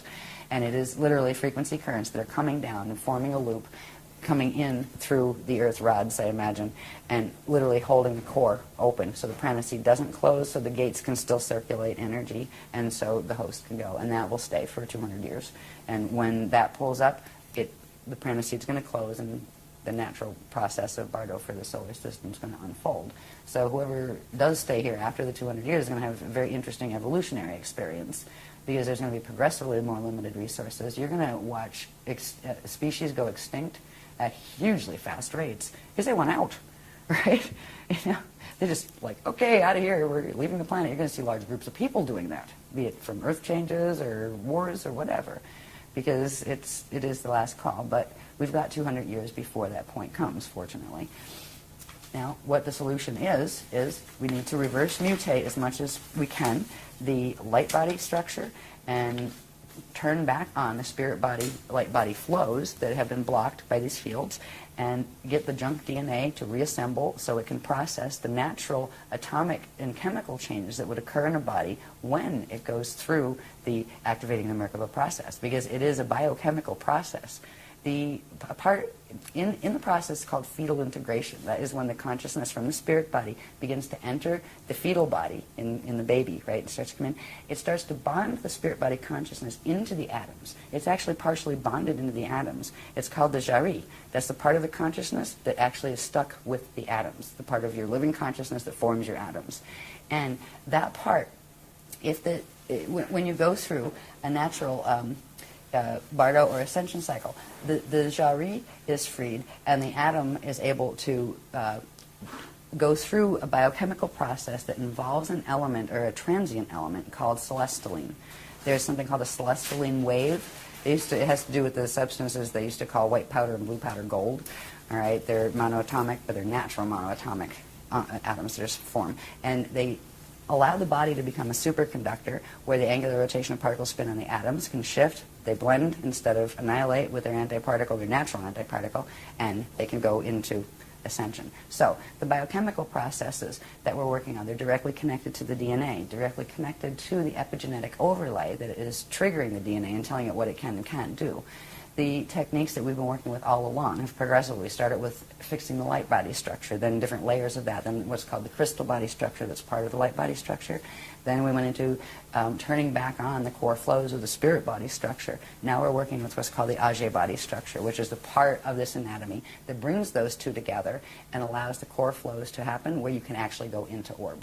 These little orbs we see in some of these photos and those kind of things, eventually we will be able to turn ourselves into those as a traveling medium. What you don't see with an orb, a natural orb, would have its Merkaba fields moving around it, right? They're the parts you don't see, but you might get a photograph of the orb itself, right? You can also have orbs that are coming from the other system as well, where they are using the Death Star Merkaba, and you can't tell just by seeing the orb. You would have to be able to see the structures of its system and whether it had a poison apple-shaped magnetic field around it, or whether it had the natural thing that looks like a butterfly, which is the natural electromagnetic field. So anyway, when we're going to think about reverse mutating, it has to do with techniques, not techniques in a laboratory where you have somebody go play with your DNA. You play with your own DNA by literally, first of all, knowing what pieces of the anatomy you're trying to turn on and trying to heal, and working with them directly through certain breathing techniques, through certain visualization exercises, through certain projection exercises. There are even certain movements and some yoga moves that the Guardians refer to as logas, because you also use energy work with the chakras with them and things. There are things to do that help the body to get into the space where these things can be repaired, so you do become able to do these. We have structures in the body that have to do with, these were in some of the earlier teachings. It shows the density 1 body, and this would be your density 2 body. If things were normal right now, say you could say this was your Earth body and this was your Terran body, Terran density 2, right? But we actually have these fields on each density level. This would be your soul level body, and this would be your incarnate level. If you had the density 3 one here, you'd have your oversoul, then you would have your avatar, then you would have your rishi level. Now, this is 3 dimensions here, this is 3 here. They each have their radial body structure. They are connected, but these have to be opened. So these become a 6-dimensional structure, because the gates that we're going through require the 6-dimensional structure that actually has a 24 to 48 strand capacity, which is where the host comes in and those fancy Merkabas come in. But part of what this is, and we have the light body training courses that are in like the K23 manual and that stuff, they teach you how to open these things, like this part of how do you fix stuff, right? And see, there's certain activations that will then, now this one's starting to get different shaped, right? You do certain other activations, you still have your spherical one up there, but this is starting to look like a flame, right? And then, when you finish those sets of activations, you've got your flame body activated. That's the 6-dimensional aspect, all right?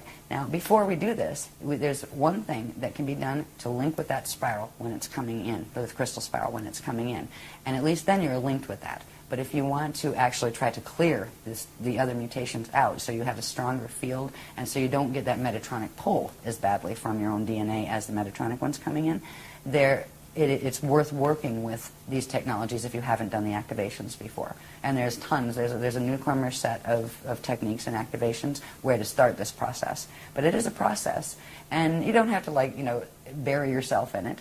But a couple times a week do that, or do a little bit of that, and try to work with the technologies, and also ask the Guardians, just say, would you help me with this? Another thing I want to say about asking the Guardians, I get a little tired of people saying, the Guardians attacked me, they came and they had astral sex with me. I said, hello, that is not the Guardian. The Guardian Alliance does not do that. That's not allowed. No sexual contact whatsoever, no abusive. They don't yell at you, they don't tell you to do things, they don't say you have to, they don't say you must.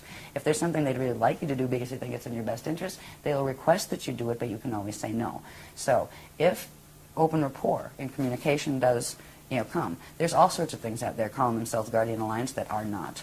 And you have to be careful with that. Our DNA right now, if you've done nothing with your DNA to get your line clearer, it runs 2 lines. It'll actually run 3. You can run a Christic one, a green one, or a red one, which means an Anunnaki one, a Drac one, or a Christic one. So we've all got combinations of those codes. So anyway, I just wanted to add that in there, because we get a little tired of hearing people say, I'm going to go to the newspapers. I was like, well, good luck with that. But that's not us. You know what I mean? That's not our guys. They don't do that. In fact, we've taught against that, and we've taught to watch out for that for ages. If they were going to do that, they wouldn't be teaching not, to look out for that, because people are doing it. Also make it clear that other people who offer to activate your DNA for you or your flame away for you is at the same time. Exactly. Yeah, there's been another thing that some well-meaning or not people have done where they'll say, oh, I'll give you a session and I'll activate your 12-strand pattern for you. Oh, I'll activate. There's nobody that can do it for you but you. It has to be you that does it. You have to choose. There are simple techniques. They're not hard. They're simple meditation techniques. It's really funny. When people first start them, they usually fall asleep halfway through the tape, or maybe a quarter of the way through the tape, because the DNA can't hold all the frequencies it brings in yet. But the more you use the tape, the more you'll find that you can stay awake during it, right? Even if you don't stay awake, you're still picking up some of the activation. The point where you can actually stay awake through the whole thing means you expanded the DNA activation level enough to hold the level of frequency that tape was bringing in. All right, so as far as having other people fix you when it comes to DNA activation, you are much, much safer to just look at various techniques, feel which one feels better for you, and use that one, and not have somebody else. Because you know what? Nobody else can activate your DNA for you, but they can transfer things into your DNA that weren't there otherwise. They can implant you that way, and some people are being used that way. Sometimes they don't even know it, that they're well-meaning. But where did they think? Like, what kind of ego does it take to say, I'm going to go activate your DNA for you? Hello? Get your ego in check. You know what I mean? Absolutely. So anyway. Let's talk a tiny bit about monatomic gold, because there's a lot of misinformation about that. Yeah, we put out an article about that quite a while ago. It's, don't take it. Just we'll start there.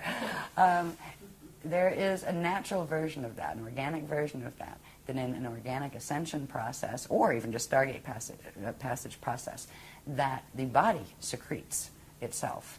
That there used to be a horrible period in Egyptian history and Atlantean history where angelic humans were captured as soon as they did a gate cross and killed so they could scrape the powder off their skin before it evaporated, because if the ones that didn't have gate codes took a little bit of it, it would give them a temporary burst where they could force themselves through a gate. It becomes addictive, and it actually destroys the body if it's not made within the body itself. And it's a product of a natural transient element called celestaline. We've talked about, this gets into some of the heavier atomic things that we've talked about in some of the workshops, that has to do with a substance called hydrolase, which is living water, sort of. It's water with nitrogen, isn't it? That bonds to it, yeah. It's a natural state of water, where the water here is actually mutated because of the way the planetary grids are.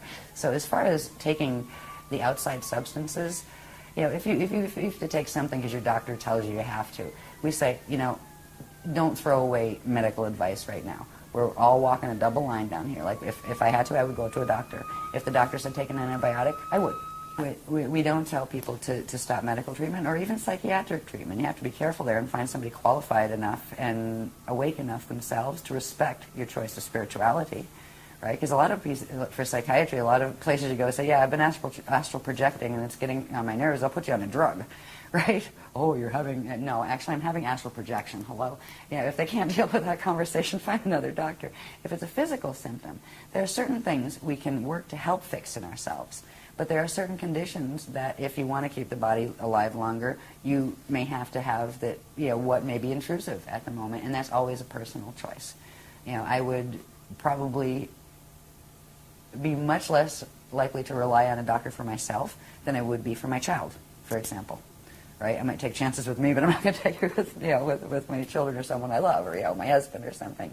So that's personal, but we're not one of those groups that say, oh, everything has to be holistic, and, eventually, yes. Eventually we'll all go back to being breatharians, and we won't have to eat, because we'll be able to do solar symbiosis and actually create hydrolyze in our body just by breathing air and sunlight.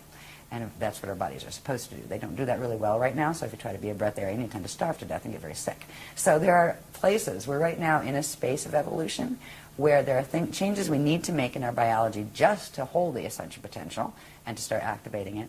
And then there are changes that will come naturally, but if you try to force them, you're going to actually make yourself sicker. Some people went on the big vegetarian kick. Now, I like the concept of vegetarian, but if you just eat vegetarian, your fields get very, very high and buzzy. And they fit right in with the metatronic acceleration that has been going on with the sextant clock. That's why we've said, a bit of protein. If you really can't stand meat protein, fine, if you want to be vegetarian. But be aware, that high buzzy feeling that you get, this is not good. All right, that's too much electricity. It means you're processing too much frequency coming in, and that means you're going into that time wave that's very choppy time wave that's connected with the metatronic activations. So there's so much trickery where it appears to be a good thing, but it isn't always what it appears to be. Those kind of things. So as far as monatomics, wouldn't touch them. Feel the same about colloidal silver, honestly. Right now, that's just a personal preference if somebody wants to do that. But just the feel I get, and the guardians kind of go, not saying a word, because we're not going to get into it, but it's like, yeah, just trust your feeling. Okay, not for me, right? So I just kind of use my own radar with that. And really, they try to support becoming energetically self-sufficient as much as possible. Of course, we still have to eat and those kind of things, but relying on all sorts of vitamins, all sorts of drugs, all sorts of foods, all sorts of this, all sorts of that all the time. Weaning is a little bit. But if you're, say, taking meds for manic depression or something, don't just throw them out the window. You're going to have really bad results because that crosses the blood-brain barrier or whatever and gets in the blood system, and you can have really bad withdrawal. You got to stage those kind of withdrawals. And some of them are just not worth getting in the first place. If you start taking monatomics, it will create a dependency in the body, even though science has not identified that yet. And it will also do something that something else does, too. And for some people, that's good, but for other people, they have enough of that happening, and it shouldn't. There are certain substances now that I won't name them, but they're popular supplements. They're not drugs. They're just supplements. But they actually accelerate the speed at which frequency from the light body processes into the atomic structure. That can be good for some people who have a sluggish field in certain ways, but it can actually override and take it into Metatronic twist for other people whose flows are faster or even normal. So it's very individual with that, with those kind of things. Eventually we'll have more guidelines, and eventually they're going to let us know a little bit more about what foods are more Metatronic than others and those kind of things, which would come down to what trees are Metatronic and what ones are Christic, what animals, it gets to the point where it's hard enough to look at what teaching sets, and what people are affiliated with them. It's almost heartbreaking in a way to have to see which is going which way. But eventually, as we work with our bodies, especially if we're serious about getting the physical body through. You don't have to get a physical body through to be able to ascend. What you do have to do, if you are just saying, well, I can do a normal death and, that gets my spirit out, there's one thing that's very important. And this shows you the horror that's been run here. How many teachings and how many systems, cultures from the past that can even be remembered bury bodies? When you bury a body, it's trapped the verbody cell. It is anchored to that space-time location. The spirit is trapped to the space-time location. If a person bardos out, there's a natural process, the chakra shutting down, the dark matter template separating, the consciousness pulling itself out and up, and it needs to release the verbody cell. Cremation is the way it was always done. Now, normally, if your DNA is working the right way, you wouldn't have to worry about somebody burning your dead body for you, because you would actually transmute it yourself and just have somebody lay it down in a room for 3 days and it would disappear, because you would turn it into vapor and pull that part of your consciousness out, and there'd be a little dust left, and that was the vibhuti left from the verbody cell that was the donated quantum from your two parents that gave you the fetal pattern to begin with. So this is one of the horrors here. How many religions are teaching to bury? That is the absolute opposite of Christian teachings, of Ascension teachings, and it's heartbreaking. But there are a lot of rescue missions that do go on in the planes, the various plane structures of Earth, because the guardian groups know this, and people are getting stuck here for eons, right? So there are particular times when the guardian, they're called way showers, will come in and actually round them up and say, okay, there's certain things you have to do. They have to release that connection, and that's quite a physics mechanics thing, kind of a little bit like brain surgery. But there are guardians that do service them. So if you have people that you love that died and are buried, you might want to put out a good word to whoever the way showers of the Christ are. And they're not always just the Guardian Alliance people. There's lots of Adashi Adepts and people out there that handle these things. But if you want to solve that problem in the first place, if you're not planning on getting your body to the point where it can do a full transfiguration, because it is sometimes a lot of work. At some point you're going to have to change your diet. At some point you're going to have to spend more time focusing in say meditative spaces or projection spaces than you are focused here. And that can get in the way of your life down here. It's okay to die as long as you do it well and take your quantum with you, and that means cremation. And that's another thing that people might hate my guts for. Sorry. Yeah, since they're hating my guts, I might as well say the other one. It's on the other end, the fetal integration one. Yeah. You were wondering if I was going to do that. Yeah, might as well. In the natural process, it's been explained very, very clearly, the fetal integration process, from the point when an egg and sperm come together. I mean, down to the first 12 seconds. The second, what happens? What part of the spirit body grows first? What part of the light body starts to grow then as the flesh is expanding out, etc. 33 to 56 days after conception is when the soul can start to integrate, or the spirit can start integrating into that body. Until that point, yes, the body is alive. It is being fueled by the quantum donated by the two parents. If a being dies in that period, it is not attached to the body yet. It is not stuck. So there is a window of 33 to 56 days when, if a person aborted, let's say, that doesn't mean we support abortion. People really should be spiritually aware enough not to get themselves in that position in the first place. But down here, that can be difficult sometimes, especially if you're raped or something like that. But 33 to 56 days, usually the 56th or the 56th end now, like the way the mutation is running here, before the spirit can start to integrate into the fetal body. Because if it did, it would explode the fetal pattern and it would kill the fetal body. So there is a window there where, yes, you have a baby in there, and yes, you have a spirit that's probably wanting to come into it, but it's not in yet. It will start fetal integration 33 to 56 days. And that's another one. So if everybody really wants to not like me, they can play with that too. I'm sure the Catholic people won't be happy with me at all, and I'm sorry. I won't even get into where the Bible came from. In the Council of Nicaea in 325 AD, when Rome decided it wanted to unify all its territories and called everybody together and created the canonized Bible by taking pieces of old records from various places. So we all have our own beliefs, and I really hope the people of other faiths can respect ours, and we will respect yours. Anyway, I get back on the grass so I'm done with these. Okay, no, that's absolutely fine. Oh, talk about just hitting every little bit. Well, that's what we're all about here. We're just It breaking just open felt the like box it was the right place to put that. as I much don't as know possible. why. Pushing the envelope. Well, it's already been said. I mean, these things have been published and said in our workshops, but I've never been on YouTube. Well, get ready.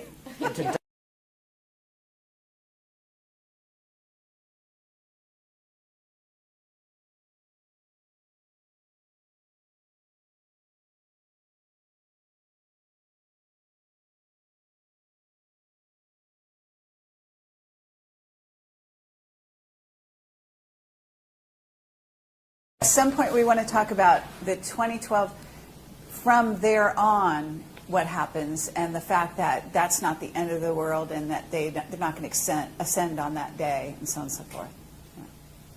Yeah, their story of they were going to ascend on that day meant you were going to become extinct on that day. Right. Yeah, if the Metatronic crew had their way. Anyway, I want to show a couple of things because I want to get to one point that shows something that is important that has to do with the what to do. The linking code, there is a linking code, and I'll show you how it works. But first I just want to, they're asking me to put these up, just to get a view on these. These are, we showed the light body structure of the flame body and the activations. The part of the activations that when you do the flame body, it also begins activating these parts of the field that are part of the chariot of fire. So we'll be activating those parts. They build up to activating the Christ star vehicle, the Merkaba levels, that build up to the Christ star vehicle, and that builds up to activating the Amaranth. Just hold it there. Okay, now.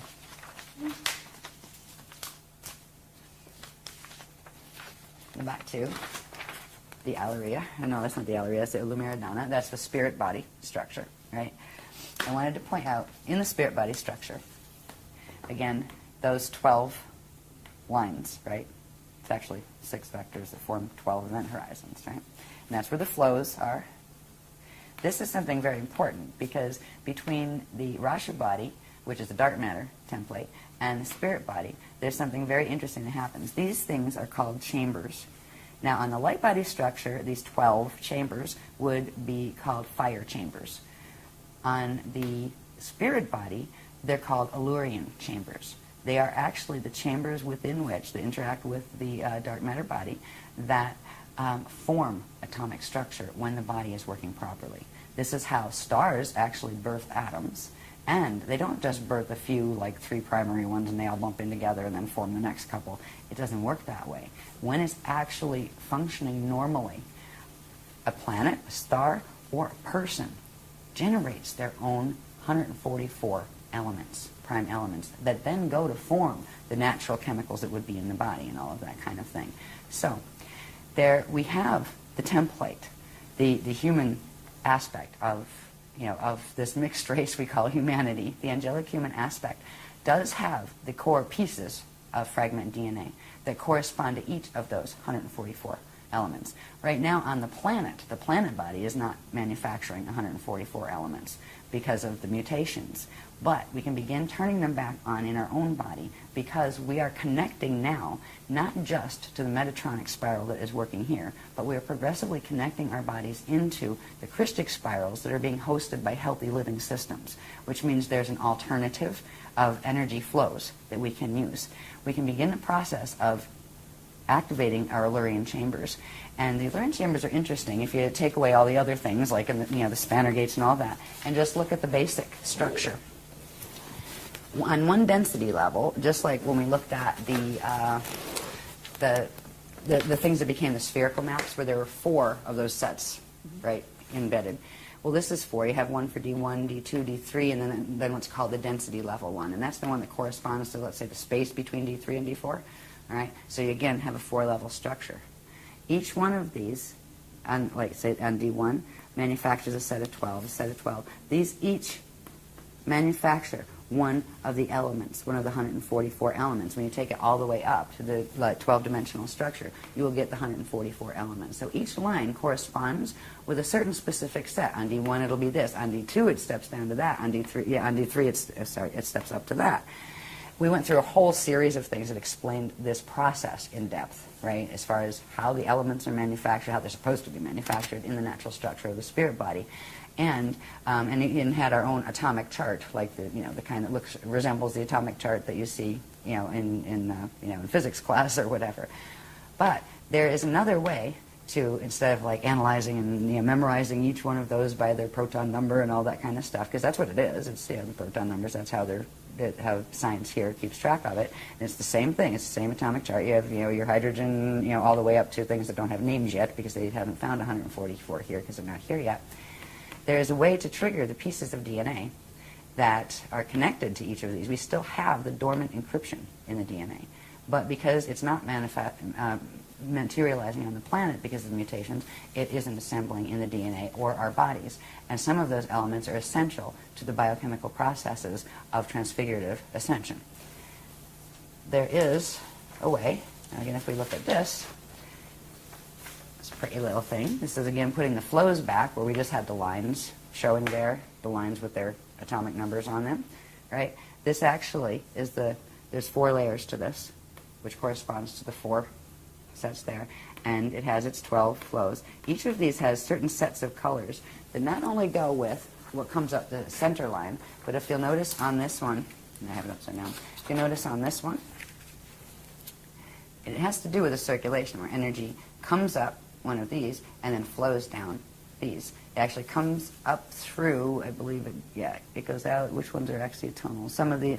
This is the interface between the 12 lines that are of the spirit body and the 12 lines that are of the light body. And there's an interaction between them, and it's through that, you also have the Rasha body in there. There's 3 different currents running that actually form the elements that are the atomic elements. And these flows that actually come up here, and I just have them going over here and then come back down here. So there's this interaction where these base elements here will come up and they manufacture other ones as they interact with the currents that are coming up here, and these currents split and come down here, and that's going on all the way around, right? So there's this whole set of mathematical interactions that take place in the structures that unite the Rasha dark matter body, the spirit body, and the light body, through which the atomic body is formed. And these numbers correspond to the colors that correspond to the frequency bands of each of these. There would be a color. There's a color spectrum that goes, say, 1 through 12. 1 is red, D1 is red, D2 is orange, D3 is yellow, all the way out to D12, which is that white, the liquid light white color. So the colors correspond to the frequencies, and the frequencies, the colors correspond to, these colors would change on each line because the numbers change. It's called the mix master, and this has to do with quite a complicated process of what angles, which dimensional level is at. So they're not all on the same. You might have axiotonal line 1, say, here, and then it becomes line 4 on this level, and then it might be line 6 on this level, because of the shifts in these spheres, where they're not all with their 12s pointed up, in other words. So it is literally the atomic creation factory that our bodies are supposed to be, that a planet body is supposed to be, a star body is supposed to be, to begin triggering the activation of those 144 presently dormant, most of them, elements in the body. This code can be used through optical pineal induction.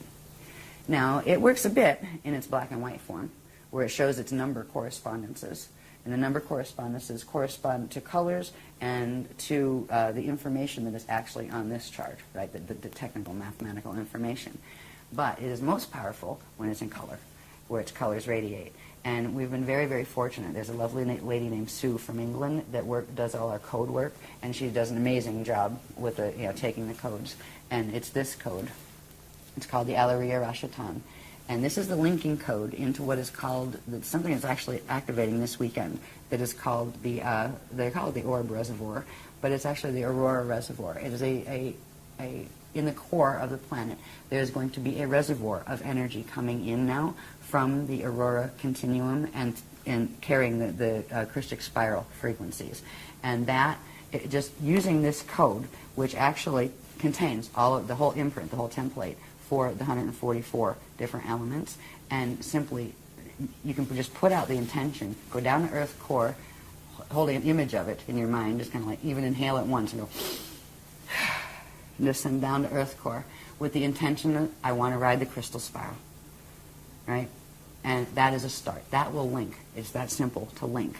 Now, once you link, then there's the light body and the various pieces of yourself you might want to put back together if you want your fields to be strong enough to handle that periods that are going to come up in between now and 2012.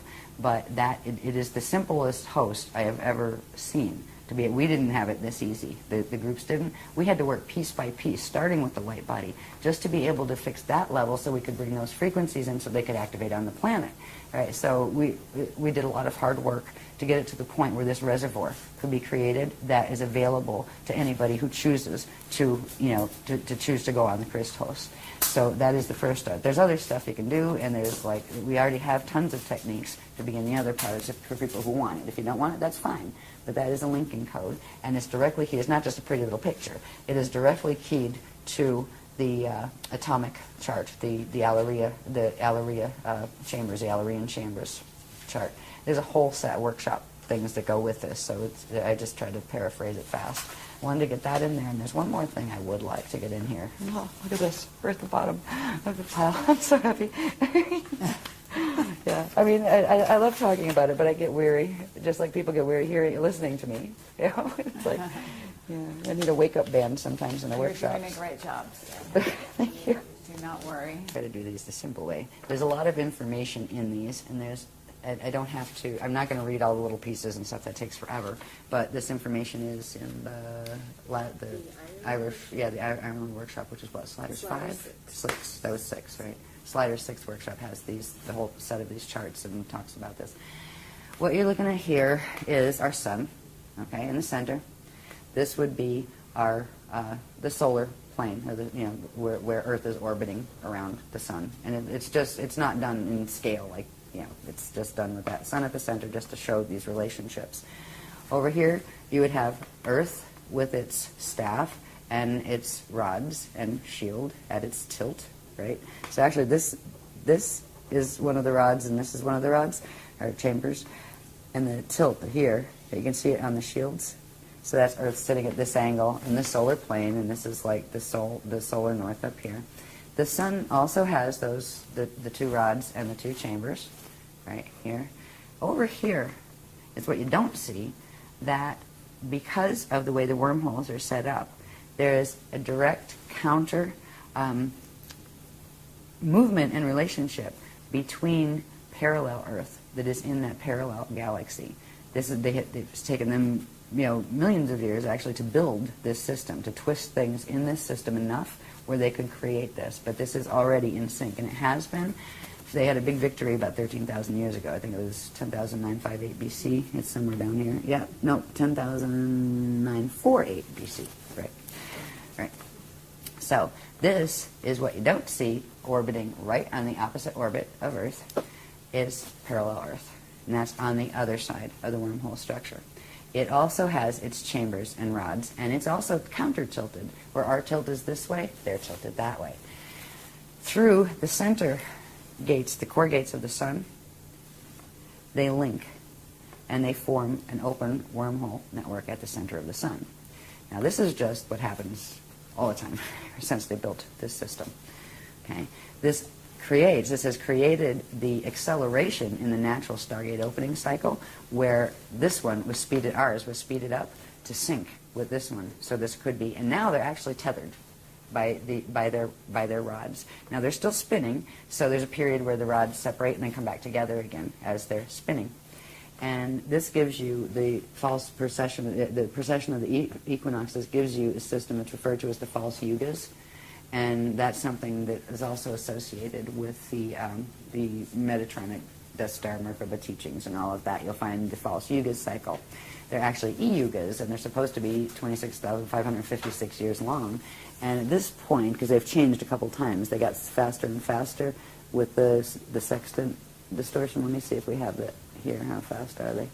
I think it got cut off on the bottom. Anyway, this system has accelerated the Stargate opening cycle to synchronize it with this one on this planet.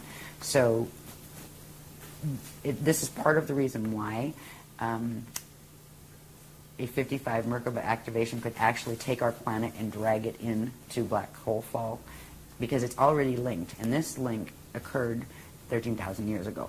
All right. There's another link that has to do with this. This little dot back here, and it's not to scale, of course, it's just showing the point in the maps that we would call our the core of the Milky Way galaxy. All right. The Milky Way also has a thing that's rotating in it. Even though it's a black hole, there is a thing rotating in it. It also has its chambers and rod. And it spins much longer, slower cycles. There are certain periods of time when these things come into specific alignments, where you have the rods of the Milky Way that are coming through from the black hole system, interfacing directly through our sun, that's interfacing with the parallel side, and you have another parallel side on the parallel Milky Way coming through the center of the Milky Way. Now, this is happening all the time in general, but there are certain periods of time where various things happen. Like in March equinoxes, ever since equinoxes began, March equinoxes, you end up with the parallel one and our Earth crossing over. And when they cross through each other, right, one's at one angle of rotation of particle spin, one's at the other. This one's in the parallel universe, but they are synced, and they literally pass through each other. The core is open temporarily for that period of time. Do you know how many pagan celebrations and old, ancient cultures used to do their fertility rites and their all sorts of interesting ceremonies on the equinoxes and the solstices? This is why they were taught to do them, because things could come in, you get yourselves pregnant over here, things could come in and soul integrate directly right through from parallel. And this was part of the trickery that has been going on here. I mean, great, we got equinoxes and solstices. That's not great. Because they are actually part of the twisted sextant clock that is part of this nasty wormhole black hole vortex system. Then we also have what happens, let's see, which one is this? Do we need that one? No, it's just showing where they blend. June solstice. Okay, so things keep, then they rotate apart again. And you have, we're over here, and then they're over there, right? But they're still aligned directly through the solar gate. So there's another gate opening there. The most powerful one is actually when they totally overlap with each other for that period, and that is in the equinox periods, right? So again, they're, we're going this way, and they're coming this way. We overlap again on the September equinox. We overlap over here this time and pass through each other again. I'll just do these really fast. And then in December solstices. Okay, are you familiar with the Alice Bailey material? I've heard of Bailey, but I've not read it. Okay. And, well, they talk about it a lot about, like, the Buddha festival and various festivals that go on various times of the year. And full moons mainly. Moons. Yeah. We haven't even touched on the moon stuff yet. Right. Yeah. But there has to be, I think, some kind of link up here. Yeah. I'm sure And there is. it might be great to Yeah, I'm sure there's an touch on extension that. of these diagrams that actually show what the moon is doing during all of this. Because it's very much tied to... Yeah, because the full moons are tied to the equinoxes and... Okay. Yeah, we got to plug the moon into this. Yeah. Yes. Oh, yeah, okay, Bailey did that, yeah. Yeah, I knew the name sounded familiar, and I know the GWB. Yeah, those guys. Okay, so, anyway, this is where it gets interesting, because here's where you're ending up with rods. You got the solar rod running with the galactic rod, right? You also have the planetary rods aligning through them. So there's this interesting thing happening here because of this one. It's a much more powerful one, and this is the point where certain things could happen. If there were frequencies thrown through here hard enough, you could whack this rod and actually spin our rods. And Okay, and what shift. What time of year is this? This is coming into December, right here. It starts actually around November 21st here, and then the rotation continues, and the alignment is actually this right here. While we're here, and this is our December 21st position, our rod links in here at this angle, which crosses through the solar rod and this one, and that is what allows this and this to grab that and drag it. So this is still in its November position over here, but this is where it interfaces. We have to be in the December position. This is what they're going to try to do in 2012. He's a jag, he's a jag, he's a jag, you are. He's a jag, he's a jag, he's a jag, you are. Strange shade of stone, deep cat-eye green. No way to escape, no one hears my scream.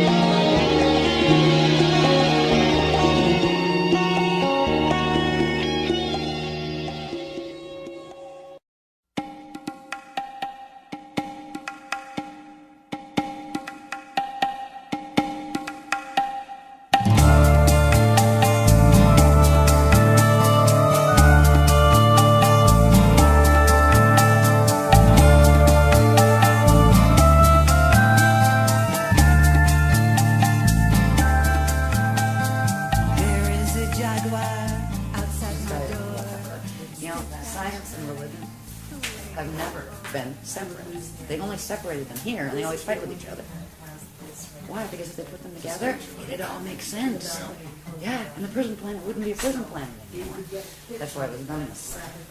Yeah, You keep saying, okay, now it's happening. Okay, now it's part happening. of the plan, actually. To just have so many people cry wolf for the last 200 years, and nobody listens anymore when the end times do come. Yeah, exactly. One of the people that works there is a CIA asset. That doesn't surprise me. I wouldn't doubt several people in our workshops are too. I think they've been following us around for a long time. But that's okay. We don't do anything harmful. You know, I think they probably find the information interesting, so they keep coming back. Whatever. Who knows? It might help them. So let's see where we left off. Waving. Last graph. Okay, so we're basically at December 21st, 2012, and exactly what the potential is at that moment. This is the alignment that everybody's been trying to figure out what it means we're aligned with galactic core. It's actually the alignment of the rods. If you don't know that spinning bodies have rods and chambers, you have no idea, right? So you're going to try to figure out what angles are happening, what the stars are doing. It's not about that. It's about this. It's about when this frequency comes in here, which, you know, it's stationed in there at that, you know, it's actually coming through and kind of hangs there. That's a period that rotates very slowly. So that is kind of a thing that these things pass through. But at this point, right here, when we hit December 21st, 2012, our rods will cross into this and cross, it makes a, what's that, a right angle, I think? I don't know my angles well. It's like 90 degree, where the solar rod, made more powerful by the frequencies they're going to blast through here. Because what they're going to do different here than when this alignment usually occurs is they are opening what's called the Procyon black hole center, and they are going to beam in frequency from the parallel side for the final kick.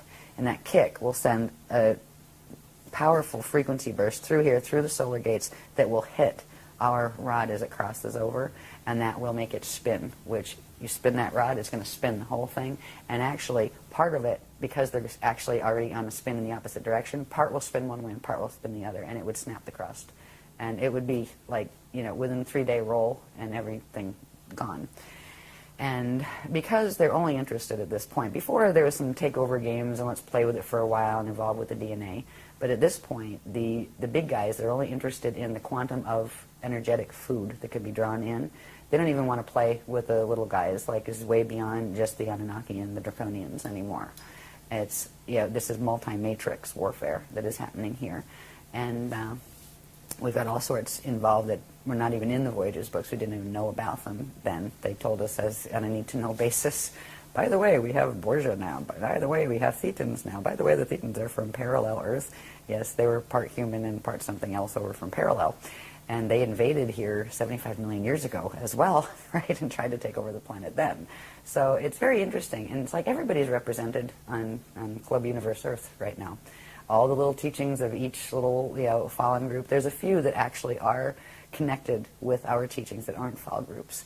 We haven't found them yet. It would be nice, right? You know, it would be so lonesome, because it's a bit lonesome standing out here and trying to explain this to people. But we will get through this alignment, and we will be able to withstand that acceleration that's going to come through there. That acceleration would spin the rods, and it would also spin the rods fast enough to trigger the core to hit the 55 activation. And then once it hits 55 and does a full 55, it starts going where it eats the quantum behind it and starts expanding rapidly on the Fibonacci spiral, and just literally torques where it spins faster and faster and pulls the two of those together. It literally pulls them into the sun and then pulls the sun into the other thing. It takes the whole system out. It's the level of technology involved in this is just, in my mind, mind-blowing. You're just looking at, oh my God, you know, what kind of consciousness are we dealing with here? You know, our scientists look like little kindergartners by comparison. Well, we back engineered a spaceship. Whoopie-doo. That is impressive, horrific, but impressive, Okay, scary. But at this point, we have to say that this is not going to happen, and why? It's not going to happen because of what the guardian groups are doing to intervene. If it weren't for the intervention of the Mechanizm groups that are the ones from the Aquarian matrix that are already the Adashi adepts that have gone through the Christ star, transfiguration, there would not be enough quantum energy to hold the grid stable here to stop this for even 200 years. There's two things. One of them happens this weekend that is the beginning. It has to do with what ultimately becomes in 2012, progressively, what's called the mirror in the sky. We talked about the planes of Earth, right? We showed those maps a bit where it showed from the core going up. There are the different plane interfaces. We showed that there were aurora platforms in between there. They are progressively being activated, and another level of activation is coming through this weekend, that they will create literally a buffer field that will bounce back some of that. It will literally bounce back some of that energy, which is going to be interesting for those on the other end who are throwing it, because it will bounce it back with probably, minimum 12% spin increase. Okay, 12 times at least the strength it was thrown. Some of it will get through, but not enough to rip the rods and make them spin, and not enough to fulfill the 55 activation. Now, that protection can hold only as long as the gates are open. Because of what the galactic gates are doing in this, what is called a Starfire Ascension cycle. The whole thing is called Starfire Ascension, and that's the Christ star evolutionary process.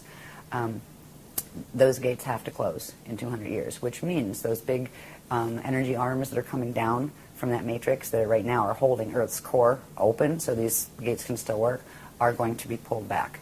When that happens, all of this is going to let loose. That Merkaba is going to, the Death Star will activate.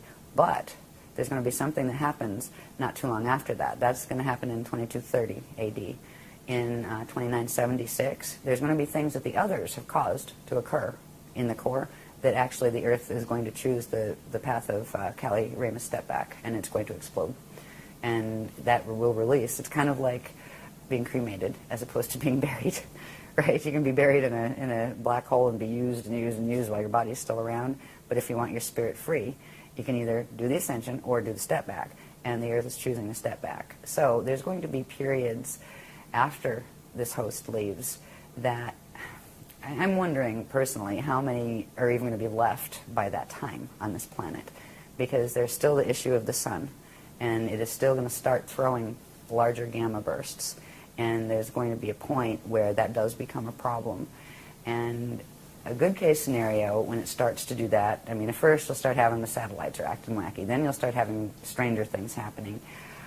There will be a period, I think, and I'm not sure what time frame, they haven't solidified this yet, probably because it's still in flux. It depends on some of the things that the people on this planet choose to do, what the Illuminati choose to do, basically.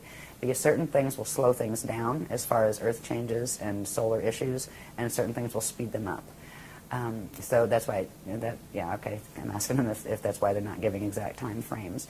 But there will come a time, I do believe, where there's going to be some very strange electromagnetic storms that become the norm here. Life as we know it now is going to change.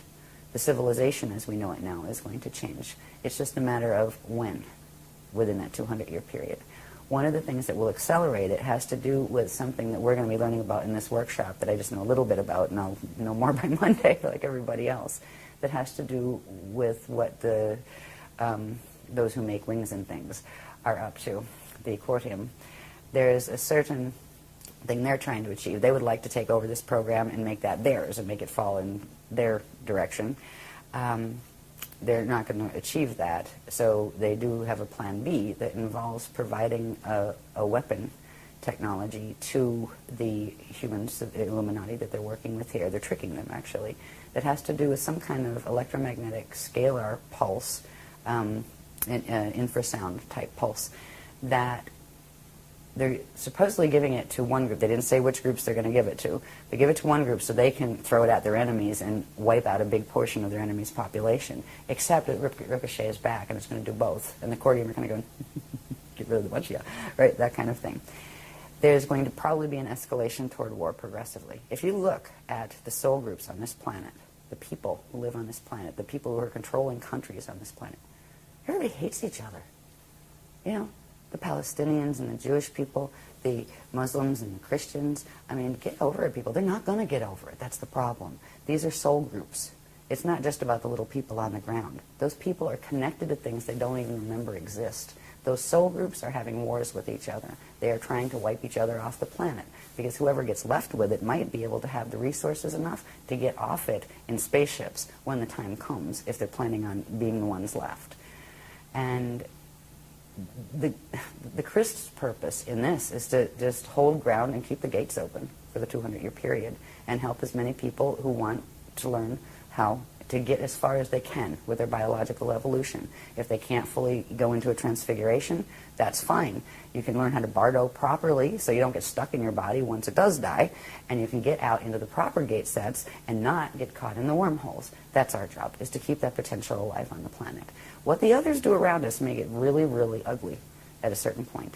That ugly could happen as early as 2019 to 2022, because that's around the time that there's a strong possibility. It's not phase locked in yet. It depends on who chooses what, and now it's the Illuminati choosing. Good luck with that. What they choose to do with the Cortium's offer on a certain weapon, but there's also something the Guardians are doing to make it more appealing to not bother, and that has to do with the activations of the ancient arrow sites. Because if they're activated on the crystal spiral, the weapon that the Cortium are using won't work.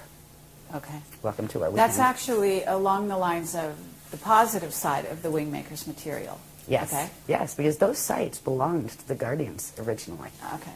Yeah, and so because there is a distinction, the Cordium is not the Wingmakers. Okay. The Wingmakers are actually the positive beings that would be similar to what you're calling the Guardians, in essence, as they're described in the Wingmaker material. Yeah, you're Okay. right. I'm just telling you what it I'm sure they talks think they're about. very nice.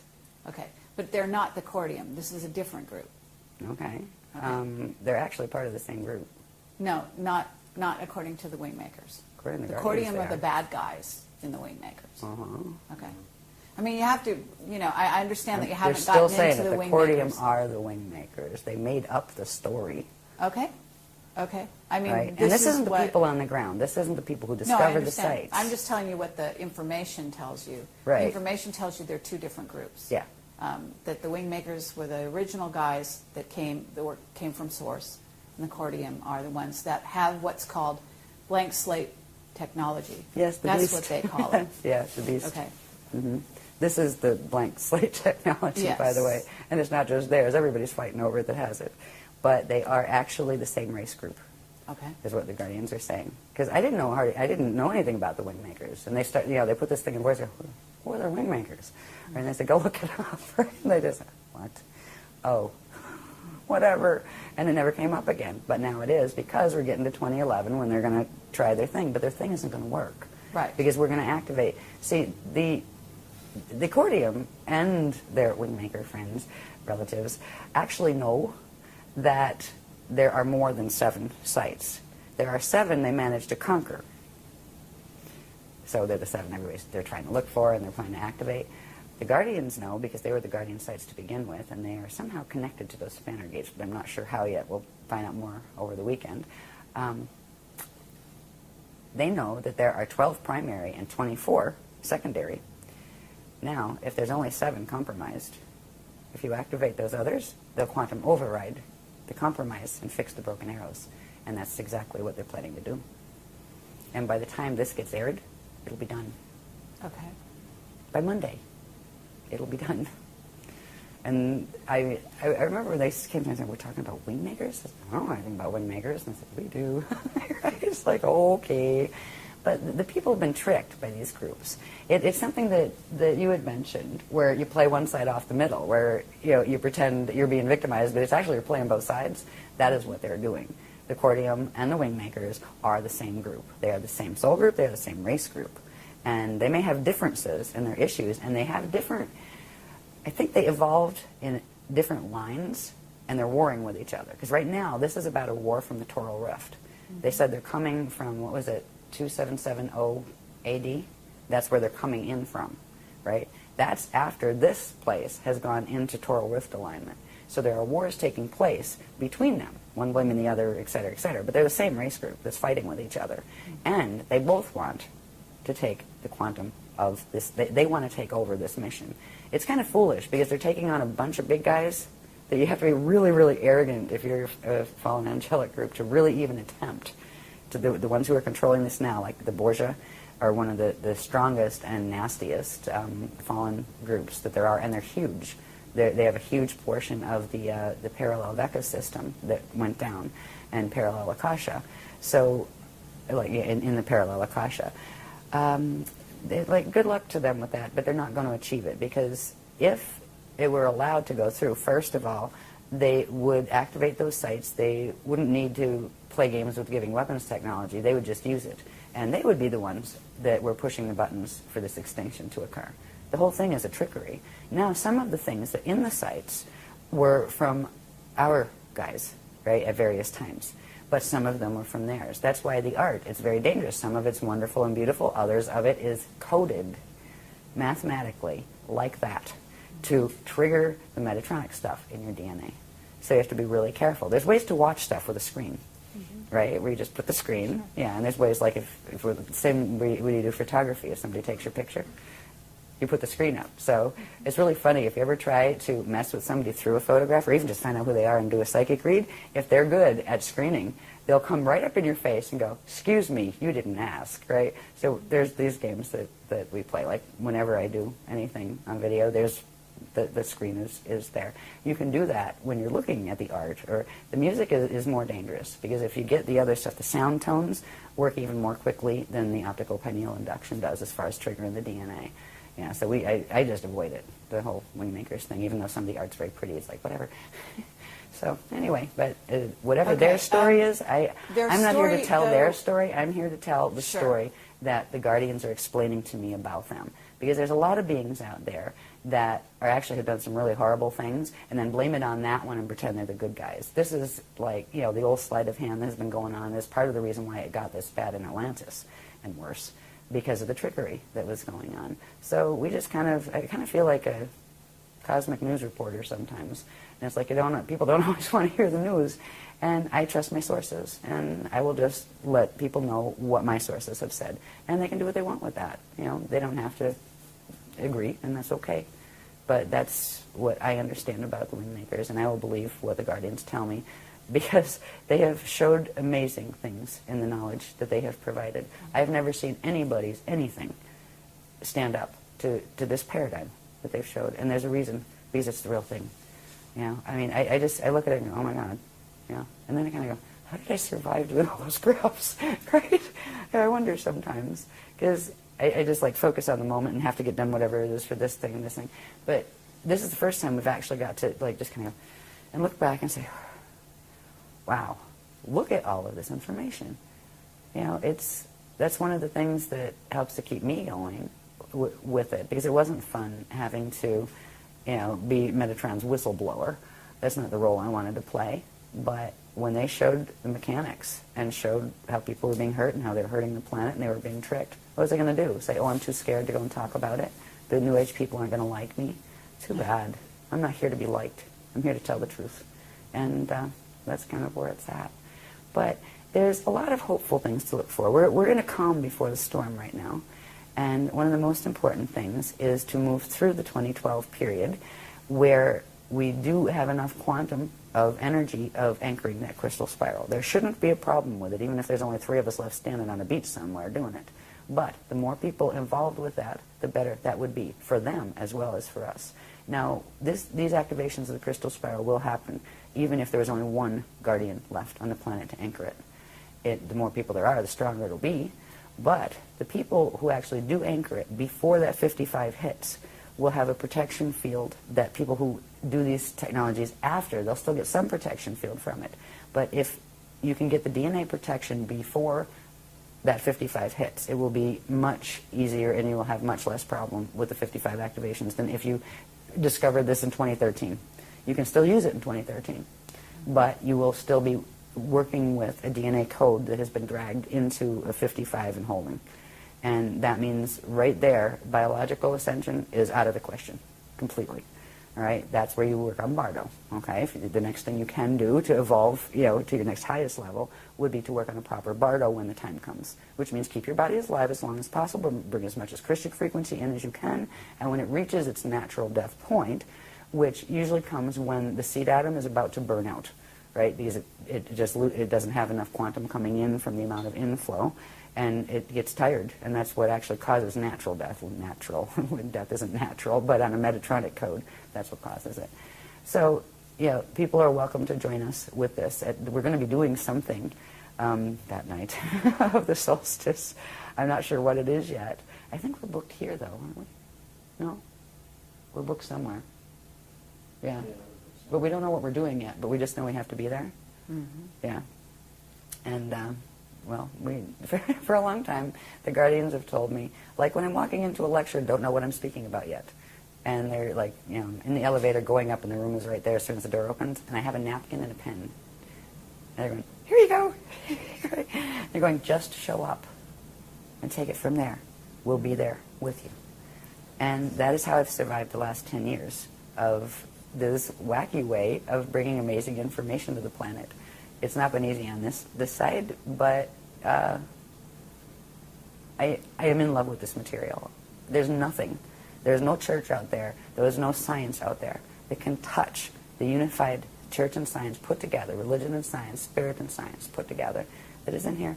And that's why we do what we do, and we love this planet too. And so it's kind of a wrap. Any other question areas you want to go into? Okay, that's lovely, and I think that's a wonderful sort of place to end, or at least close this for now. But I do have a few questions just in general, and we could probably skip over them pretty quickly. Okay. So I think that some people are going to be wondering whether or not some of the most recent occurrences, like what happened in Haiti, It's on the workshop itinerary to talk about that. So if you could talk about that a little bit in terms of, because there's also a grid line in which goes through these points and joins them up. So I'm wondering if that was targeted by HARP and what your knowledge is and what you've been given on that regard. Because that is already listed on the workshop itinerary, that's something we're going to be talking about. Yes. I would be glad to answer that later, but we will have more information. I have information on it, Okay. but out of respect for the people coming to the workshop, we'll release it there first on I that. see. But Okay. yes, it is connected. Yes, there's a specific thing that triggered the Haiti earthquake that was done on purpose. It wasn't done to cause an earthquake, but they knew that that would be the result of it, and they didn't care, as usual. Right? Yeah, it's connected to something. Let's just put it this way. It's connected to something called the gravitron that's in the Gulf of Mexico, and it's connected to something called the Alpha Omega temples and the Spear of Destiny grids, which happen to be draconian grids, all right, the Omicron draconian. So it has to do with certain activations taking place there, and that is why that was caused. And the Chile one is also connected, but that was actually a counteraction. That has to do with the wingmakers, not the Cordium. Wingmakers helped that one along. Yeah. The earthquakes aren't being done on purpose, but they are. The result of that probably happening is known when the certain grid mechanics are being done, and they're doing them anyway. Yeah, and there will be more instances like that. Okay.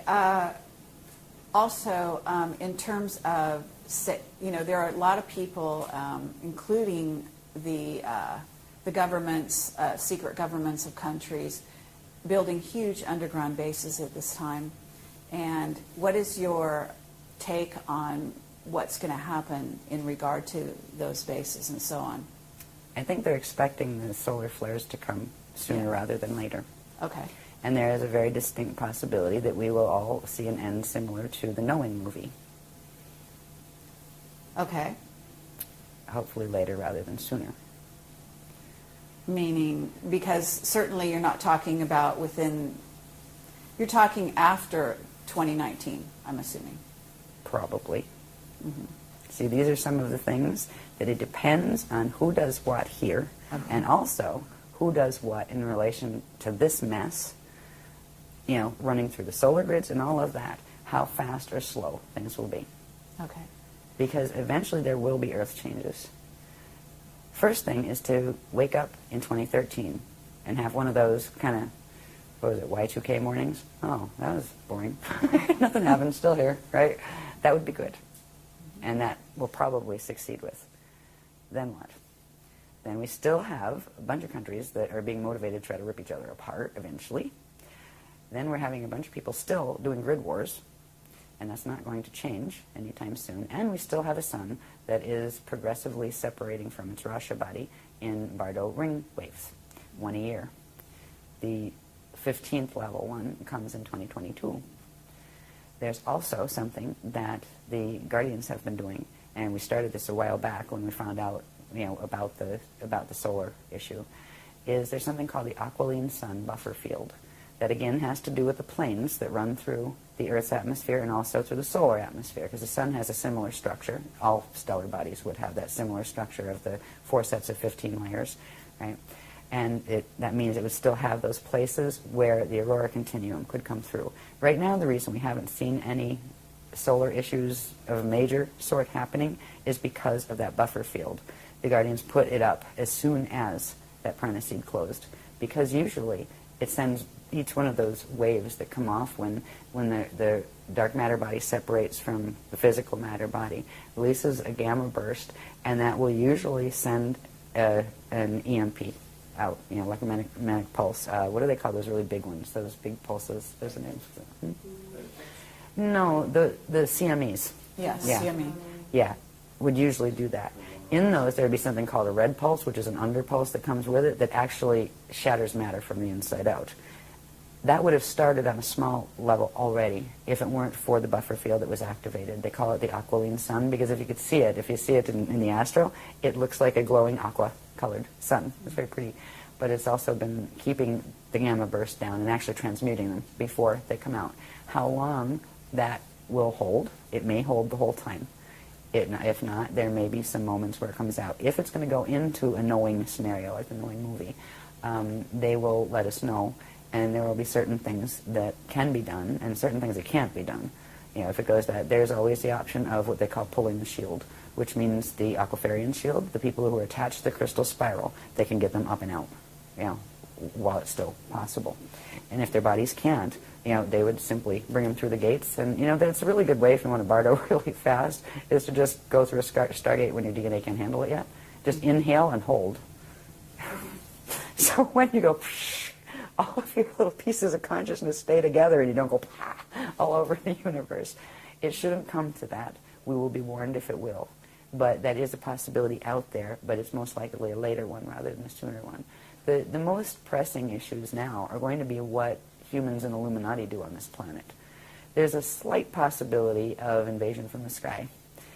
It's not as strong as it has been in other periods, because there's not a lot that would be gained by it right now from any of the sides. But that may change. We'll see where they go with that, and that's something that the Guardians are watching. They're also planning, the Guardians are planning their own visitation, but they're not going to use spaceships.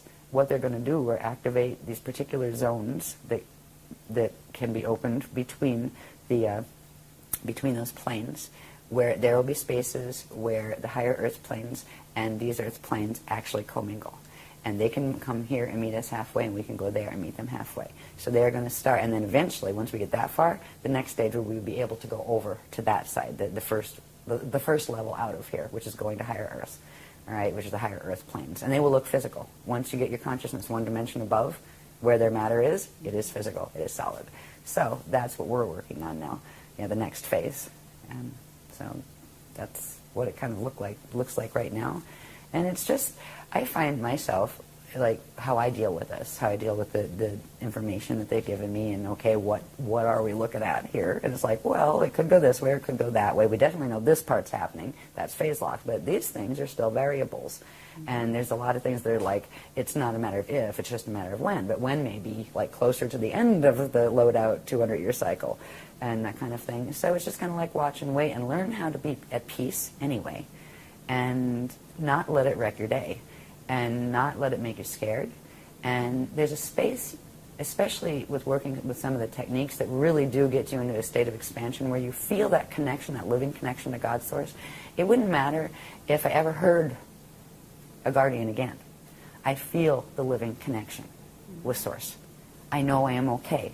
Whether my body lives here or doesn't, that's okay. I am okay, and I am home. And that is a space that I hope to be able to help other people to reach, because it is the space you need to go through these times in, where you can still smile and still make jokes and mean it, and still, most importantly, love everybody. Because with the horrible things that have been done to this planet and people do to each other, and not just ETs, by the way. A lot of these people are not just ET, but they're ID, interdimensionals. Not all of them use spaceships. Some of them use those nasty Merkaba fields, right, as their transit vehicles. But to be able to keep the love there anyway is part of the lesson, I think, that consciousness comes into situations like this to move through. It's almost like a test of your merit on, do you really love? Do you really know what that means? Can you still love them even though they did that? Can you still not be afraid even though you know this is occurring? And it tests you, because we're dealing with these little emotional bodies down here that go, ah! I'm scared. But I'm going to be tough anyway. I believe in the Christ. And the one nice thing is, there is only one set of rules that does apply in the eternal cosmos. And they are the rules of the Christ. The only people that haven't learned that yet are the ones that still play the FA games, the fallen angelic games. Because all they will eventually do is meet the consequence of their action. And the people who don't allow themselves to be lowered to that level of action and keep their truth and keep their love and all of those things, they will also be met with the consequence of that. It's about not letting yourself be worn down by those who act in unkind or evil even ways around you. Evil eventually destroys itself. This too shall pass. But the eternal is just that, eternal. It's a no-brainer as far as I'm concerned. Anyway.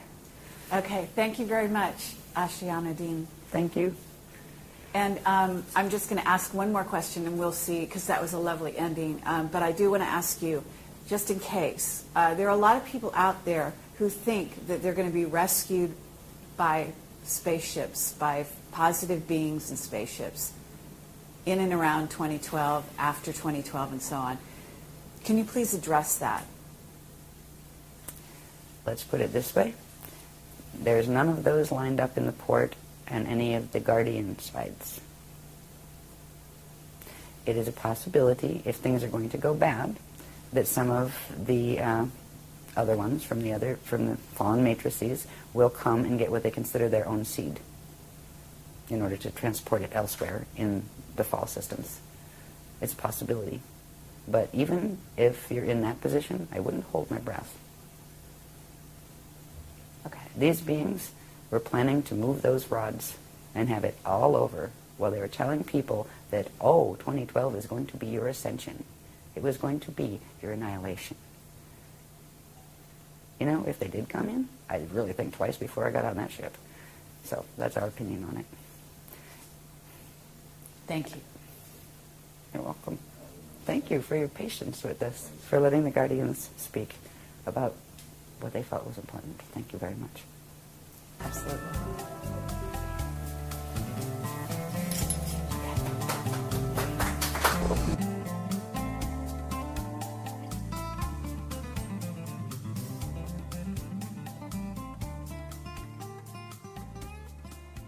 They were given an agenda that they thought without any doubt was rolling out, and it simply isn't. And those people weren't lying to us. I mean, they were convinced and they believed it, and they were leading their lives accordingly. And they still are. A lot of them are still with that agenda. They're building their underground bases. They're going through all the motions. They fully expect, And we have one witness who, he keeps being told every, year or 6 months or something, this is it, And I mean, so it's sad for them in a way, because even if they were well-meaning initially, they're telling us what was supposed to happen with conviction. It doesn't happen, and then it's like the kind of calling, wolf too many times. Yeah, they exactly. keep saying, okay, now it's happening. Okay, That was now it's part happening. of the plan, actually, because just have so many people cry wolf for the last 200 years and nobody listens anymore when the end times do come. Yeah, exactly. Yeah.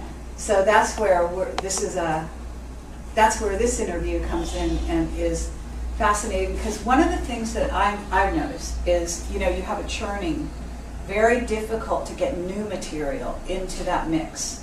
And I'm sure that that's part of the program, which has to do with, the Earth being surrounded by those levels. But in my view, you were bringing new material. This is new material. This is fresh.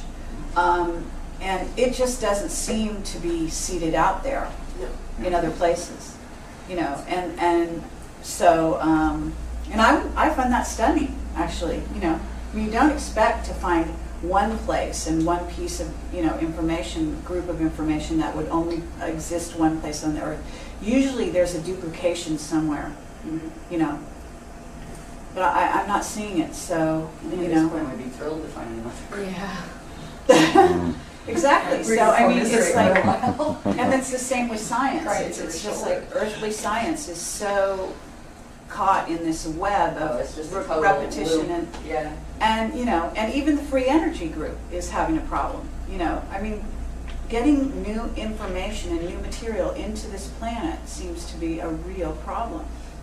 It's not easy. And so that's part of what it actually causes physical pain to do it, to bring that fresh line in. Yeah. Because the body is still holding, the dimensional body structures are still holding the mutation of the planetary grids. So that information has to force itself through, and you get everything from extreme bone pain and joint pain. Yeah. So sometimes when it comes in, if a really heavy, fast line comes in, instant nausea and just heat flash. Except what's really funny is that the men get the heat flashes too. So it's not just female menopause. Yeah, I know. Menopause. We have menopause. I mean, children True menopause enough. because even the younger ones get it. Yeah. Yeah. So it is there. Yeah. In the beginning time, it was hilarious. Just like, well, I'm glad I have front teeth because the back ones just kept shattering. Yeah, just from the amount of frequency coming. Yeah. Yeah, Incredible. through. Yeah. Fun television. It's good. Yeah, I mean, I've had that very much anymore. happen also.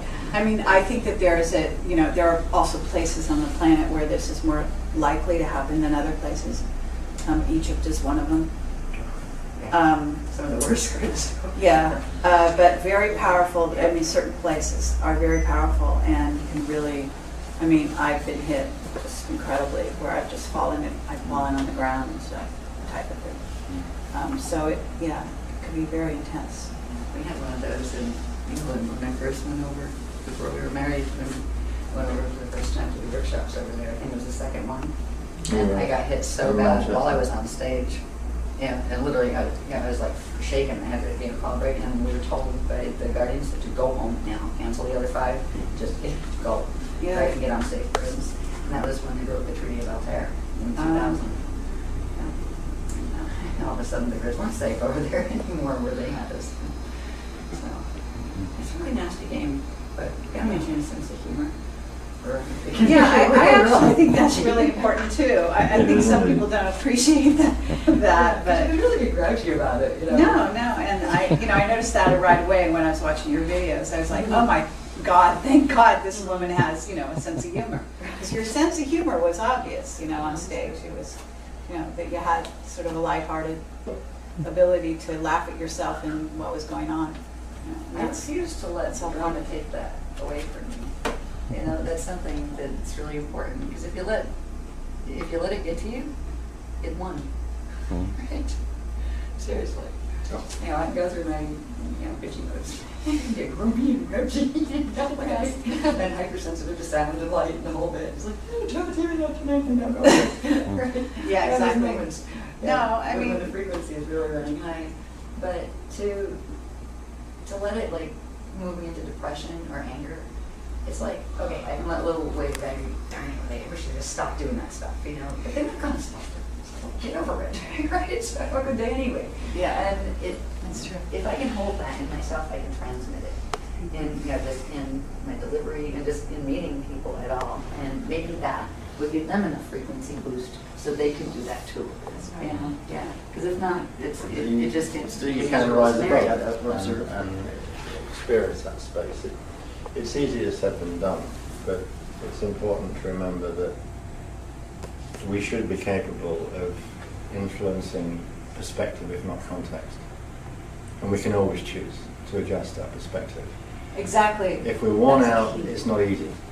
But there are moments when you can do that.